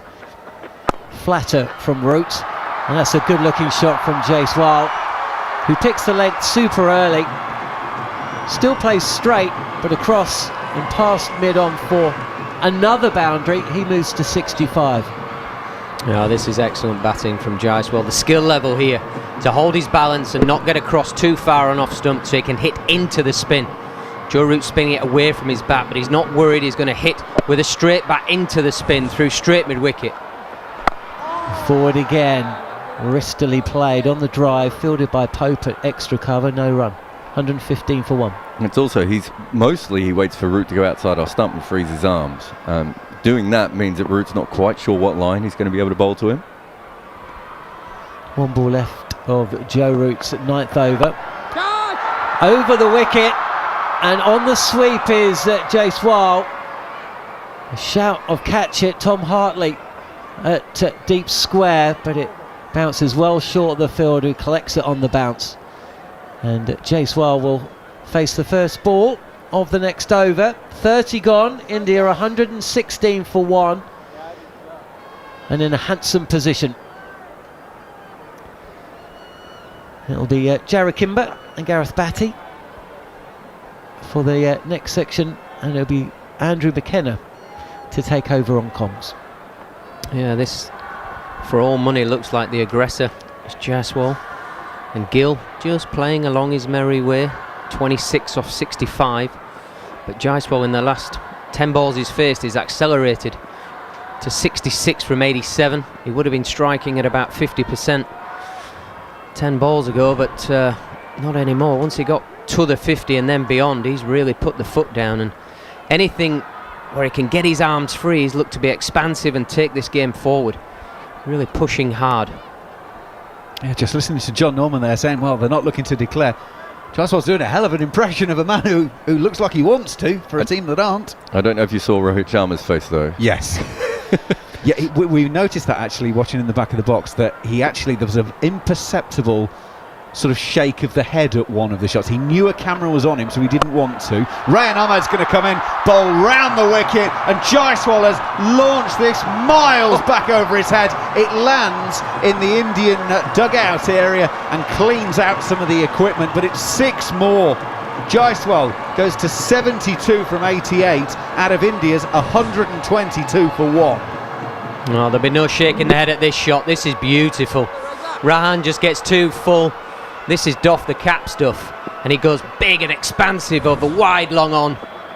Rahan around the wicket with the delivery to the left-hander again. Jaiswal this time towards mid-wicket, and there is no run. The lead, and as we keep mentioning, that is the important bit. 2-4-8, effectively 2-4-8 for 1. Leading run scorers in this tournament, Macca. Rahan Ahmed goes in. Well, there's a few more for Jaiswal because he's lashed that in. He's actually not completely timed it in the end, and it'll be cut off by Hartley at deep cover for just a single. For this series, I should say, sorry.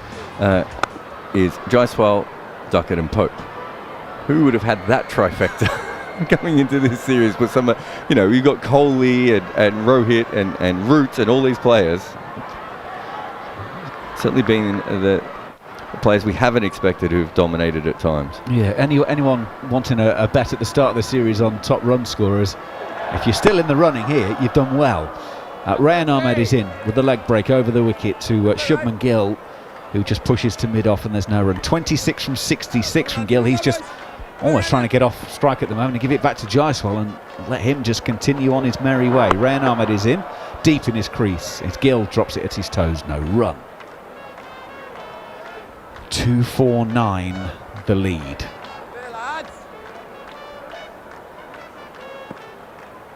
Going at over 3 and over in this session at the moment are India. And Rahan Ahmed goes in. That's a nice leg break. Bringing his man forward. Pushes. Duckett will feel that short extra cover. And there is no run. And that is the hour complete. So there is technically an hour of play left plus any overtime. And we are going to need overtime because there are still 20 overs in the day to be bowled. So we're going to need that extra period. But 123 for 1 are India after 31 overs of their second innings. So 79 from 15 overs is just over 5 1/4 and over. Gareth, Batty, your thoughts? Yeah, and I would suggest that at least 30 of those runs have come in the last 3 or 4 overs. Jaiswal has really put his foot down.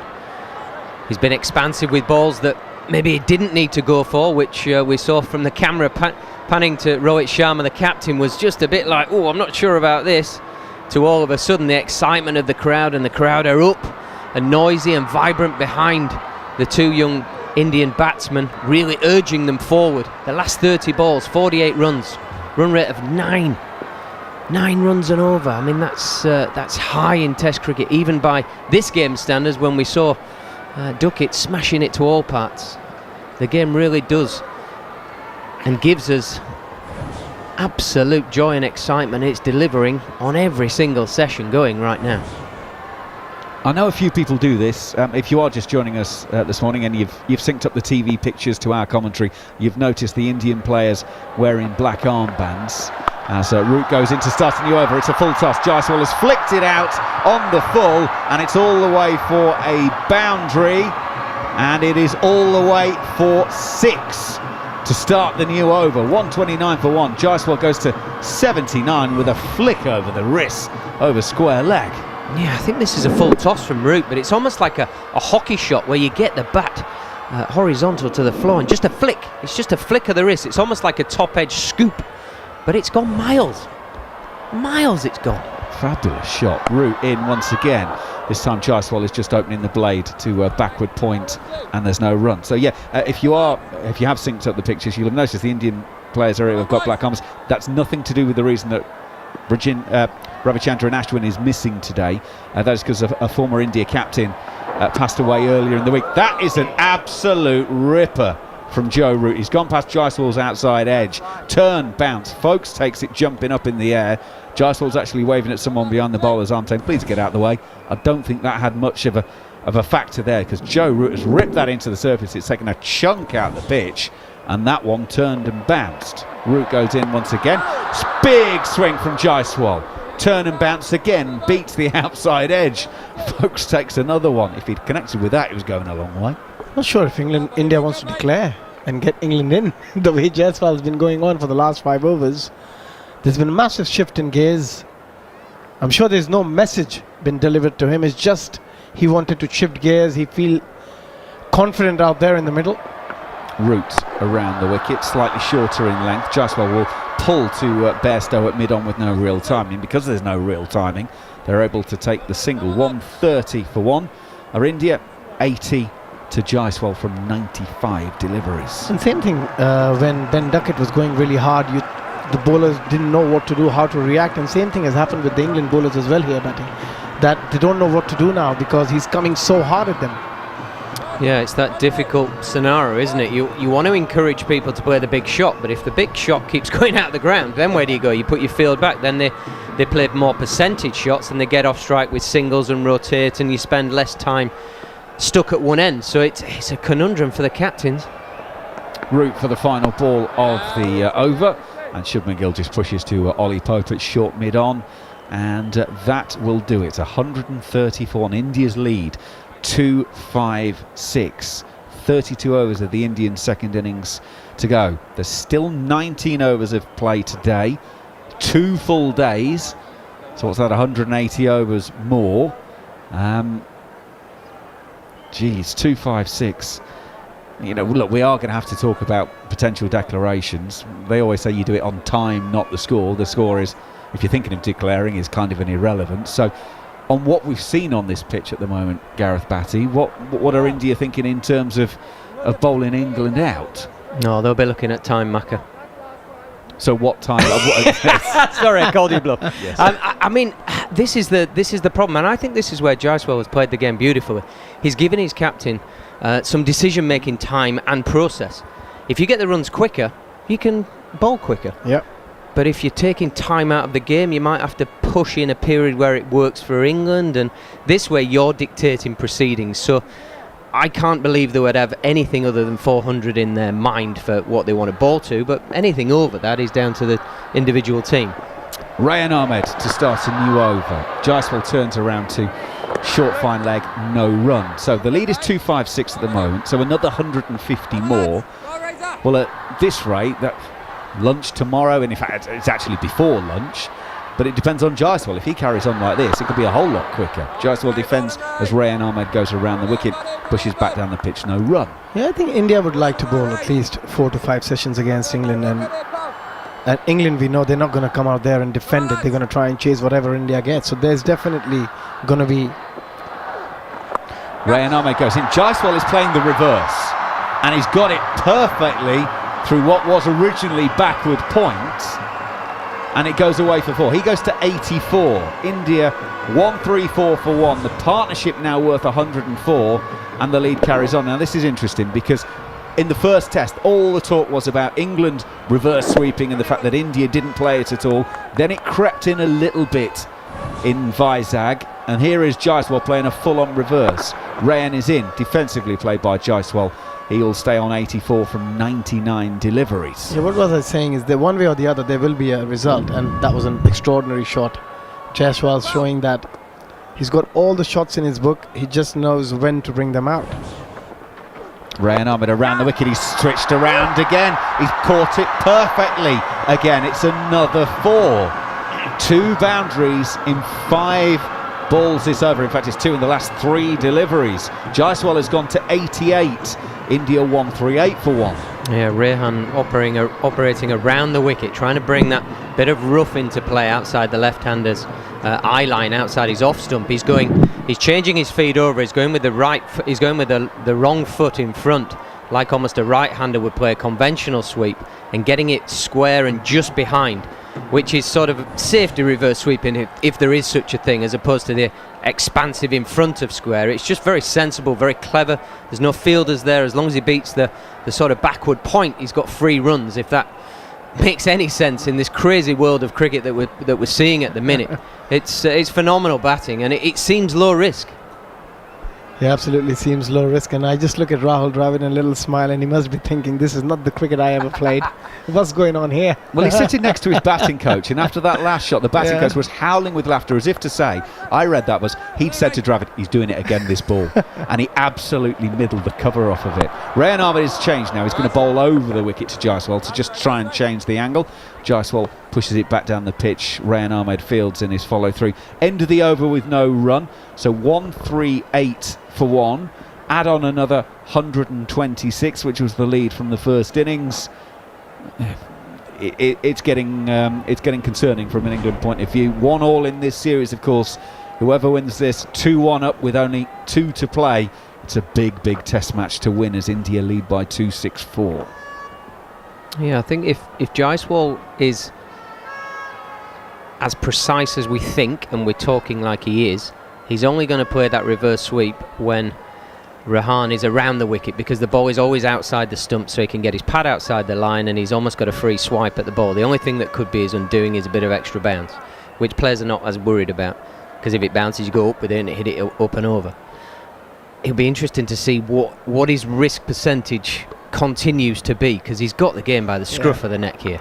Root around the wicket, starts with a loopy full one to Shubman Gill, push to Johnny Bairstow at mid-off. Bairstow gathers, fires it back in. They take the single anyway.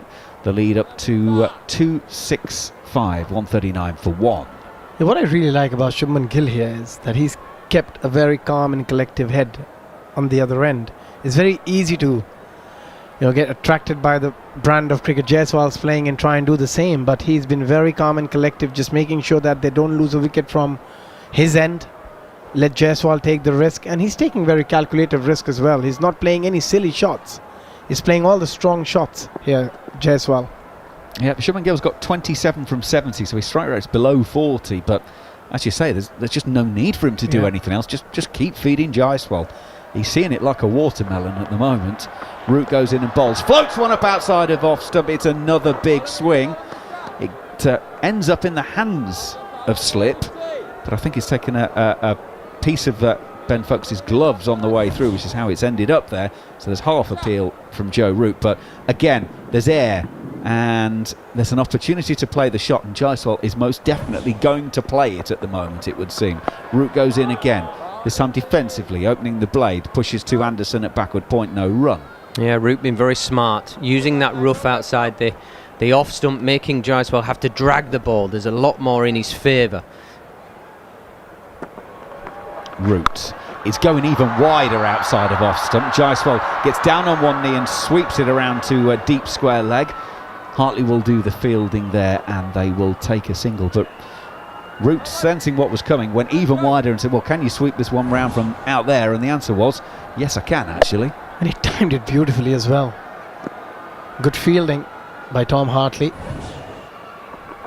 Root around the wicket to the right-handed Gill. Plays to Duckett at short mid-wicket, no run. And calm down. Gill's on strike. We can all calm down for a second. Breathe, everybody.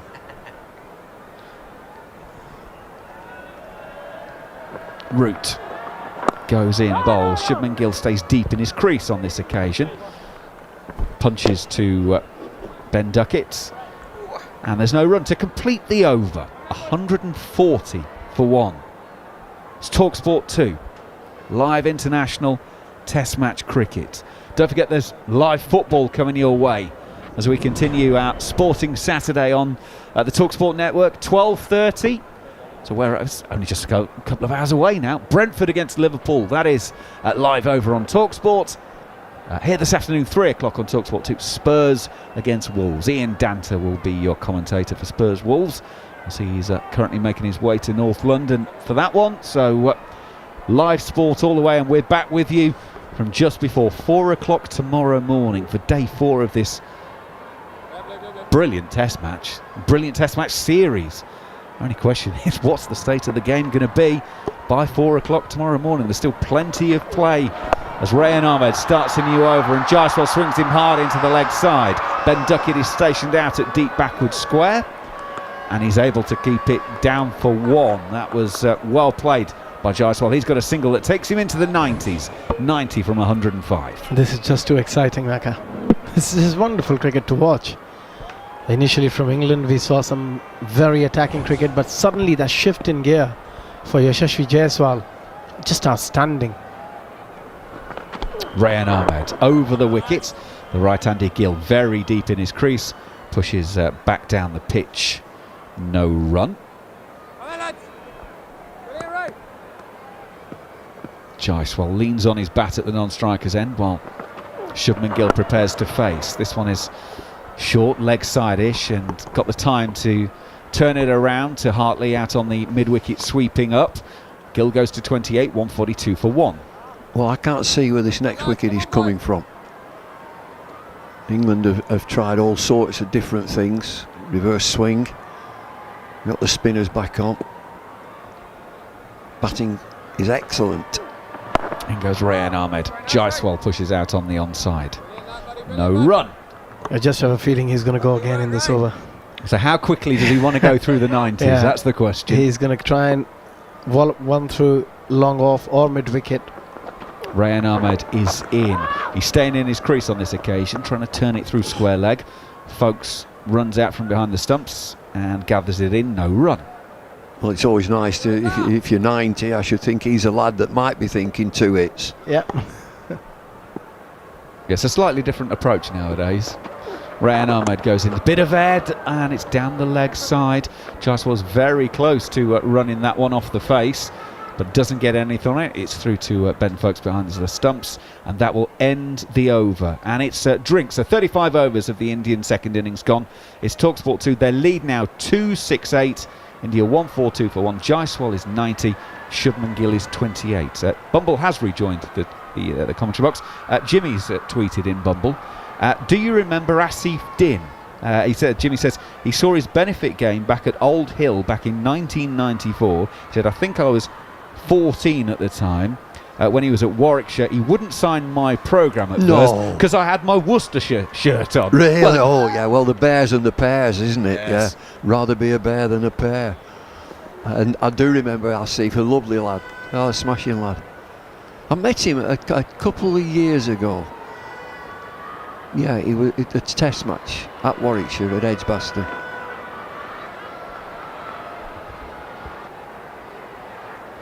Do we know what he's up to nowadays? No, I don't know. He looked well and looked healthy and happy. I like these, all the teams, and they have ex-players day, old players day, and I've not been to many at Old Trafford. I've not been able to, or not been well enough to go, but it's good that you get pictures also of Derbyshire. Some counties do it wonderfully well. Somerset, Nottinghamshire, Derbyshire. And it's great fun remembering the player that you played against and then seeing him now in later life as to who's who. Well, this is going to be pretty interesting next. Well, it's going to be an hour and 10 minutes or so, because that is what's left in the allowable play for today. We've also had Velo has been in touch. He's got back with his Test 11 from his time. He said he's a bit younger than you, so it's maybe some slightly different names. Openers Sehwag and Smith. You then got an engine room: Ponting, Tendulkar, Peterson. All-rounder Callis. Kumar Sangakkara at 7. No arguments there. Warne, Akram, Anderson and McGrath. You'd be happy if you took that side out onto the field, wouldn't you? Nothing wrong with that team. Good side. Right, anyway, let's crack on with the action. As we've got a lengthy enough pause, Manners will come in and pick up the ball by ball after some more thoughts from Bumble and Abhishek.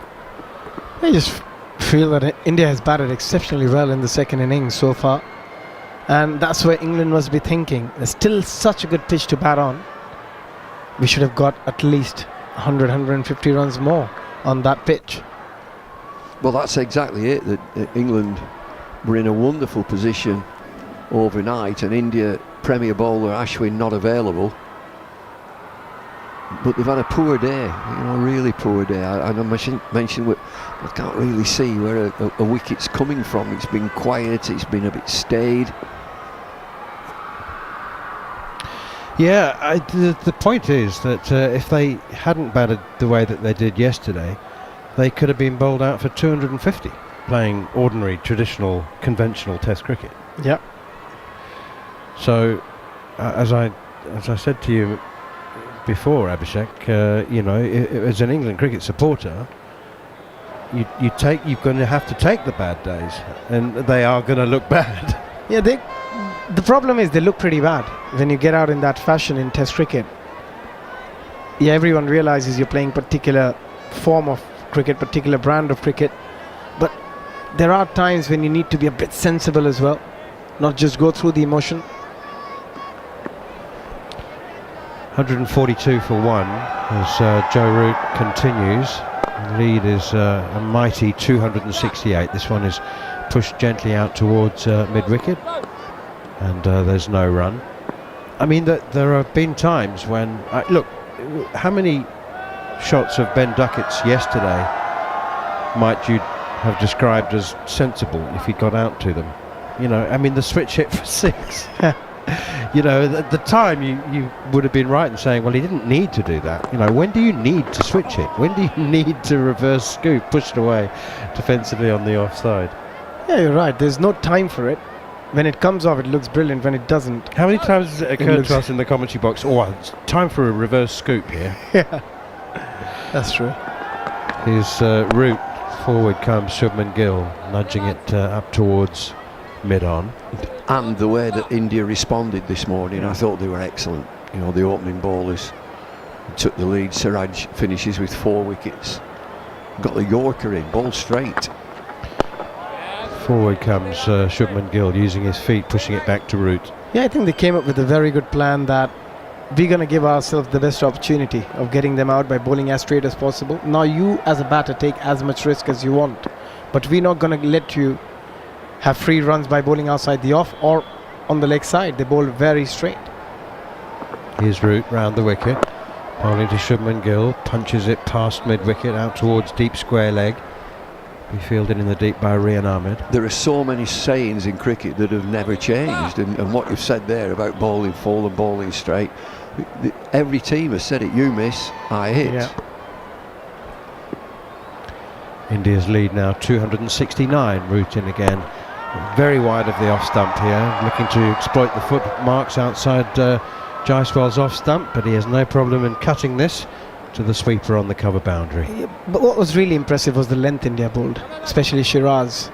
A lot of times you can bowl straight, but if you vary your length, that allows the batter to still score runs. If you go slightly short, you can play with horizontal bat, but because they bowled that fuller length where it was not there to drive, or you couldn't rock back onto the back foot and play any shot, you had to play on the front foot, but you had to play it quite nice and straight. That made it even more harder for the batters to find any scoring options, and they had the right field set as well in front of the wicket. What I loved about Mohammad Siraj, I say Siraj, you say Shiraz.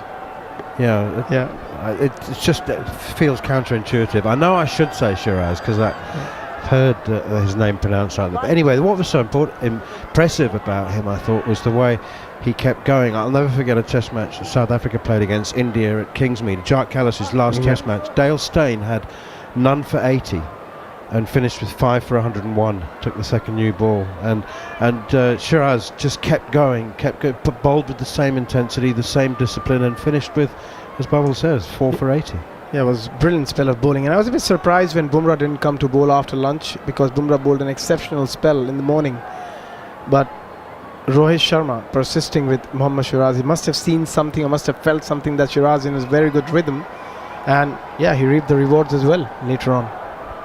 I think it's because it's a red wine that I find it difficult to say Mohammad Shiraz. Jaiswal 91, Shubman Gill's 29. Here's Mark Wood back into the attack. It's short and it's pulled away.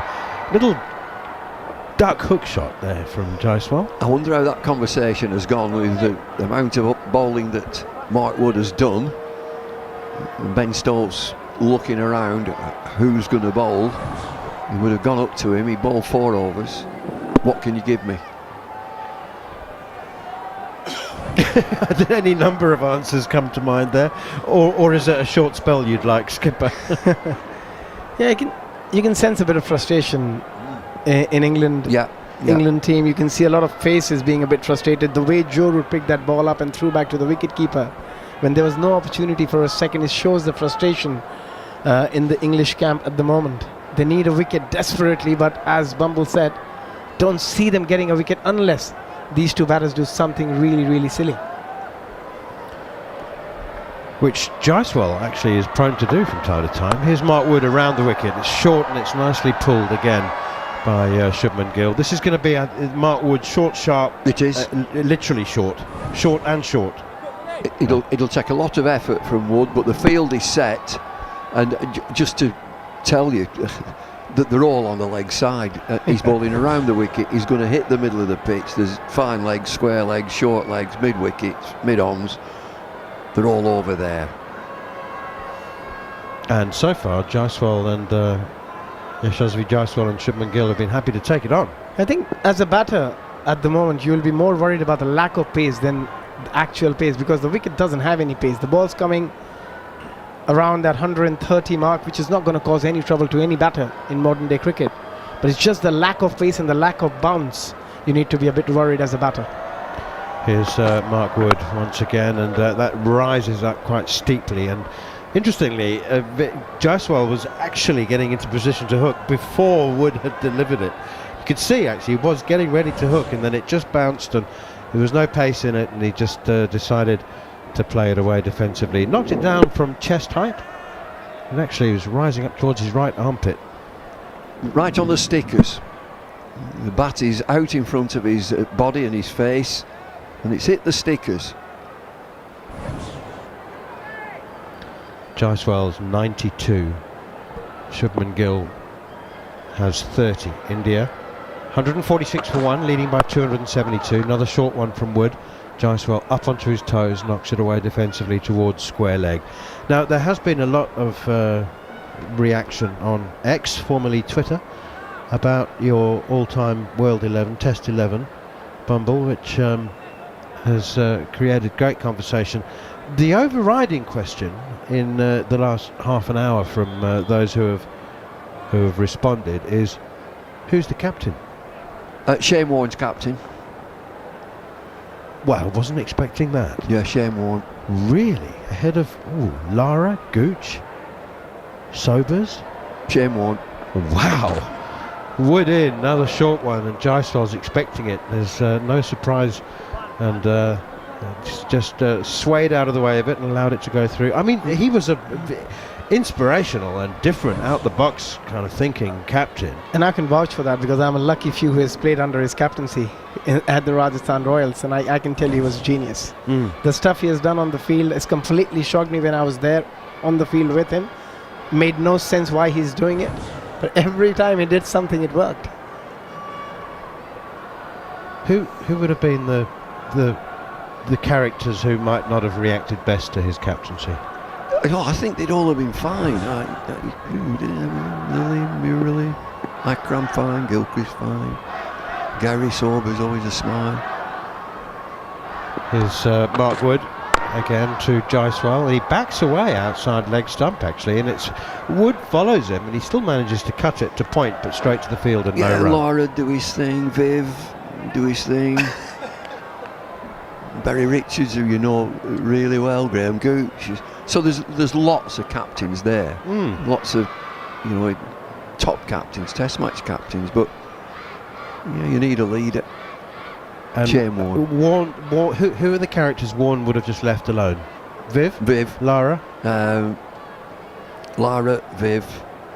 How much Coley. Captaining would Coley? He'd be all right, wouldn't he? Coley would be all right. Yeah. Under Shane Warne, I think everyone will be all right, because he was just that He'd good. make it happy. He'll it'd be he'll fun. make It'd be everyone fun. happy. Oh yeah, it'd be fun. no danger of long warm-ups. No, absolutely not. And Andy wouldn't have had a coach. Forget that.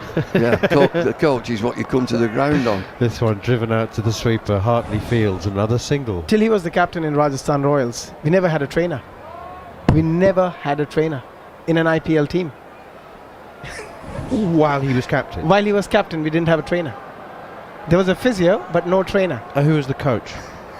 He was the coach. He just drove the bus. He wouldn't the have coach a coach. drove the He bus. didn't have a coach. He won't have a coach. No. He didn't have a coach. Here's Joe Root. Little lap sweep shot here from Yashasvi Jaiswal. He's played it rather nicely for a couple down towards Mark Wood on the fine leg boundary. And they go through for 2. Jaiswal moves on to 94. Shubman Gill has 31. John Buchanan, statistically the most successful coach in Australia's history, and Shane Warne wasn't ebullient in his praise of Buchanan, was he? No, but don't spotlight him. It was any of them, any coach. Here's Root, and that's driven by Jaiswal rather nicely, so nicely in fact that it's gone straight to Ben Stokes at mid-off, deep mid-off, and they haven't taken a single. And there was a very funny incident. So a lot of youngsters were there in the IPL when Shane Warne came, and we were all in awe of him, that we got an opportunity to play with the legend. Root again, Jaiswal defends, no run. And in those years there used to be a lot of IPL parties which used to happen after the game, and first thing he said in the team meeting that there are 14 matches and 14 IPL parties. I'll be there in all of them, but I can deal with it. And if I see you in the party and you don't perform, then you deal with it. Here's Root once again. That's pushed out towards extra cover, no run. The early years of the IPL were just, it was one endless party, wasn't it? Yeah. And then the after party. That's what I'm saying. The after parties were going on till 4 in the morning. Stories of teams going straight from the after party to the airport. To the airport, yeah. Here's Root again. Jaiswal forward, defends, no run. You actually saw players getting bigger and bigger throughout the tournament. And that statement stopped everyone from, all the youngsters from going to the party. Never saw anybody turn up for those. Well, you could have paced yourselves, couldn't you? You could have gone to the 1 in 3. No, I've been to quite a few. India going very nicely in their second innings, 149 for 1, taking this game further and further beyond England's reach, with Jaiswal 94 not out, looking at his second century of the series, his third of his career. He's got a double 100 in the first test match. What can they do? I just keep saying I can't see where a wicket's coming from, so what are the options? You know, this banging it into the middle of the pitch, the batters look comfortable. Here he comes again, Mark Wood. He is around the wicket to Shubman Gill, the right-hander, and he bangs it in, doesn't get up much. It's pulled away easily by down to Tom Hartley for another single. 150 up for India. It's just lack of pace, lack of bounce, and just allowing the batters to wait and just hit it along the ground. They're not worried about the pace. They can easily control their pull, and that's exactly what these two are doing. Tremendous amount of effort to keep bowling and charging in, running in, sprinting, and all the effort at delivery of banging it into the middle of the pitch. Jaiswal is on 94, 150 on the board. He surveys the scene, he's on strike. Yep, he's one blow away from 100. Wood in, short pulled, and he gets it very fine. That'll run away down towards the fine leg boundary, and it's actually very well fielded by Zach Crawley, who was very fine down on the fine leg boundary, and that was the only reason he was able to cut it off. But it's another run to Jaiswal. Yeah, again, going back to Jaiswal, we saw him just giving himself a bit of room outside the leg stump to try and open that offside against Mark Wood, which I think is a very good ploy, because as a batter you know what's coming. You know that it's going to be digged in short, so you can actually give yourself a bit of room, and there are hardly any fielders on the offside, so that's a good scoring option for Jaiswal. Jaiswal moves to 95. A little earlier today, in case you missed it, we had David Lloyd's all-time World Test 11 from 1965 onwards to the current day. It is short again from Wood and pulled nicely by Shubman Gill, again out towards deep backward square leg. Again it's just a single. There was an accusation, there was a slight Lancashire bias to that World 11. Our boss, talkSPORT cricket editor John Norman, has just sent us his alternative World 11, which is Stewart, Butcher, Pope, Thorpe, Brown, Hollyoak, Folkes, Batty, Bicknell, Tudor and Tremlett. Silly fun. Which Butcher though? Is that Alan or Mark? That'd be Mark. Dad was a good player. He was.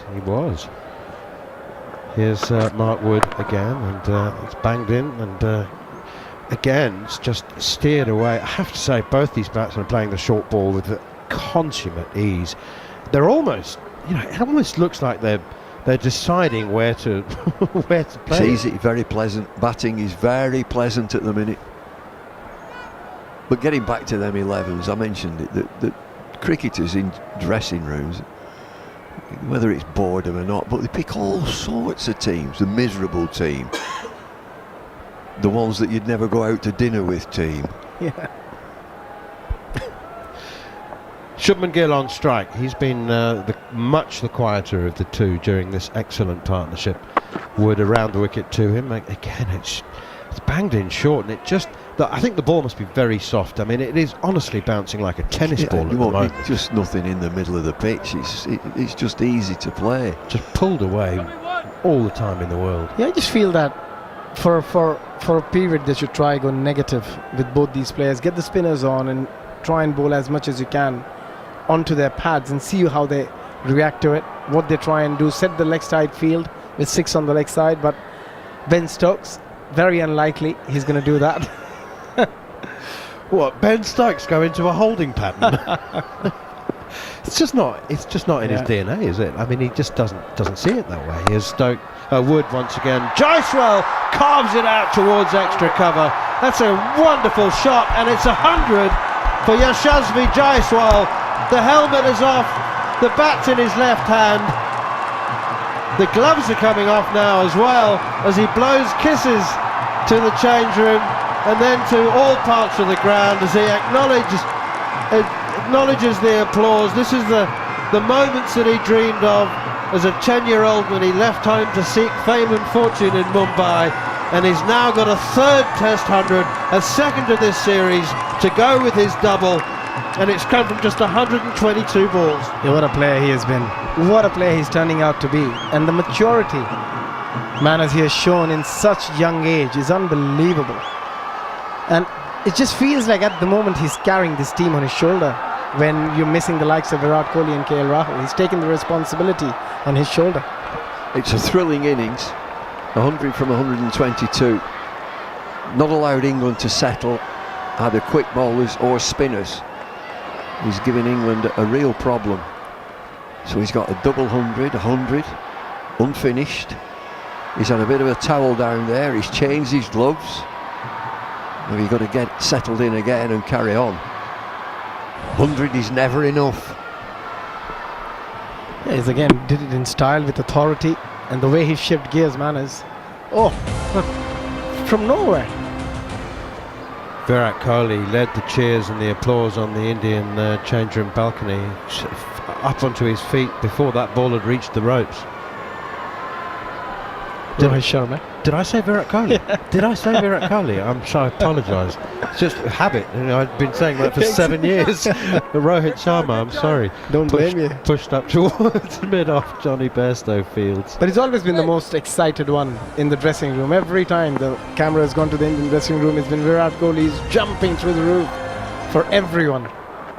Root continues, and down the wicket comes Shubman Gill now, and he's driven that over long off for 6.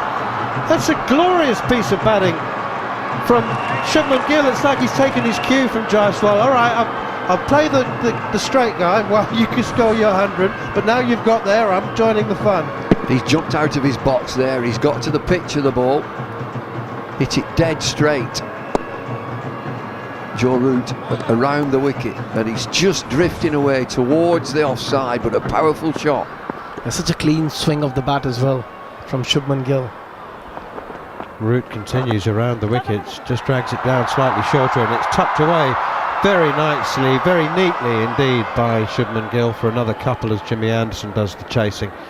And you sense now that the element of traditional Test cricket batting that India have employed in this session is coming to an end. You get the sense now that they're going to try and inflict some wounds in the last 50 minutes of the day. as that one is pushed by Gill out towards mid-wicket. They're going at 5 and over 5 and over in this session. 23 overs, 122 runs, and it's just been brilliant batting from both these youngsters. Here's Root once again, and it's defended by Shubman Gill. 166 for 1, lead is 292. Oh, they're getting away. And plenty of wickets left. And again, the wear and tear on the pitch. We're only into day 3. It is feeling and looking very ominous for England, as Joe Root is in once again around the wicket. Shubman Gill plays it off the pitch, off the back foot, whips it away past Jimmy Anderson. He chases it with all the same enthusiasm he had when he was 21, now that he's 41, but he can't prevent another couple of runs accruing to Shubman Gill, who's now 44, and Yashasvi Jaiswal has exactly 100 from 122 balls. Double change, in fact triple change in the commentary box. We say cheerio for now to David Bumble Lloyd and Abhishek Jhnujhnuwala, and Jarrod Kimber and Gareth Batty are on the midnight shift, the witching hour. In fact, they will be, because we've got 45 minutes to go until the close of play, with the extra half an hour. And India are 168 for 1. So after a word from Jarrod, John Norman will be taking over the ball by ball for the next 20 minutes or so. I think we said this before, Bats, but since Bazball, we haven't seen many afternoons like this, have we? I kind of feel like at any stage India's going to just knock their stumps down. There was one at Lords when I think Usman Khawaja, I can't remember who he made 100 with or made a big score with. Australia got to 1 for 200 odd, and then suddenly it all collapsed and England were back in it, and then we had the Bairstow incident and the stumping and everything, and Nathan Lyon crawling down the stairs to come and bat. It'd be nice if we finished up with that sort of stuff. But even now, 294, it's not. Mark Woods, and Jaiswal has just reached 100, guides this ball down to third. He moves to 101. We're reaching the stage of the game where people on the YouTube stream are discussing just how beautiful you are to watch, Jarrod. F1L. Look at Bax's face. I know. Is that not a very good camera? I think somebody needs to maybe wipe the screen. Well, someone did ask if I was blonde the other day, so I'm just saying maybe the camera doesn't pick me up perfectly. Well, you've got a fan, unless Miriam's up early. F1L on the chat facility. India are quite beautiful, really quite beautiful to watch when they play like this. And then Tim WD says, as beautiful as Jarrod.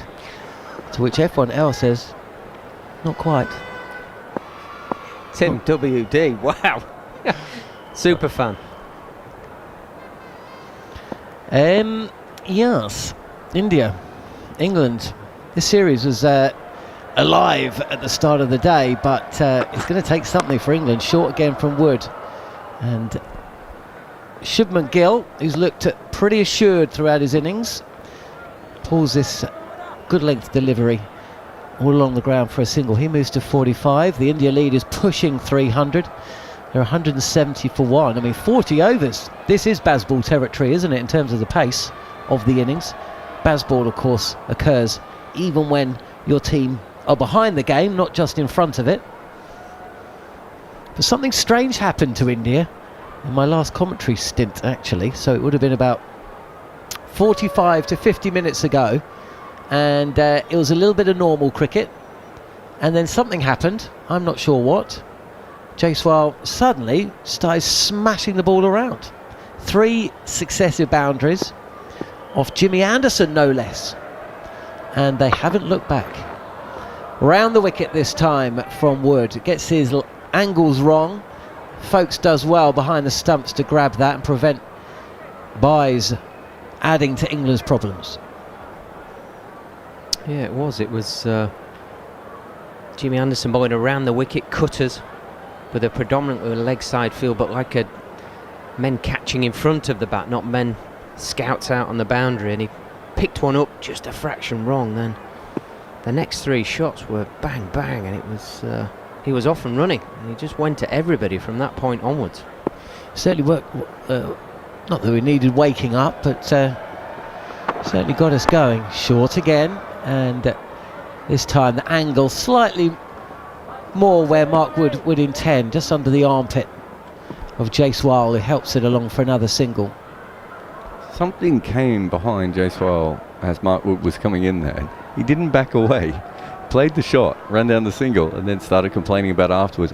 If it was me, I probably would have complained before the 90-mile-an-hour thing was fired at me. Well, it's credit to Mark Wood that it is still at 90 miles an hour, I suppose. It's been a little bit of a chastening day. Mark Wood's been on and off the field. He wasn't on the field at the start of the innings. Joe Root opened the bowling with Jimmy Anderson. He did take the first couple of overs after the tea break, then was off the field again. Back on it now. And he's bowling to Shubman Gill. Centurion from the second test match. 45 not out in this, the third. Whoa, that is really short. And Shubman Gill goes through with the pull, but he ducks as he does so. No real connection, fielded at mid-wicket, no run. There's a flag up by a touring group in the background there. And at the bottom of under their logo and everything, it says, "We drive Ferraris," if I'm reading it correctly. I wonder if that's a joke on the Matt Pryor, Sachin Tendulkar moment from years ago when he made the joke about the cars. Seems like an odd thing to put on a flag otherwise, but... Can you expand? Do you not remember that? It rings a bell. But maybe the listeners aren't quite so au fait with the story. That's really short from Wood. And Shubman Gill, well, that would have been a one-day wide, I imagine. But he lets that one go. There was a story going around that Sachin owned a great car. I think it was a Ferrari. I can't remember what it was. And he couldn't drive it in Mumbai unless he went out at 3 a.m. because the roads weren't going to be ever empty enough to be able to drive a car like that. And so Matt Pryor thought it'd be funny to say, oh, we can drive our Ferraris all the time. And, what kind of car do you drive, to Sachin? And it was caught on stump mic. And the Indian fans thought that they were mocking Sachin. But not in that way, but as in, you don't own a car like that. Whereas obviously Matt was sort of saying it from the other perspective. Probably trying to get himself a free Ferrari as well, or whatever car make he was mentioning. But yeah, it's not something that's brought up a lot. It just seems like a weird thing to have on a flag. It is quite a specific thing, isn't it? Quite niche. Should remind you, if you're listening on talkSPORT 2, we're going to have football following the cricket. Tottenham against Wolves at 3 o'clock. Before that, Plymouth against Leeds. That's a 12:30 kickoff. And over on talkSPORT at the same time as Plymouth Argyle versus Leeds United will be Brentford against Liverpool. Brentford, who've been on a little bit of a horror run against the Liverpool side that are of course challenging at the other end of the table. So why does it say on the board Spurs versus Wolves, but then Brentford versus Liverpool? Shouldn't it be Bees? Are they Bees? Yeah, they are Bees. Would you not refer to them as Bees? How do some football teams get known as their nicknames and some football teams get known as their team name? Spurs have morphed into their nickname in a way that no other team I can think of has. I mean, Wolves actually, in a way. Wolverhampton Wanderers. So, I don't know. You probably should ask the producer, Scott, He who just wrote said it's about font, but I don't think it is about font size. It's probably about space on the whiteboard. Yeah, he's saying it is. It's a space issue, Jarrod. Well, look at the way he's written on this board, by the way. Look at the handwriting for Liverpool. Looks like he was being attacked. Sure, this is riveting to the listeners. Hartley's back, this keeps low. Hits Jhnujhnuwala on the pad, but well outside off stump. And Jhnujhnuwala just has a little look at the pitch there and thinks, okay, well, I've got 100. And when you come out to bat, you're going to be well behind the game, so I'm not really that bothered. Bit of turn there as well. That did keep a bit low, Bats. India's lead, 297. They're 171 for 1. Shy of 10 overs left today as Jhnujhnuwala will take another single into the offside. Have you assessed how England have gone about their business in this second innings with the ball? Bats? Yeah, I mean, they've certainly not had a lack of plans. We've seen some attacking fields. We've seen some catches in front of the bat. We've seen some deep fielders with some short stuff. So we've certainly tried things as Ben Stokes and the England bowlers.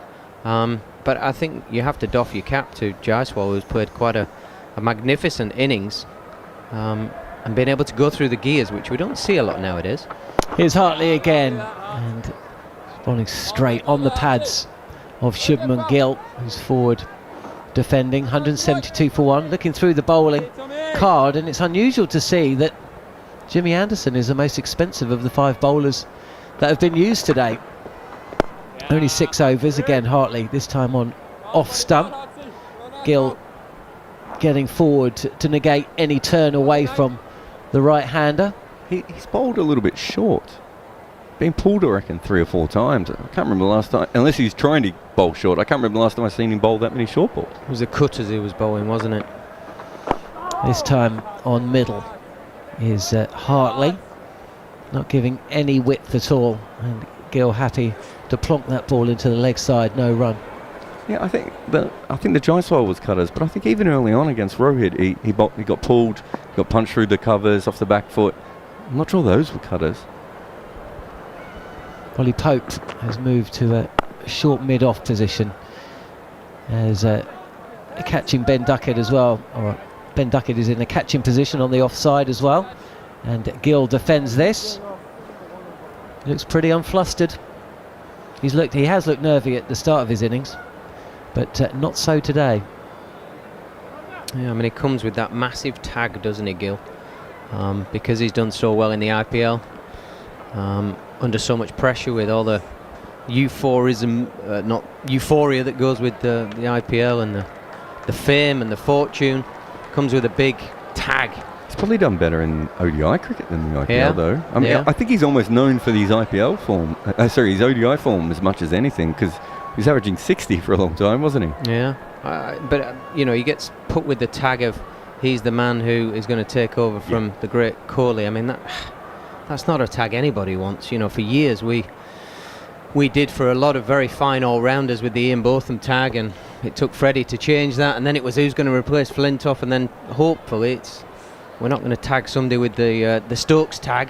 Just leave it be the man that you are. And I think I found a list once of about 8 people who'd been called the new McGrath as well after McGrath retired. We've just got Jaiswal. I pause here. Jaiswal, is that a back spasm, do you think? He's suddenly pulled up and he looks in a little bit of trouble here. The physio is on. Jaiswal is on the field, he's on his back, and he's grimacing, he's stretching it out, Bats. Yeah, so he started on his front, where you're trying to arch your back, just trying to free up that sort of spasm, that knots in it's like the size of a tennis ball at different parts of your back, sort of back of your kidneys and then around your spine. But as soon as he rolled over onto his back, when you have that little bit of a dip in your spine between your bottom and the middle of your back, he moved straight away onto his front, which shows the discomfort of a little grip that you get with the spasm. And it can be from amount of time at the crease batting, which obviously is 127 balls in and however many hours it is, but also it can be the dehydration. And you know, if that's an area, and we're looking at some of the highlights now. I mean, he's not left anything in the tank when he's played a few of the shots. The full swing would have put some stress through the back, and if he is a bit dehydrated, that might be the area that is just tightening up, and it's cramp as well as sort of a back spasm. Well, that's what I was going to ask, because I always thought back spasms were cramp, but it seems now that you know, you talk, physios and doctors talk about it. Sometimes players miss games for back spasms, like 2 games in a row. So there must be almost like 2 different kinds of back spasms that you can get.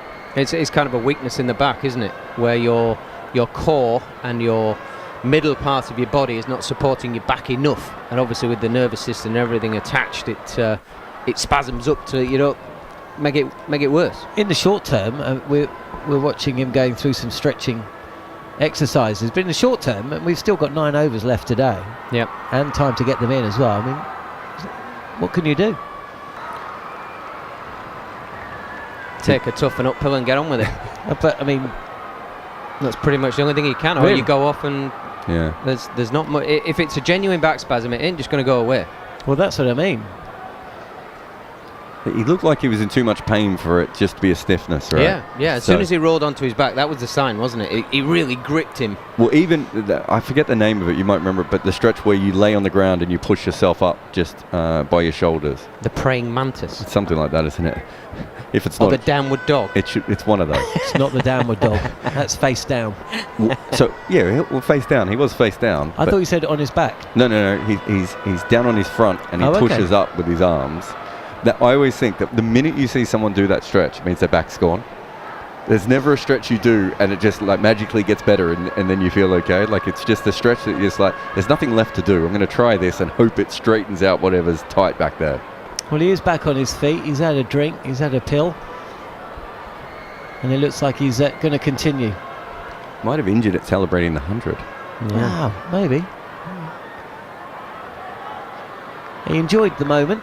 It wasn't quite David Warner. Did David Warner do a hamstring celebrating 100 once? I know there's an international cricketer who hurt themselves jumping for 100. I can't remember if it was Warner. No, it wasn't Warner, but you're right. Somebody did, didn't they? And it's relatively recent. Yeah, it's in the last couple of years. Either way, Jhnujhnuwala, who has reached 100 for the second time in the series so far, looks set to continue. And he's going to face Mark Wood, who's been suffering a little bit as well today. Not quite sure why. He's been on and off the field a little bit. 7 overs have gone for 26. He's round the wicket to Jhnujhnuwala, who comfortably plays this away. Backward a square on the offside for a single. He moves to 103 not out, and Shubman Gill is 45 in the score. On talkSPORT 2, 173 for 1 India, a lead of 299, and the stretching continues. Yeah, I think we might see some stretching from Mark Wood. He pulled up short then, didn't he? After he sort of released the ball, he's going short again, which huge toll on the body. He did pull up short. Now, whether he's just lost a bit of footing in his front foot as it braces, but he definitely pulled up short. And with him being on and off a little bit, let's hope it's nothing untoward. We may not have 11s in there. I mean, there are so many players with so many niggles. This is a problem with year-round cricket. Short delivery. Gill has helped this up and over square leg. And has it gone all the way? It has, and he reaches 50 with a 6 from the bowling of Mark Wood. And he does it without breaking sweat. 179 for 1 India. And not only has Gill reached 50, the lead over England now past 300. India lead by 305. Yeah, they set the leg side trap there. They had leg side catches everywhere for this short ball. And what they didn't have is the guys back on the boundary, and Gill just went, well, if you're going to give it to me, I'm going to take it. Lovely little clip, almost a front foot pull shot off his hip there, and goes over at the heads of about 4 England fielders. Yeah, it wouldn't have mattered where the fielders were. He swatted that away for 6. Short by Wood, sails over Shubman Gill's head. Nothing given by the ump. Yeah, when you see innings and shot in particular, the one that brought up his 50 from Shubman Gill, you know why he's got the tag of the Prince and the man to take over Kohli. He's so good on the eye. He makes batting look so easy, makes sort of 140 kilometres an hour look pedestrian at times, and the quality of the shot, the quality of the positions he gets in, you just hope he fulfills that tag and fulfills the talent from his own point of view, but also from an Indian point of view and cricket as a whole. So he really is very pleasing on the eye. No fielders around the bat, as you'd imagine. Plenty on the leg side. This is a length delivery, possibly a touch fall either way. Too wide, and Shubman Gill, with only 2 fielders on the offside, helps himself to another boundary. He moves to 55. The score, India 183 for 1. God, it makes you want to purr shots like this. He just gets his trigger out of the way early, gets a good solid position, beautifully balanced. Wood doesn't do a lot wrong. It's sort of 4th stump line, top of the stumps, but Gill just holds his balance and poise and throws his hands through the ball. Kind of a square drive, but effortless. Just beautiful, beautiful cricket shot and touch. He really does make the game look simple at times. Not sure Wood meant that for that to be outside off stump, or if he did, it was a sucker ball. But even if he'd edged it, it would have just gone along the ground through a gap. He looked quite stiff on that ball again. Couple of balls this over, he's looked very stiff, Wood. Yeah, predominantly leg side field. That wasn't the ball for that. Here is Wood again, short and swiped by Shubman Gill. He cloths it just for a second. Bairstow at mid-wicket, running around, possibly thinking it was coming his way, and it did, but it bounced before it reached him. When people ask why professional teams bowl so short so often, he's completely in control. He's played a ball for 6. He's gone into length ball outside off stump and slashed that away. And then even as well as he's seeing them, this has come off the slice and could have gone to one of 3 fielders they had set in that sort of field that Neil Wagner made famous of having catching fielders around the ring and halfway to the boundary and 3/4 of the way to the boundary. That's why they do it. There's a risk in the pull shot and the hook shot, even on a flat pitch like this. Particularly end of day 3. You know, it's coming off at different paces. It's not as predictable as it was on day 1 and day 2. So you're the skipper, right, Rohit Sharma, and you're watching your opening bat, who's got 100, and we've got 8 overs left in the day. He's clearly in a little bit of trouble as Mark Wood will bowl the final ball of the over. Good, sharp, lifting bouncer, and Jaiswal has got a problem here. He's got a back spasm. He's in pain. It's affecting his mobility, although you wouldn't really notice it too much, but I would suggest it's not making it better. That last ball, he looked stiff, didn't he? Couldn't get out of the way of the short ball. No, but he still dealt with it relatively comfortably, but still, he does not look comfortable. Now, whose call is it? Now, obviously, the batter can walk off, right? But can the captain call him off? Is he telling the physio? He's told the physio to go out and take him off. I bet you that is what's happened. I think Sharma's called this. I think after that, the last couple of balls, he's just been clawing in his back every ball, and after the way he played that short one, I think he has to come off. I say that, he's now stopped. That's because I don't think he wants to. Bats, would you be calling him off? Because for the team as much as anything. Yeah, you got this problem of duty of care, haven't you, to the player. And medical staff are always torn. Players will always say, I want to stay out there. 9 times out of 10. I think he's been told to come off, and I don't think he wants to. Yeah, good on him then. What about from a cricket perspective, though? Because this can go 2 ways. You would say in your early part of your career, it would have been just toughen it up and get out there. But he might go out. If he comes off, you don't lose the wicket, but you do bring a fresh batter out there. There's actually no winning situation for India. Well, literally 10 years ago or more, it would have been toughen up, stay out there, get your job done. Not even a conversation. Even if even if you've been hit on the head, it would stay out there. You've got a limb coming off. Yeah, you just don't come off. Broken finger, whatever, just stay out there. Nowadays, because we have more knowledge, because medical science has moved on, we can have more duty of care to the player. Was it the Alan Border, Dean Jones story? That was in India, wasn't it? It was in India, in Chennai, Madras in those days, where it was incredibly hot and Dean Jones made double 100 that put him in hospital.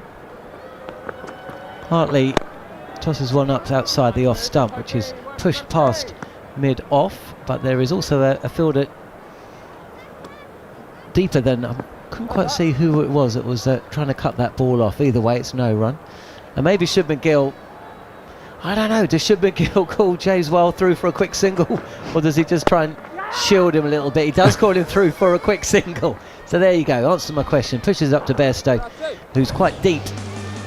So yeah, Dean Jones is batting with Alan Border, and I'll say this as nicely as I can, things are leaking out of various parts of his body. He asks to go off the ground, and Alan Border says, we'll get someone out tough, someone from Queensland or New South Wales to take your spot. And Jones bats on, end up tying that match. Jaiswal defends this delivery from Hartley, no run. And I do mean tie, it was the second tie in Test cricket history.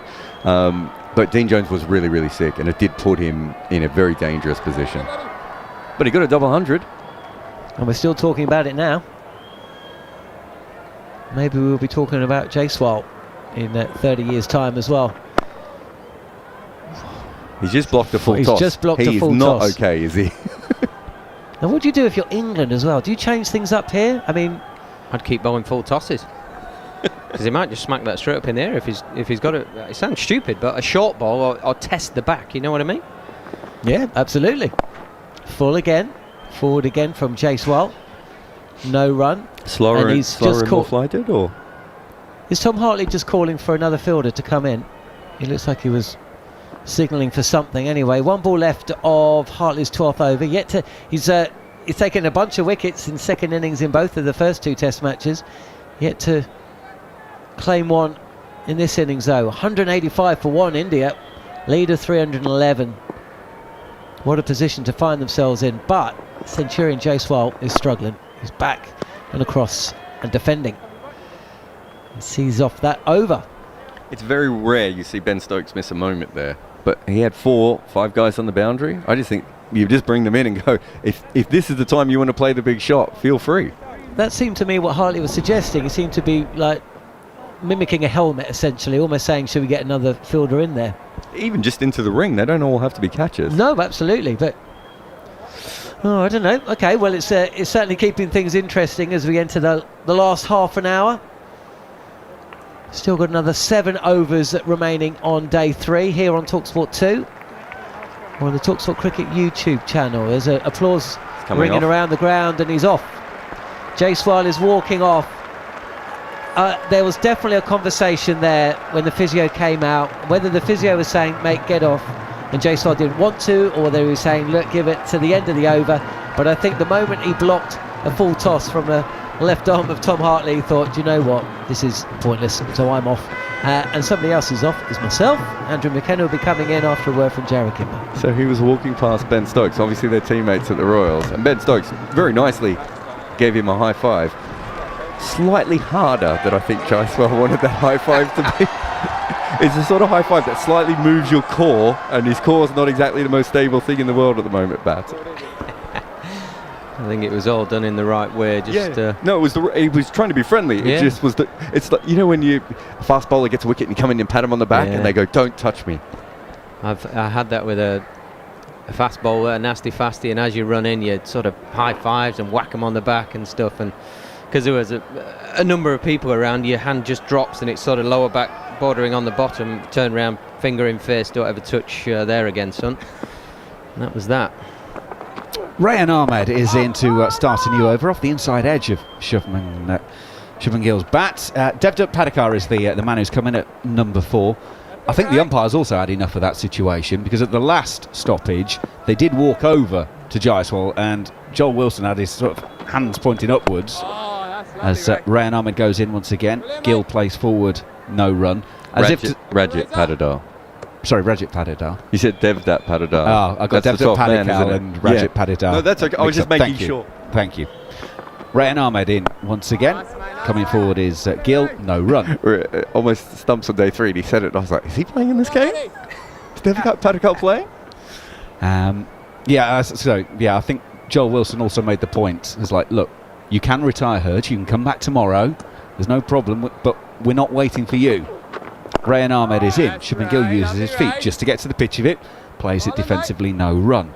Yeah, there are 6 overs after this one still to be bowled, so we'll go through till 11:30 UK time. India 185 for 1, the lead 311. Gill forward as Rayan goes in once again with his right arm over leg break played defensively. Interesting to see what kind of match situation. Jaiswal will obviously want to come back in if he feels fine tomorrow, but they might be thinking with the other test coming up. Rayan Ahmed in, shorter and wider of off stump. Well played by Gill off the back foot through the covers. There's a square sweeper, but he can't get round for that one, and that just puts the boundary off the final ball of the over. 189 for 1.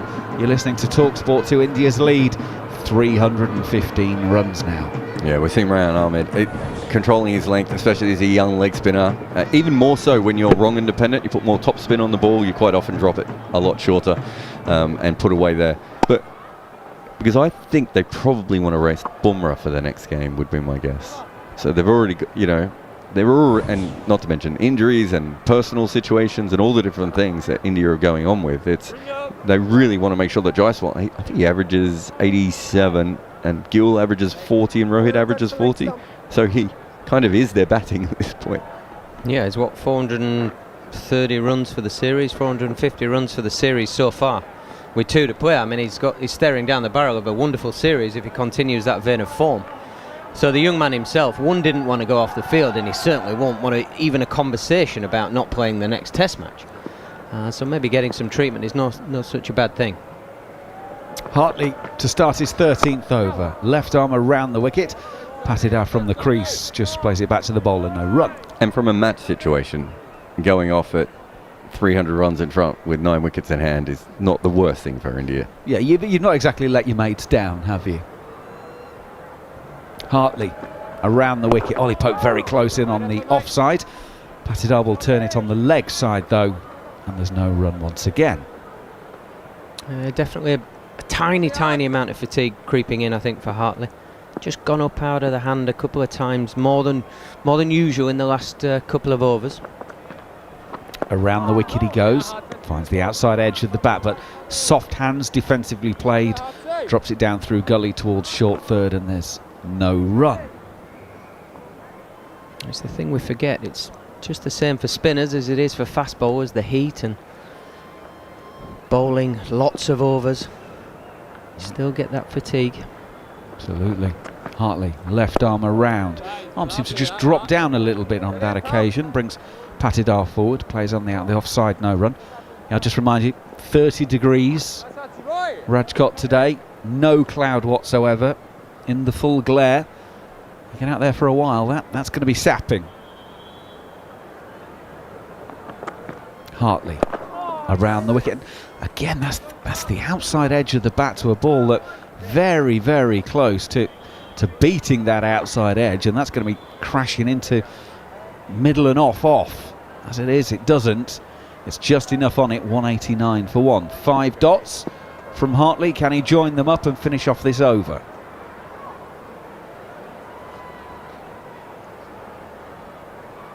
He pulls it, and now he's on his way once again. Patidar had eyes only for defence there. It completes the maiden. 46 overs have been bowled by India on a real day that India have taken a very, very strong hold on this test match. At 4 o'clock this morning, England resumed 207 for 2. Well, they were bowled out for 319. So 112 added for the loss of 8 wickets in the day. Ben Duckett completed 150. He got to 153 before he mistimed one off of Kuldeep to Shubman Gill in the covers to be dismissed. He was the 5th man out. Ben Stokes made 41, and that really was about it as Siraj finished with 4 for 84. India leading by 126 on first innings, and they're 189 for 1 in the second. Rayan Ahmed will start a new over. Off the back foot is Shubman Gill, and he plays to cover, and there's no run. Gill will remain 61 not out. Patidar is 0 not out, with Jaiswal having retired hurt on 104 with his back problem. Rayan Ahmed goes in once again, defensively played by Gill, nothing happening there. Gareth Batty and Jarrod Kimber have moved out. David Lloyd and Abhishek Jhnujhnuwala have moved back in, as we will take you through the final 18 minutes or so of play today. Rayan Ahmed slightly shorter, a little bit wider. Gill able to get through this. Out to Zach Crawley, who's doing the cover sweeping duties. 1 more to the total. The lead now 317 as the score goes to 191. You know, it's been really calm batting. 190 for 1. Just a calmness, and young batters coming in a commanding position. They just seem to take everything in their stride. You can watch the facial expressions, they don't change. They're not anxious. Patidar is waiting for Rayan Ahmed. In the air, the drive hits Ollie Pope at Silly Point, and everyone was then looking at the ricochet. Where did it go? Was it catchable? And then everyone turns around to Ollie Pope and says, are you all right? Let's see priorities in order. Where did it go? It hit him on the full. It's a drive. Replay now. Out towards mid-off, was it? So it's a ricochet, or possibly even mid-on. Rayan Ahmed goes in once again. Defensively played by Patidar on this occasion, no run. One thing I do know is it stung Ollie Pope, because he's still... You can just tell by his body language. We're now going to get a replay from stump cam. Hits him flush on the knee, goes towards mid-on, and mid-on hasn't spotted the ricochet. Wouldn't have carried anyway, but it went a long, long way. Pope bends down, waits for Rayan Ahmed to go in. He's in Tinkan Alley at the moment. Patidar has played that straight at Ollie Pope, off the floor. Ollie Pope's thinking, I thought you were my mate, Rayan.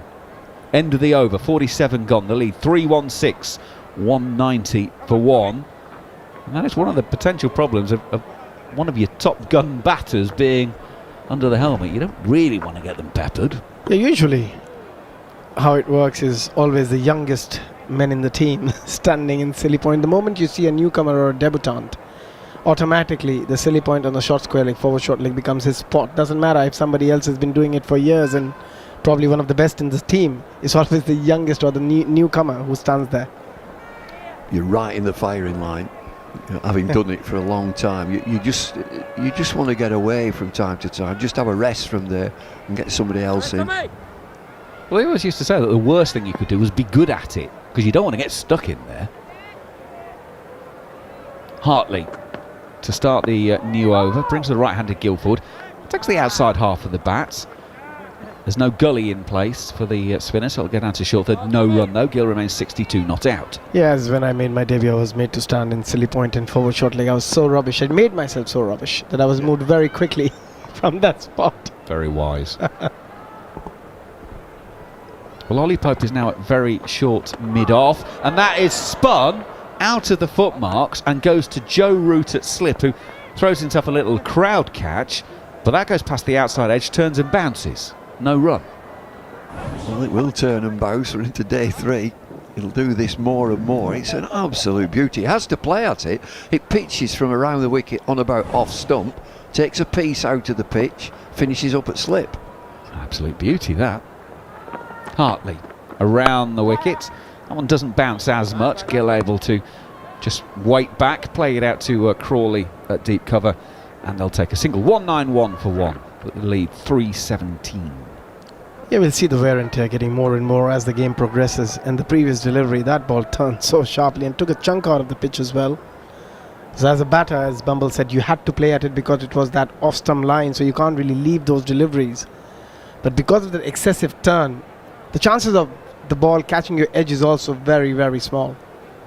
We've been saying throughout this game that you know this pitch at Rajkot pretty well. Yeah. Has it played how you thought it would play in this game so far, or were you expecting it to have started to do a little bit more by this stage? At times it has done a lot more by day 3, but again, when we saw the pitch in the first day, it looked like a good batting surface, and it played quite well for the first 3 days so far.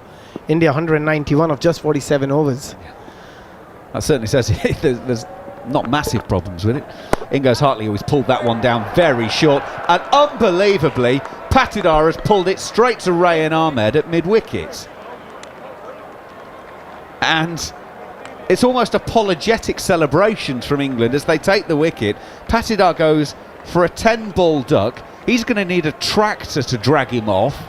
It's 191 for 2, and Hartley has his first of the second innings. Disbelief. It's one of these awful deliveries. It's a half tracker, very similar to Ben Duckett's dismissal. And he just waits and waits and waits and pulls it very tamely, very gently. A smirk from Tom Hartley. Well, that's a shocker. And in disbelief, Patidar, without scoring, is on his way back. 191 for 2. It just shows that he hasn't learned anything from the first innings, Bumble, because he got out similarly in the first innings where the ball just held on to the surface and stopped, and he got out in a similar fashion on the offside where he gave an easy catch to the extra cover That's fielder. right. And in the second innings, again the same thing happened. The ball stopped onto the surface, but this time he was looking to pull, and again, because of the slowness of the surface, he played it a bit too early. Now this is interesting. For a second time, India have sent out the night watcher. They did it in the first innings, and it will be Kuldeep once again. This is India leading by 317 with only 2 wickets down, and Jaiswal to still be able to resume his innings tomorrow after retiring hurt, but they're going to send in Kuldeep for the final 12 minutes of the day. Abhishek, is it still, it's different with different teams, is it the next batter in has the right to say I want a night watchman, or is it the coach or captain that say we will have a night watchman? I think it's the batter. They give you an option as a batter. They ask you the question, do you want a night watchman? And then it's up to the batter if he feels that he wants it or not. And I think on that occasion the batsman chose to have a night watchman. So Jadeja would be the man due to bat at 5. Mind you, we think he might have been struggling with either illness or something during this game, because we haven't seen him bowl much. So, well, look, maybe Kuldeep said, done a Rayan Ahmed as he did in Vizag. Rayan Ahmed at the change of innings for the 4th inning said, get me up the order, I want to have a go. Maybe Kuldeep's done the same, I doubt it, but right, so Hartley's going to be bowling left arm over to the left-handed Kuldeep. In he goes, that one turns, keeps a little bit low. That's why the U's and R's from the England fielders. Slip, leg slip, and short leg around Kuldeep. Yeah, we can see a lot of rough patches now, and we can see the pitch breaking up a little bit as well, bit more spin, bit more bounce, the ball holding onto the surface as well. So it's not going to be easy on day 4 as the game progresses more and more. There will be a lot of wear and tear on that pitch.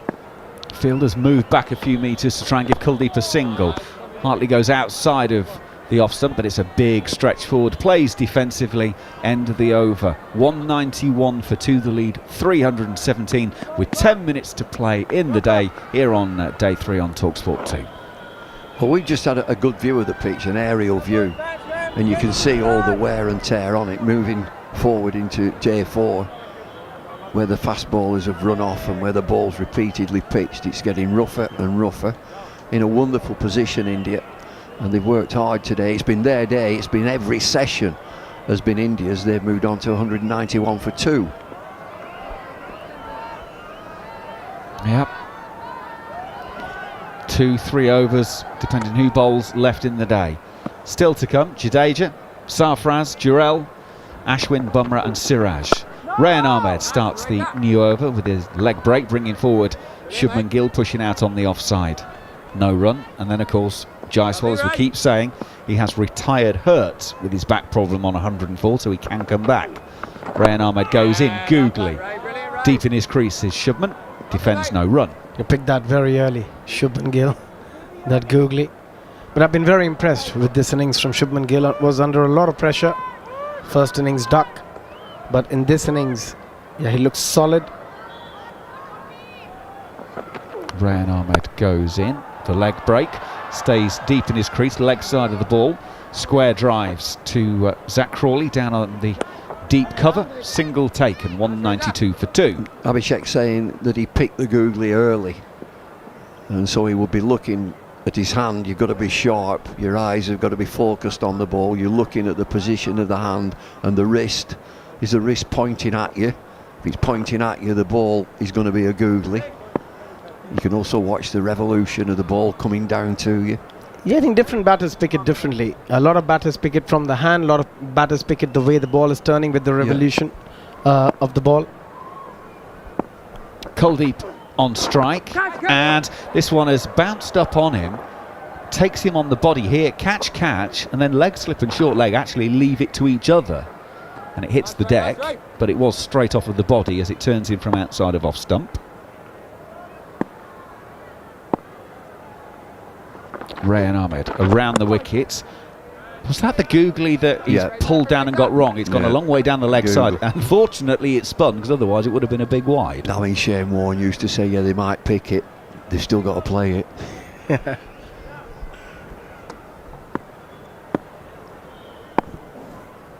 Rayan Ahmed comes in for the final time this over. Gives that one plenty of air outside of off stump. Kuldeep is going to square drive it, and Mark Wood has pulled that one in, and they will. How many have they run there? Have they run 3? Yes, they've run 3, because it's the final ball of the over, so it means that Kuldeep will keep the strike. 195 for 2. I did wonder whether Mark Wood might be better off letting it go for 4. I thought that could have been a 5. He's absolutely spent, is Mark Wood. Yeah, the amount of time it took to get up after putting in that dive, the batters could have taken another one. But you don't blame him. He's put in so much effort. Every time he's run in, he's given it all on a very hard condition for fast bowling. There's no pace, no real bounce on the surface anymore. I think India's bowlers will, and talk about the quick bowlers, will get more out of it than England have. Yeah. Right, 6 minutes on the clock. Hartley to start what should be the penultimate over. Goes in left arm over, bowls to Kuldeep. He defends to Ben Stokes at mid-on. And there is no run. Well, we're saying there's 2 overs potential play. That is the allocation for the day. So looks like we should get the 90 in the end. Hartley in, bit of air. Kuldeep coming forward, dead bat, defensive back to the bowler in his follow-through. Kuldeep is looking quite good, to be honest. He's looking quite secured with his defence. The spinners are not causing any trouble at the moment to both these players. Hartley comes in. Again, Kuldeep has only got eyes for the defensive because that's his job, and just blocks it back down the pitch, no run. And he blocks it well. Big stride, bat and pad together. Joe Root might have been a good option against Kuldeep off spin.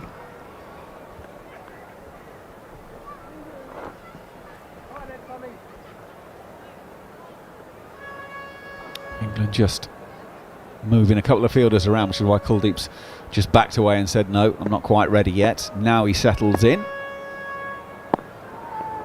They brought in a silly point. And that's a big LBW shout. Kuldeep's got no interest in playing it. He's turned his back on it. Now, I think he got quite a long way outside the line. There's a long discussion from England's point of view. Of course, it doesn't matter that he's outside the line because there's no shot. So they're looking about height, where the ball was going. They're not going to review it.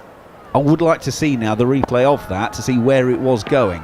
Hartley again, this time he is playing Kuldeep. He's not taking any kind of chance with that one. He's going to get the bat on it, there's no run. It was a perfect length, the previous delivery, but the ball was turning so much, and also the height factor. There is a possibility that it might have clipped the leg stump. Ooh, I'd be excited about that. I would be more excited than England were. Definitely. I've just seen a first replay without any technology on it. I now want to see the ball tracking on that. Now Hartley's going to go around the wicket to the left-hander. And Kuldeep gets one that keeps low. Plays it back down the pitch, no run. So he's done his job. In fact, that he's got to the last over of the day. It will be Shubman Gill to start the final over. India 195 for 2, leading by 321 here on talkSPORT 2. Are we going to see a replay? The TV people thinking it's a bit late in the day, I can't be bothered. Just one over to go. I'd be quite excited. It's usually when you don't play a shot. England were muted, but the ball spun. It's hit him on the backside, but he's very, very low as he leaves it. He gets in an awkward position. And we're not seeing any replays. They've had enough, they've gone. My guess is Indian TV does like an ad break. So my guess is that they're in an ad break and we might get it during this final over, which will be bowled by Rayan Ahmed. Brings Shubman Gill forward. It's pushed to Ben Stokes, who is under the helmet at short leg. Now we get the replay. It's pitching outside. Impact, no shot. It's going over the top of the stumps just. And I do mean just. Rayan Ahmed for inside edge. Off the bat to square leg. They will scramble a single. So Shubman Gill has got himself off strike. He's gone to 65. India 196 for 2. But Kuldeep got it right just. It's just gone over the top of the stumps. Big spinner. Right, so 4 balls left then. Kuldeep's got 3 from 11, India 196 for 2. Rayan Ahmed around the wicket. He's playing from the crease. In fact, he's deep in the crease. Just dropping towards third. No run. A day that started with England batting, 207 for 2. Will finish with India batting, but the look of it, 2 down. Rayan Ahmed in. A little bit short that one. Kuldeep able to play it pretty comfortably. And there's no run and there's 2 balls left.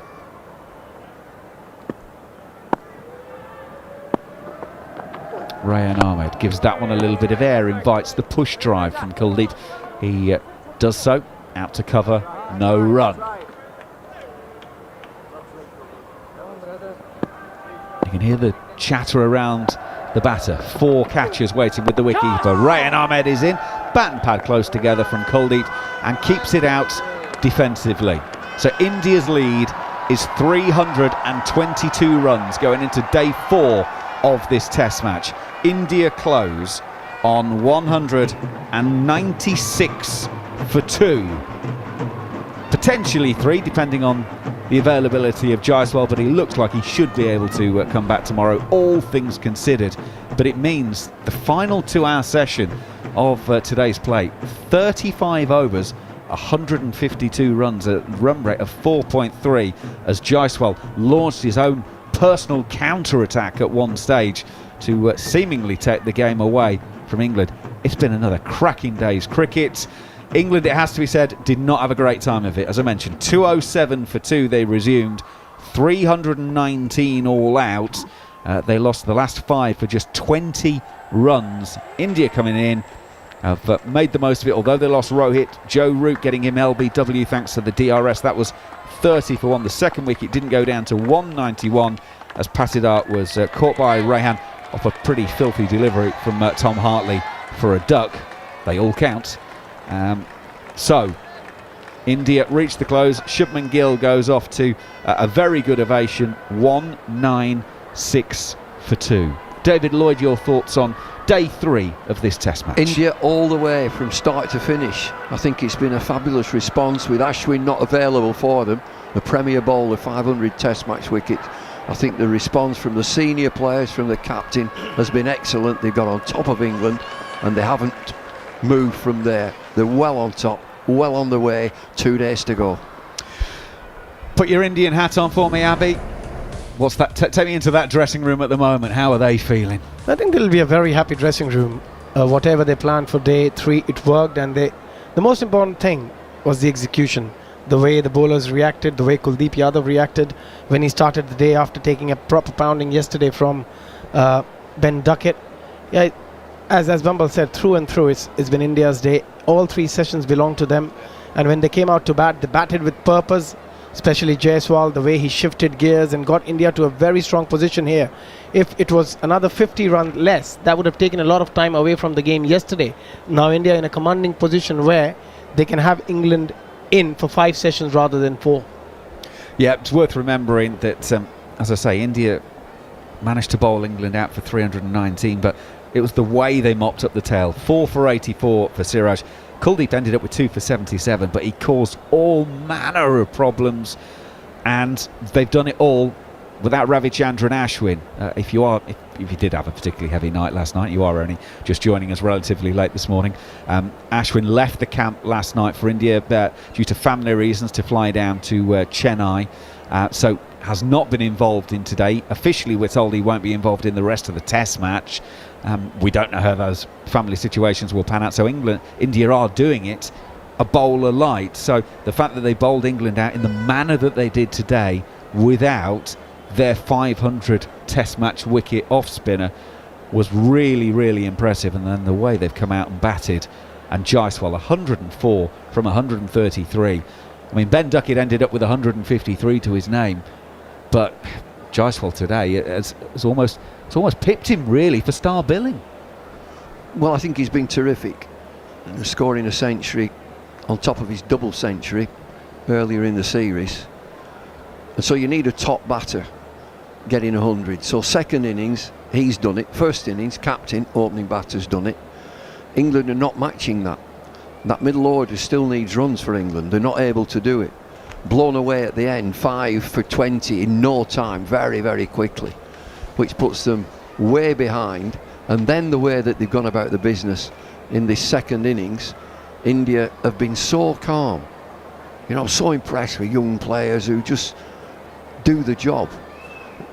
There's no emotion whatsoever in their faces. They know that they've got a job to do, and they've got into a fabulous position, a brilliant position. I can't see where England are taking wickets. Yeah, and also it's very difficult for England to come back into this game after a lead of 319 with 8 wickets in hand. You can make it 7 because R. Ashwin, we're not sure if he's going to bat or not. You're at least looking at 400, 450, and to chase 450 on this 4th, 5th day pitch in Rajkot, yeah, England will have to do something very special.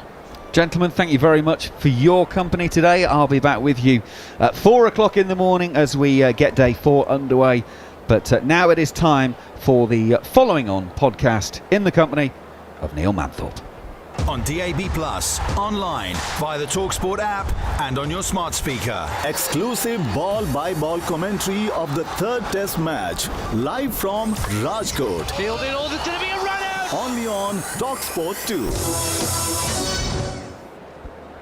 You're listening to the Following On Daily Podcast. I'm Neil Manthorp alongside England legend David Bumble, Lloyd, Surrey head coach Gareth, Batty and former India A and IPL batter Abhishek Jhnujhnuwala to look back at day 3 of the third test between India and England in Rajkot.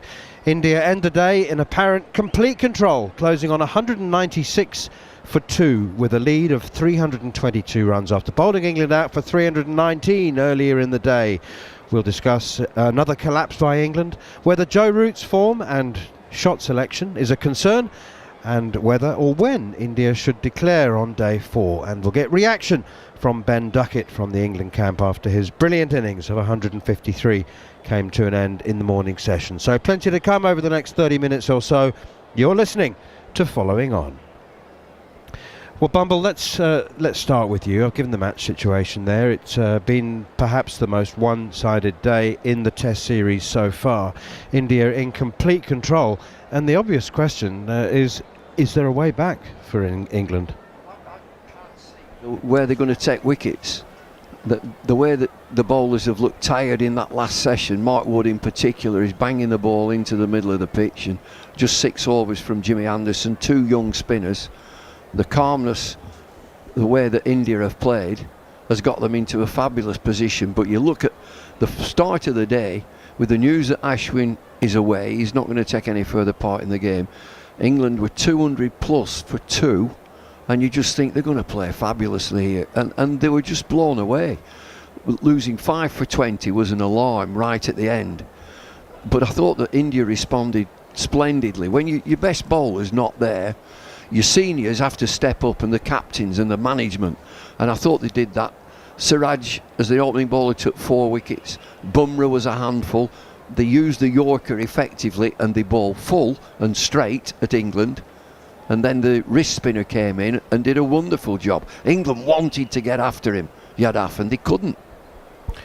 Abhishek, there'll be much consternation amongst England supporters. I mentioned Joe Root's dismissal, which triggered a very disappointing day with the bat for England. But I'll get Bumble's reaction to that in just a moment. First of all, from an Indian perspective, we have to mention Yashasvi Jaiswal, who unfortunately had to retire hurt with what looked like a back spasm or a pulled muscle in his back, having made his 2nd century of the series. He was brilliant, 104.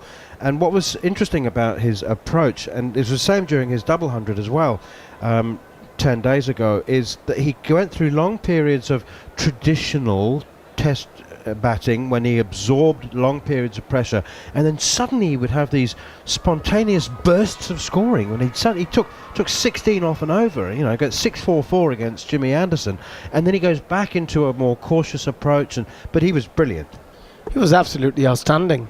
And yeah, it was that period where India scored 50 runs of 4 overs at around 9.5 and over, and suddenly there was a massive shift in momentum, and also that caused a lot of doubts in the England bowlers. When you attack in that fashion against a bowling attack, suddenly the length starts changing, the bowlers don't know what to do, how to react to that, and that's exactly what we saw. And it was a phenomenal 100 again after getting a double 100 earlier in the series. He's a special player, Yashasvi Jaiswal. Now then, Bumble, an old friend and colleague of yours, and a man who's been writing on and following cricket and playing it actually for the best part of half a century, Shield Berry, who's now part-time with the Telegraph, wrote a piece a little earlier today in which he described Joe Root's attempt to reverse scoop Jasprit Bumrah as the stupidest shot in English cricket history. Obviously he was a little bit emotional. Well, he would get a reaction as soon as he played the shot. We said, well, that'll be the talking point for the whole day.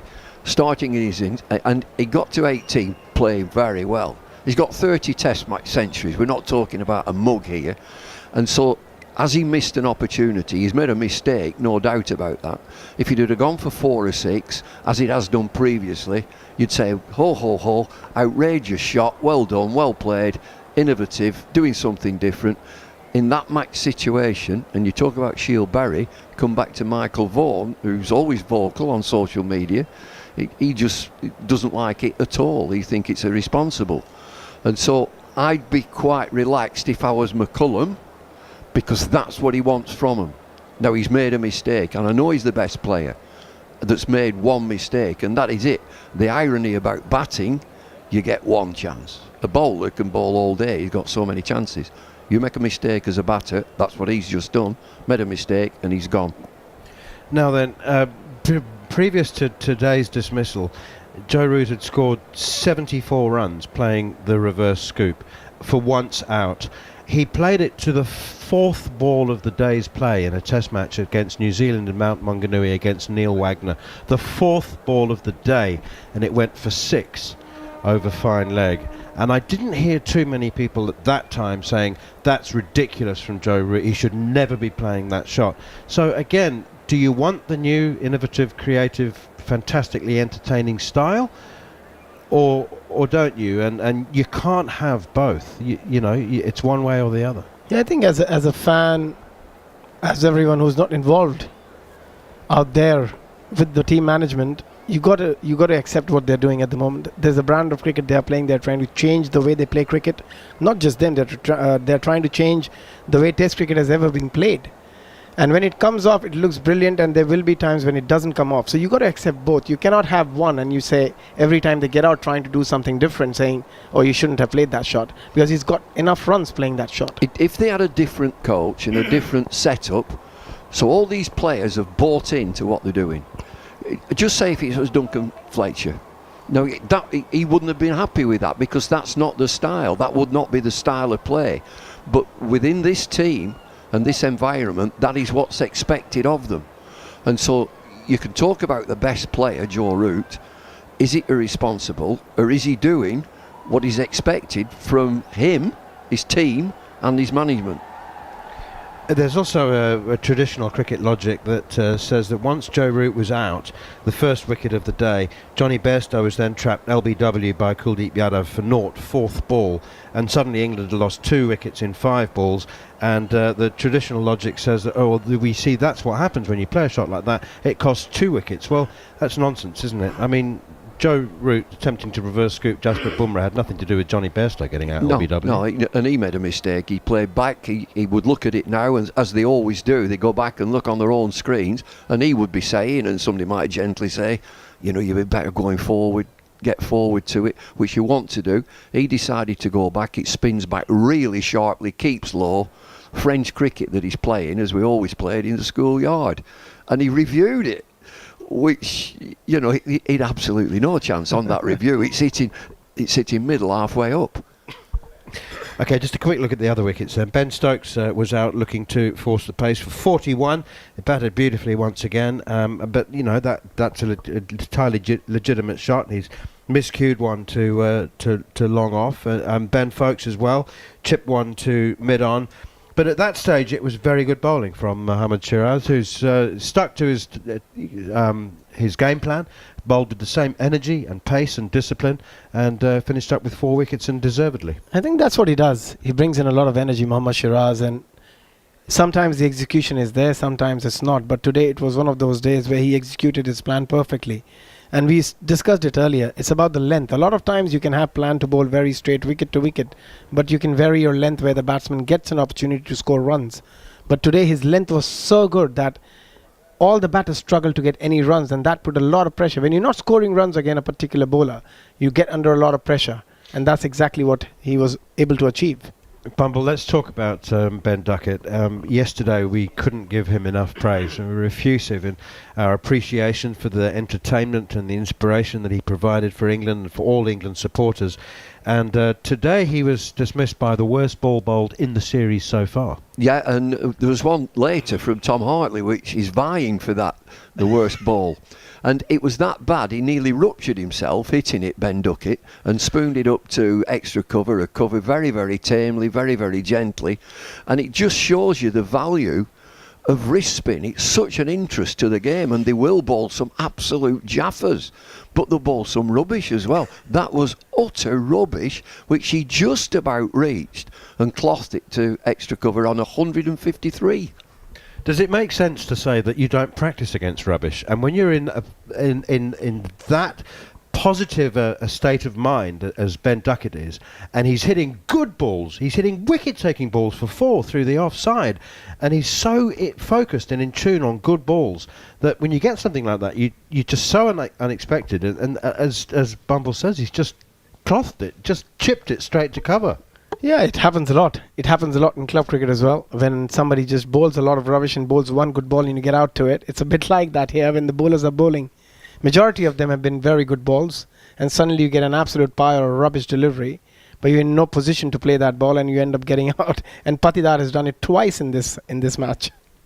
Now then, let's turn our attention, before we hear from Ben Duckett, to the Indian innings. Now they've a lead of 126 runs, which is the smallest of the 3 leads. They led by 190 on the first innings in Hyderabad and lost the test match. They led by 143 in Visakhapatnam and won that one.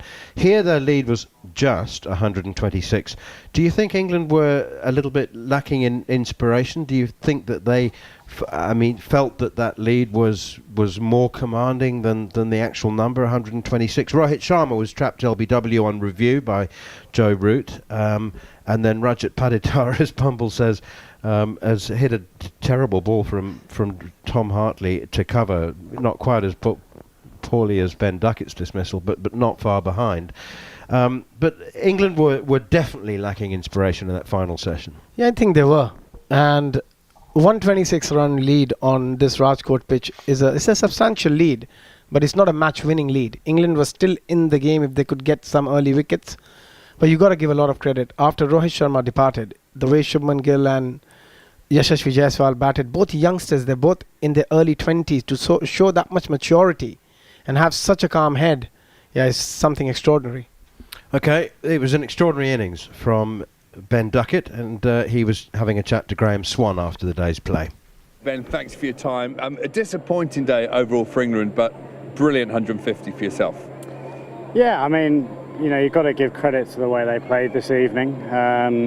But yeah, I mean, I thought we batted superbly last night, and actually they gave us nothing this morning and bowled really well. And we were attacking like we were yesterday. It just didn't pay off. You said before this tour started that you were going to use the sweep and reverse sweep like a defensive stroke, and you did that yesterday. How much fun was that when it was all working so beautifully? Yeah, incredibly fun. And there's a lot more theory behind it than people probably think. I think people probably thought that sounded quite reckless, but I've kind of learned from playing in Pakistan that I've got so many different options. And they were quite attacking sweeps yesterday, but I was really gutted a couple of games ago when I got out to caught silly points. So my game is, if they want to attack and have people around the bat, I'll try and get rid of them, and then I can rotate a lot easier. Yeah, it's certainly the aggressive approach to take. Like many of the England batsmen, Joe Root's dismissal will undoubtedly divide opinion, but I'm assuming that you're pretty happy with the way he plays. Yeah, Rooty's just, he's a freak and he does things that a lot of us can't do. That's, in my eyes, the same as playing a drive and nicking off the second slip. Rooty plays that shot so well, and I'm sure those people weren't saying that when he was hitting Cummins for 6 in the summer. Hear, hear. This game is not out of reach of England, surely? No, 100% not. I think even sending in a night watchman when you're 330 ahead at the end shows that they're slightly wary of us. We're going to continue the way that we play, and if we get 2 or 3 blokes in on that pitch scoring quickly, you never know what can happen. Well, thanks for joining us, and again, very well played. Thank you. Cheers. Ben Duckett speaking to Graham Swan after the day's play, after his brilliant 153. And there were a couple of moments that caused you to smile, Gareth, Batty, listening to him. What were they? I think the question nearer the end when Swanee said, "Is this game out of reach?" his reply of absolutely not, in that sort of very confident fashion. Look, I admire the sort of psyche behind it, but I think being 320 behind right now with 8 wickets to go is a pretty long way behind the game. Had it take 100 runs off, I'd be like, yeah, fine, no problem. But I think that's a substantial position to be in from India, and I think the pitch is only getting worse. We're seeing more balls today disrupt the surface of the wicket. So tomorrow I expect it to get worse, and I expect India to get themselves in an incredibly dominant position, and probably the old school way of playing cricket, and say, well, there is almost no chance that you can get the runs that we have, and then we're going to go about our business of trying to bowl you out. Tell you what made me smile, Bumble, is when Ben Duckett said that Joe Root was a freak and that he could do things that the rest of them couldn't do. And there's hundreds of thousands of England supporters going, no, he isn't. Joe Root isn't a freak. That's the point. I'm killing myself here, and there's a famous rugby league commentator who very famously said, I can't speak. Well, I'm just like that, listening to that interview. The last bit that he said, yeah, they're wary of us. They're only 330 ahead.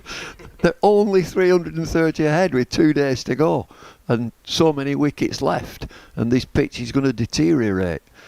And so I admire the optimism, but get real. So, getting real then, Bats, do you foresee a declaration from India? Do you think they will bat until, I don't know, tea, just before tea, if they possibly can? It's not about runs, is it? Probably. If they're not bowled out, it'll be about how many overs they want to bowl England out without Ravichandran Ashwin in the attack.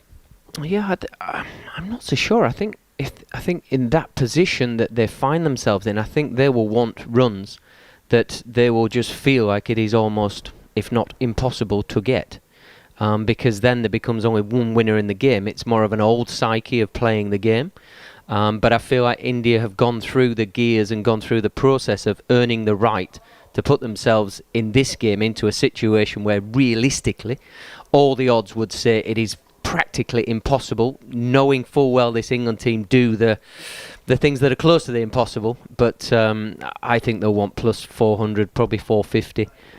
They'll want to get it in a reasonable speed, but if they're bowling by tea time, I think they will feel like 4 sessions should be enough to bowl England out in a deteriorating surface. Without R. Ashwin, Jadeja seemed, I don't know whether he was carrying an injury or I mean, he bowled 1 over before lunch in the morning. Yeah, you'd have expected him to bowl much more than he did, but I think they've got the bowlers on a pitch like this, so they will see 1 each. In the position that they're in now, this is a massive opportunity for us, Rohit Sharma, to win this game. How do we win this game? By scoring runs that puts England out of the game. Watch this pitch deteriorate. Get on the pitch. We talked about that forever for 3 days. Get onto the pitch. Scuff it up if you can. And I'm sure that will happen, but it'll naturally wear and tear.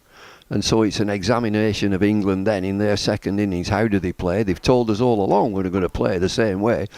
McCullum said we'll chase or try to chase 600. Well, he's got every chance. I think that's the thing. This will test England for the first time, I believe, if everything goes as today has shown it could do. England have to be true to their word to go, we don't shut up shop here, we keep going, and that's going to be one brave situation to find yourself in. It's going to be superb to watch because we know what they've told us. That's the way we play. Wherever we are, that's the way that we're going about it. What if it's 600? Yeah, we'll chase that as well. And so you'll look at this pitch on day 4 and day 5. It isn't going to get any better. I know Ashwin's not there, but the response today from that attack, I think, has been fantastic. You know, for the captain and the management and the coaches to say, right, boys, we're 1 down, now let's get to work. Let's make it as uncomfortable as possible for this opposition. They've done it perfectly. Bats, can I get your opinion on Joe Root and the modern player in general and the shots that they play? And I did make the point that Joe Root had scored 74 runs playing the reverse scoop for once out in his Test career in the last 2 years. But there is a very different way of looking at shots. We heard Ben Duckett there saying that there's more science to the theory behind playing the sweep and the reverse sweep as being as safe as his forward defensive shot. And there are people saying, a lot of people saying that Joe Root shouldn't be suckered into playing Bazball style, but that's what he wants to do, and he's been very successful at doing it. And this hankering for an old style safety first approach is just not going to happen. I think he's taking the lead from his very good friend Ben Stokes, who wants this team to play in a certain manner. Joe Root is a senior player within this team. He's a leader within this team, and if the management is saying, come on, be brave, come out there, exactly how you started the question, he's got 74 runs for the 1 dismissal. He possibly wouldn't see it at this point as big a risk as it looks today from the outcome. Does he need to do it? If it was a conversation between me and Bumble and he's saying, would you advocate that he plays it? I say, Joe Root's a wonderful player. I don't think he needs to. But that's only my opinion. I'm looking at the bigger picture for Joe Root, helping this team develop as they want to do, and he's taking a lead as a senior player, saying we can do extravagant things. The compromise to all this is that it's the situation that they're in. If he were 110 on the board himself and played it and got out, oh, what a great innings. Nobody, but it's a situation that the team's in and he's in. He's made a mistake, but it's what they've bought into. And I think, from what I'm hearing, and if you don't play that way, don't apply for the job. You ain't getting in the team. They've told everybody in county cricket, that's what we're looking for. If you can't play that way, you ain't playing. And I think to solidify that position, you need your best batter, who is Joe Root, to be buying into it, and he's doing. Right, so carry on. Is there, within that 11, or you talk about 7 batters probably, is there a place for the steady Eddie? Is there that sort of place? Now, move it forward, people will say, well, he is your steady Eddie. I'm not sure he is. I think that when he plays Joe Root, he scores quite naturally. Doesn't have to do anything else. He's one of these players when he's just got in and look at the board, oh, he's 40. Where's he got them? So he's played an extravagant shot. He's made a mistake. Smell the coffee, leave him alone. Career strike rate of about 60 in Test cricket, I believe, Joe Root. That's not a blocker. In Hyderabad, and when England conceded a deficit of 190, I was not alone in thinking there was no way back, only because no team in Test history playing in India had ever come back from that. The largest deficit that had been overcome by a touring team in India was 30-odd, not 190. So it had never been done before. Ollie Pope played an innings of a lifetime, an innings for the ages. And yet again, I find myself thinking there's no way back from this. They're 322 behind with 8 wickets in hand and a centurion. Yashasvi Jaiswal's 104 not out. He might come back if he gets his back sorted out. And yet that won't be the thinking in the England change room this evening. I don't think it will, but there's some miles in the legs for the fast bowlers and for the spinners. Fatigue is something that England maybe haven't had as much to deal with as they're seeing in this game, with the humidity, the heat that they've had to put up, with the volume of overs that each bowler would have bowled now going into day 4. So we've said it at the start of every session. Tomorrow morning, the next session is incredibly important. If India do what they did in this last session today, tomorrow morning, I hate to say it, but I don't see a way back for England. Can eventually, when England do bat, they will need somebody to score a double 100 and somebody to score 100. Is that on this pitch? I can't see it. You're not alone, David Lloyd. Thank you very much indeed. Gareth, Batty, thank you very much indeed. I hope you've enjoyed our commentary. Ball by Ball, exclusive on talkSPORT 2 throughout the day, throughout the series, and we'll be back for day 4 of the 3rd Test match from the Niranjan Shah Stadium in Rajkot. For now, from all of us here on talkSPORT 2. Thanks for your company. Look forward to it again just before 4 o'clock tomorrow. Here's Bumrah, reverse sweep, caught, gone, Jaiswal takes the catch. That's legs.